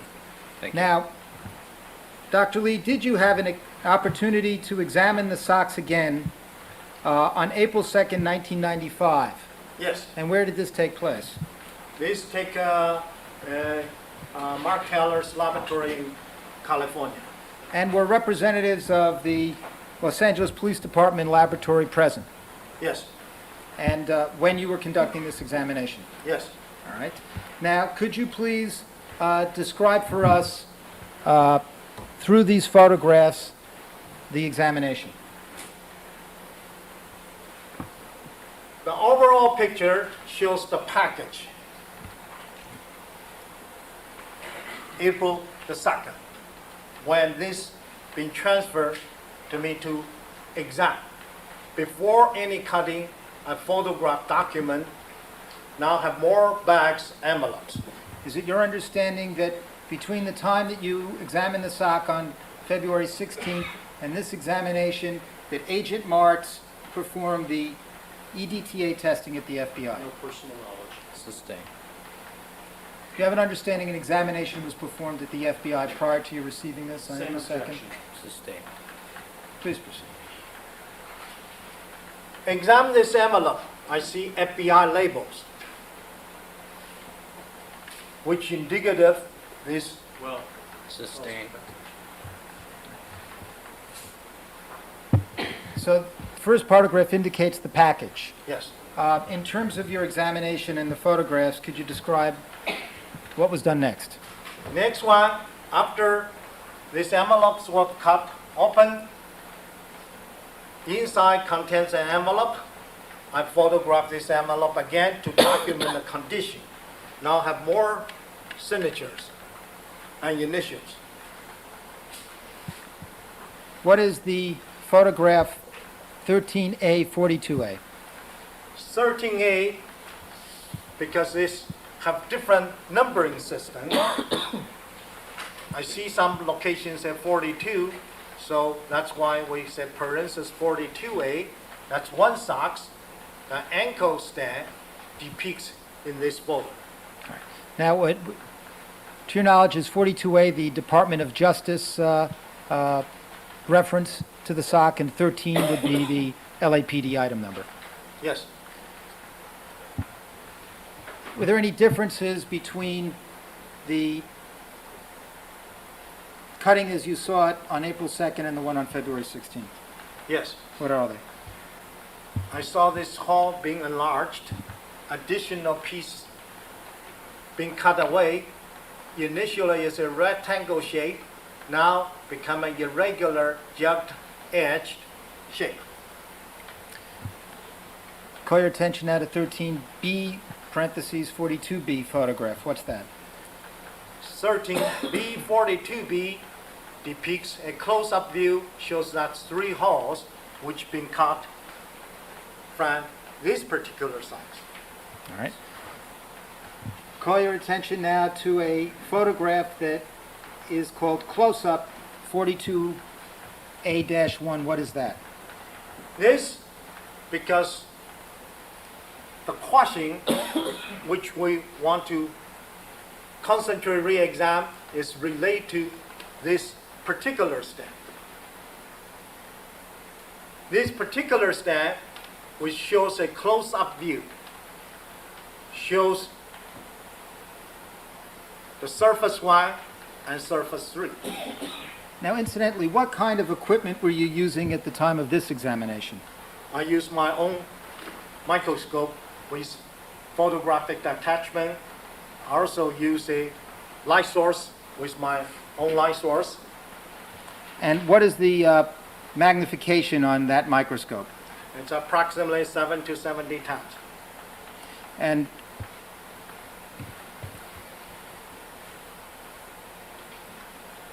Why does the color change, incidentally, between the photographs in the middle that are dark and the close-up of 42A-1 that appears?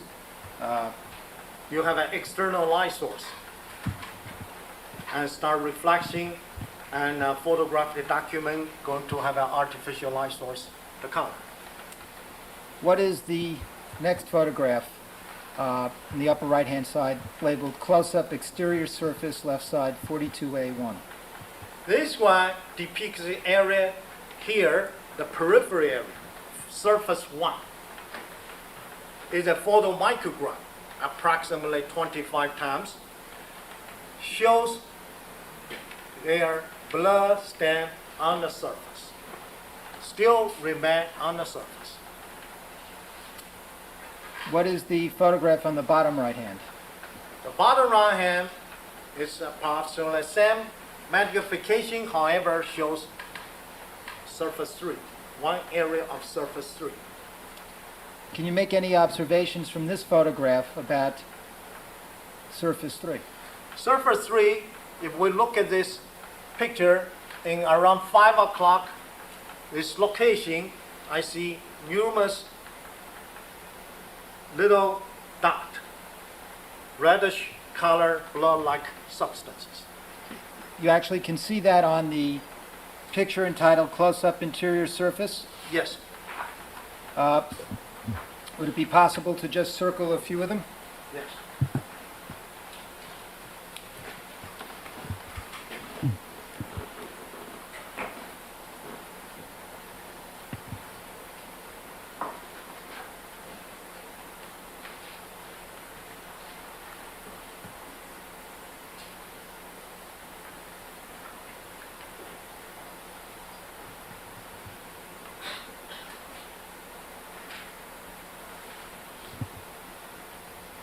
Before we turn to the next board has further close-ups, is that correct?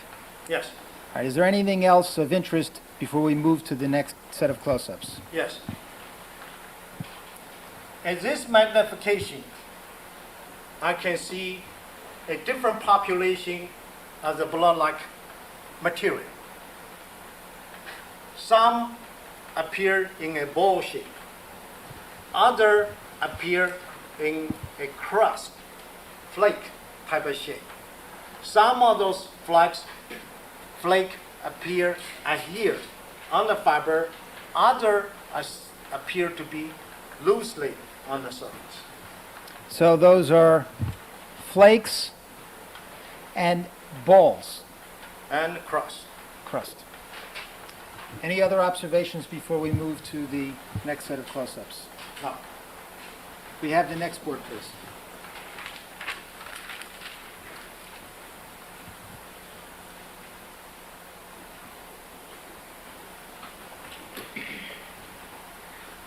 This would be, Your Honor, 1355.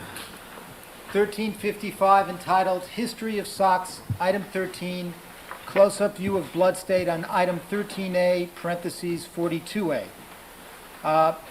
Dr. Lee, could you explain to us what these series of 6 photographs represent? is 6 photographs. The top row 3 represent the exterior surface with magnification. The bottom row 3 frame of picture represent the interior surface with magnification. So the bottom row is what's known as surface 3. Yes, sir. Now, we previously had, when Professor McDonald was testifying, 2 photographs put into evidence, one exhibit number 1277 and the other one 1278. I ask you to examine these and tell us if either of these photographs are also on this board.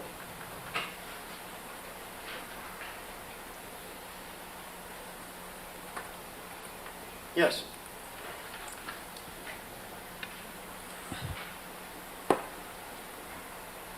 Exhibit number 1277 represent a view of the third column top. The landmark is a two curvature of fabric showing in the middle portion of this photograph. The second one, which represent in this board, is second column bottom frame, a ball-like reddish stand showing in this location. Right. And so, this photograph,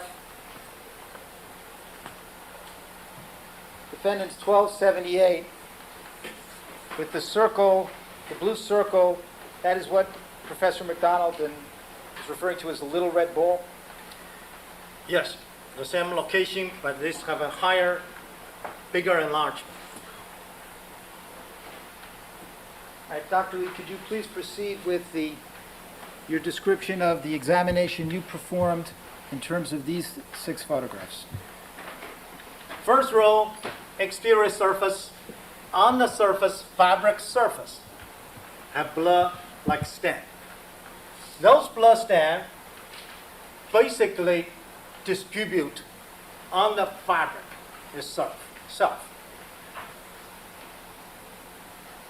These two views represent two different locations. When you enlarge it, you see the socks have gaps, little holes. When you look at the fabric itself, the weight pattern looks very tight. The fabric itself, very smooth. It's a non-absorbent type of a fabric. The blood stain basically sitting on the surface did not absorb into the fabric itself. These little holes, if you focus through the hole, you can see some reddish stain, blood-like stain went through the hole. Next row of picture depicts the surface 3. Again, we can see those little ball-like, bee-like material. However, it's become very difficult to photograph at the 70 time. The distance, room for focus getting less and less. So you only can focus and photograph one stand at a time. You cannot say take a picture shows a row of balls. You only can show one. The rest are going to be out of focus. This picture shows one of the better representation. Subsequently, I took some other picture and I see some little ball material in here. In addition, their piece of unknown substances was also found on these socks. Could you please circle on the photograph to the far right-hand corner some of the other little balls that you saw?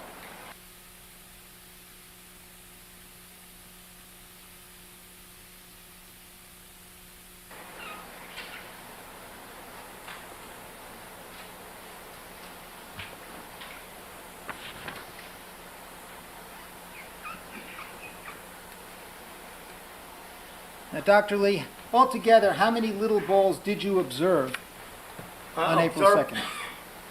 I observed approximately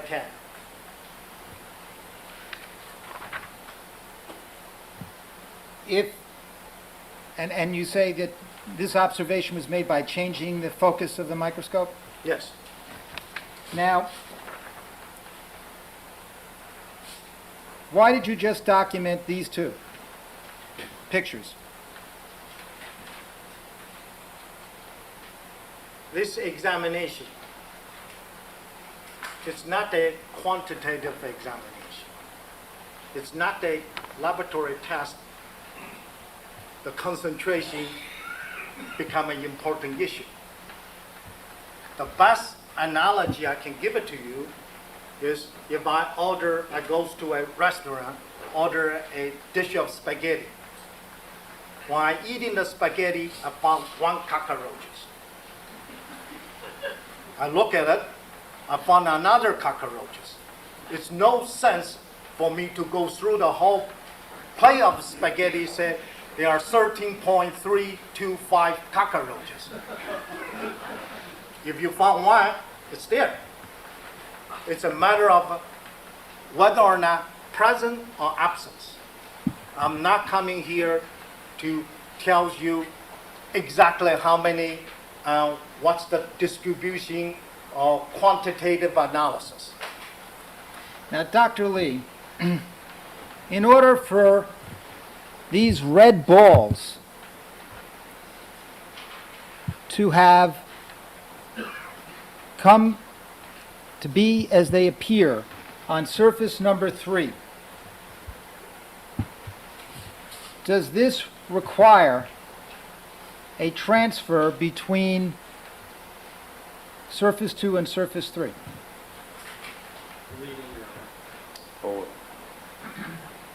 It's not necessary to have a surface 2, surface 3, but surface 1, surface 2 have to be contact surface 3. So surface 1 has to contact surface 3. No, Surface surface 2 two. has to contact surface 3. That'd be Right. lying on each other. Right. And in terms of the significance of these balls, what does that indicate? The form of those red balls.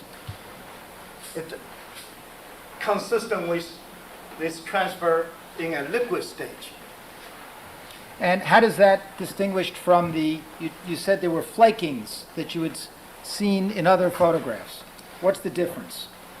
Those transfer, some could be in a liquid stage, did not form a ball, prior to the forming a ball, collapse, or could due to a secondary transfer from another surface during examination and get transferred.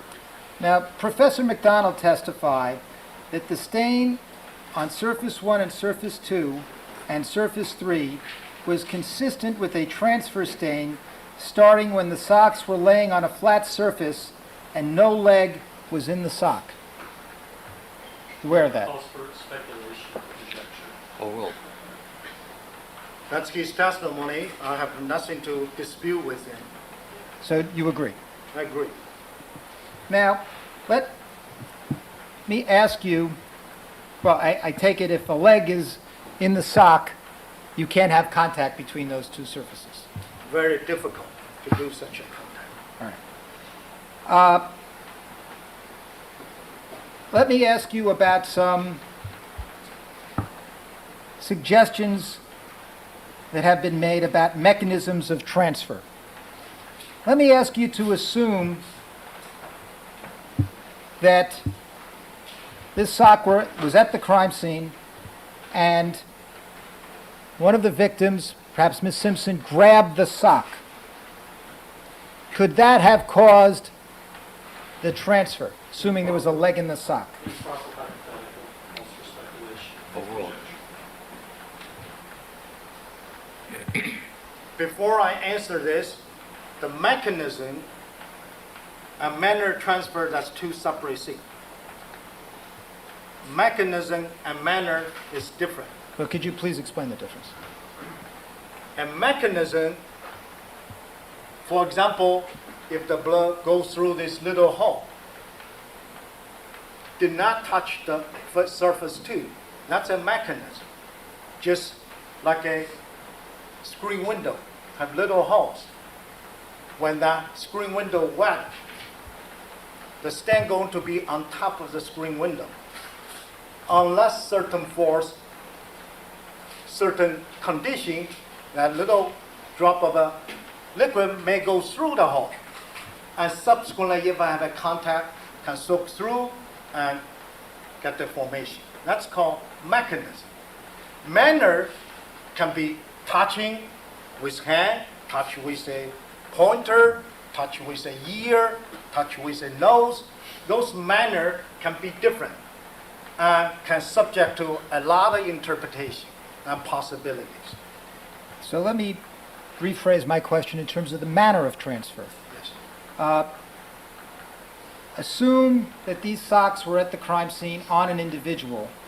If they had been grabbed by one of the victims whose hands were bloody, could that manner of transfer have caused what you see?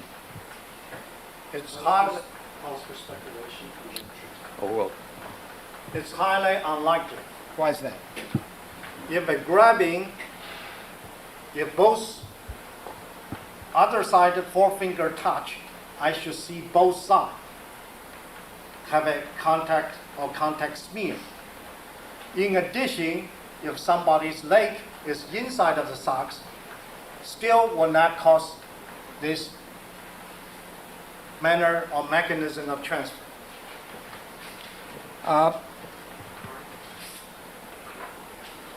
If ask you that a suggestion has been made that you're aware that a phenolphthalein test was performed on the socks on August 4th, 1994. No personal knowledge. Sustained. Well, I ask you to assume that a phenolphthalein test was performed on the socks on August 4th, 1994. Could the application of a swab and a phenolphthalein test to this stain be the mechanism of transfer? If a phenolphthalein test, the technique used properly, in other words, not soaking the swab wet and wet, usually just moist the swab. It's not sufficient liquid to redissolve because the contact of the swab to surface should be brief. Shouldn't have that, but I cannot rule out all the possibilities. As a scientist, I only can tell you some may be consistent with, some may be high unlikely. Is this one unlikely? Calls for speculation. Overruled.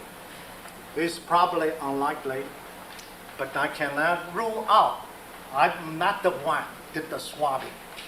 Now, in terms of the blood crust and the issue of diffusion, does that have some relationship to your opinion that this is an unlikely mechanism of transfer? Because here have sufficient amount of blood cross on the surface. In general, we use a dry swab or dry filter paper, which will avoid this potential problem. Since all those crusts, you probably don't need to rub back and forth hard to cause a transfer.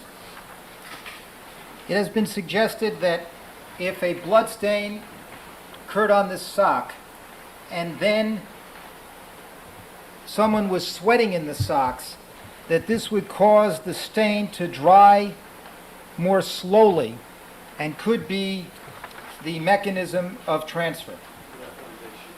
Sustained.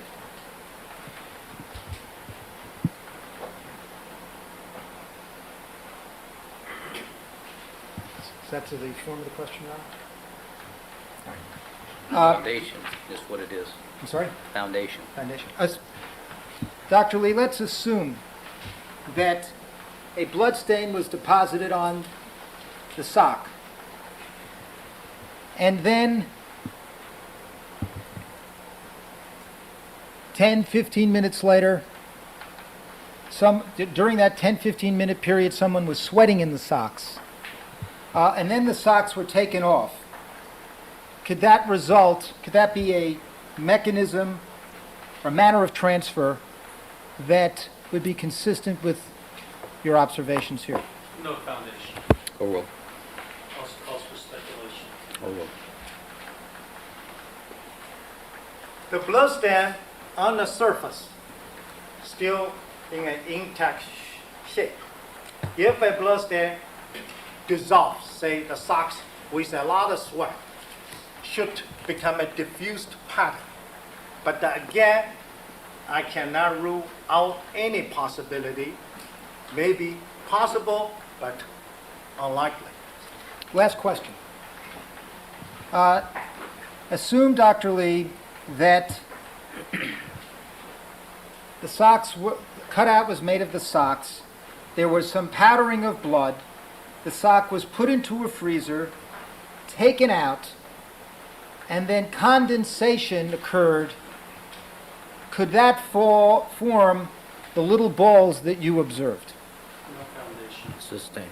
Assume that the socks were cut, that after the cutting of the socks there was powdering of blood, that the socks were then put into a freezer. Assume further they were taken out of a freezer. Assume further that there was condensation. Could that form the little balls that you observed? No foundation calls for opinion speculation. Sustain. Well, Dr. Foundation is to experience in this sort of thing, Counsel. Do you have foundation? Do you have experience, Dr. Lee, with putting biological evidence in and out of freezers?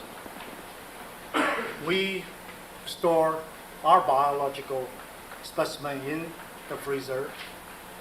We have to take in and out once in a while, but not every minute. So I really cannot say take out every minute what kind of effect going to cause that.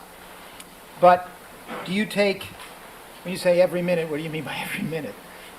And if biological evidence is stored, I ask you to assume biological evidence is stored for a matter of days and then taken out, cutout is made,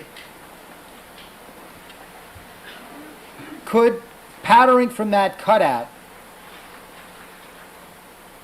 let me start it this way. I'm running, maybe I should, rather than struggle with this hypothetical, my last hypothetical in this area, I think we should go to the dentist. All right. All right, ladies and gentlemen, we're going to take our recess for the evening. Please remember all my admonitions. Don't discuss the case amongst yourselves. Most importantly, don't form any opinions about the case. Don't conduct any deliberations till the matter has been submitted to you. Don't allow anybody to communicate with you with regard to the case. As far as the jury is concerned, we'll stand in recess.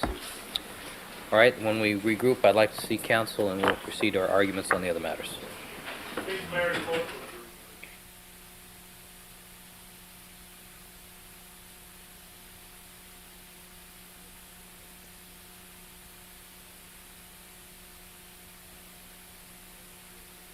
And Mr. Regwan representing the interests of Ms. McKinney. Let me ask, first of all, informally, Mr. Hahn, Mr. Munger, have you discussed the matters with Mr. Schwartz and Mr. Regwan to see if you can informally resolve the matter? Yes, Your Honor. I talked to Mr. Regwan today and asked him if his client would agree to Detective Furman being included in the protective order that was provided around the tapes, and he indicated that his client was not willing to do that, so therefore I'm here. All right. Mr. Hahn? Yes. We've spoken with the attorneys. We were just speaking just before the court took the bench. They're still opposed to allowing the police commission access to copies of these materials. We're hopeful that we can continue to maybe persuade them, but perhaps the court could be helpful in that manner. All right. Mr. Schwartz, Mr. Regwan, good afternoon, gentlemen. Good afternoon, Your Honor. You seem to be regular participants here these days. Unfortunately, what we did do is we offered to give access to both the City Attorney's Office and the Los Angeles Police Department and Mr. Mungar under our supervision in our office so that they can listen to any and all portions of the tape that they feel is necessary for their own interests and to let them read from the corresponding transcripts. We are reluctant to make other copies, as the court well knows, where there's a terrible problem with leaks and it's debilitating the value of my client's intellectual properties, and I have to do everything I can to protect against that. So at least the City Attorney's Office and the Police Commission and the LAPD have already taken us up on our offer. They've been in our offices in the last 2 days, and they're going through these materials. And I don't know how they can better their investigation aside from just listening to these tapes and taking their appropriate notes and hearing what they need to hear. I don't think it's necessary to actually have to make other copies and have them floating around. That's just posing another danger to our clients' intellectual property interests. And we are doing everything we can to cooperate. We know everybody has a lot of concerns regarding these materials. We've been working with everybody. We just don't want to make other copies available to other people. But we will give everybody access for their own purposes. All right, is that correct, Mr. Hahn, that the Police Commission has had access to at least be able to listen to the tapes and take notes and review the transcripts? That's correct, Your Honor, and for the past 2 days that's been going on. I apologize for the fact that we just now were able to prepare some documents that were submitted to the court. Included in those documents is a declaration from the Commission President, Deirdre Hill, indicating that she has gone over and taken advantage of this offer, but that she believes in order for the Commission to really do its job and for the Police Department to be able to fully investigate these matters, this is a somewhat cumbersome way of doing things. And taking notes when sometimes the exact words are going to be important is not as accurate for them. In order to do the kind of investigation that would satisfy them and have that kind of reliability, they'd want to go back and review portions of these transcripts, review portions of these tapes. Maybe there's words that are unclear that need to be listened to by 2 or 3 people. We don't know yet what the accuracy of the transcripts are versus what is actually on the tapes. Those kinds of issues are ones that certainly we can get a general idea by listening and taking notes, but it's not the way, and I'm sure the court is familiar with this, that Los Angeles Police Department likes to conduct these kinds of investigations. And they believe in order to do a proper investigation, which they believe the public really demands, that they need access to these materials in a way so that they can view them on their time, on their schedule, and in a way that's most beneficial to getting at the bottom of these allegations to see whether or not there's any truth to them, to see whether or not this is going to lead to further investigations. And while we're very grateful for the opportunity to be able to listen to these tapes and to review the transcripts at the law office, it really is not going to be the way that we can complete this investigation. All right, Mr. Hahn, you indicated, did you file something this afternoon? Yes, Your Honor. All right, I have not had the chance to peruse that. Fielding information, I wish only to use them for as long as it takes me to review them with my client. I will immediately return them. I'm not in the same position as the city with a administrative investigation. I have a live witness who's going to take the witness stand that's supposed to be a perjurer. All right. The difficulty I have, counsel, is that this is a relatively unusual situation for which there is no guidance or precedence. We have 2 non-parties, the City of Los Angeles and Detective Furman, coming to this court asking for access to evidence that we have gotten by means of a subpoena ducis tecum through the interstate process, that the person who owns these materials, owns it both physically and as an intellectual property, has consented to give us these materials without too much of a fight, and has asked for reasonable restrictions on the use of those items. The problem being is that for reasons that are pretty transparent, those items have been leaked and has the impact of, I don't know that it necessarily diminishes, of which I think we all agree is not a professionally prepared transcript. I understand the prosecution has prepared their own transcript, and I believe that was delivered to the court this morning. Is that correct, Ms. Clark? All right. And the defense has also prepared some of its own transcriptions as well. Is that correct, Mr. Cochran? All right. So now we're going to have 3 sets of transcripts as to one tape, all from 3 different sources. Mr. Schwartz, Mr. Rigwan, I am acquainted with these 3 counsel, Ms. House, Mr. Munger, and Mr. Hahn, and I have great faith in their professional integrity.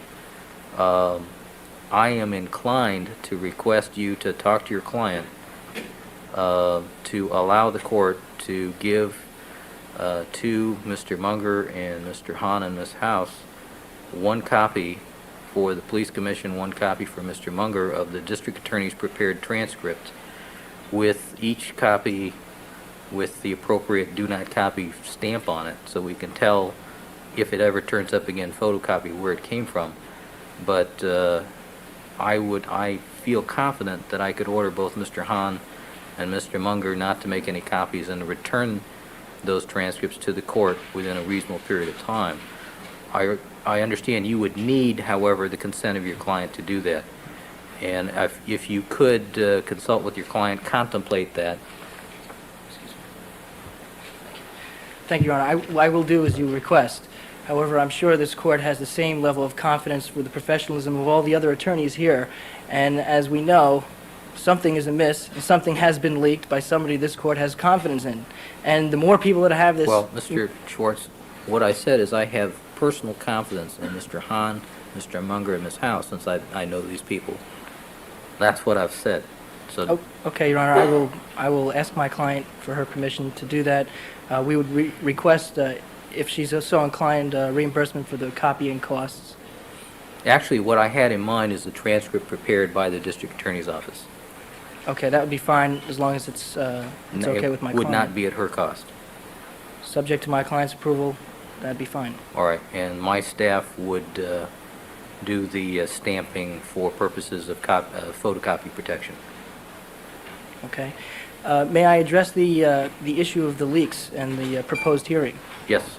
Thank you. We've done what you- Actually, counsel, let me do this. Let me ask you to step in the chambers and discuss this matter with the court reporter, two counsel from each side.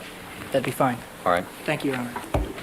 let's do that. Excuse me, Your Honor, may I just address one thing before you leave the bench? Yes. I understand that there is also under seal a proffer of items that would be offered against Mr. Furman. May I also get a copy of that document? Yes, I'll order that. And the people's response. A request for Detective Furman's counsel to have a copy of the proffers that have been filed. Your Honor, may I say one thing in this matter? And then I'm really glad to see Mr. Munger here, a fine criminal lawyer. This is in the nature of impeachment, and I think that before the court orders that, I would think the court would want to perhaps hear from the defense in that regard. This is our proffer, and I would just think you'd want to do that. It seemed reasonable and fair. This is the nature of impeachment. These are tapes that we pursued and we got, and so I would ask the court to consider that before you make some final order. All right, well, you're objecting, I take it. Well, I'd like to sort of Think about it. I'd like to think about it, if I might. All right. If you don't mind. All right, I want to deal with the issue of the leaks, however, with counsel.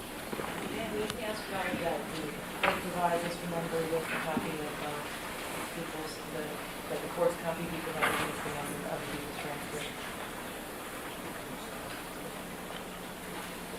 Well, I mean, I'll make arrangements to have it photocopied. I'm not asking you to do that. Your Honor, may I be excused, or does the court want to hear the swatch that she made this afternoon? Sure, why not? I thought we were going to do that Friday. Oh, okay. That was our agreement, I thought. Oh, okay, sorry. We're busy. I just wanted to make sure. All right, let me see counsel in chambers with the court, please.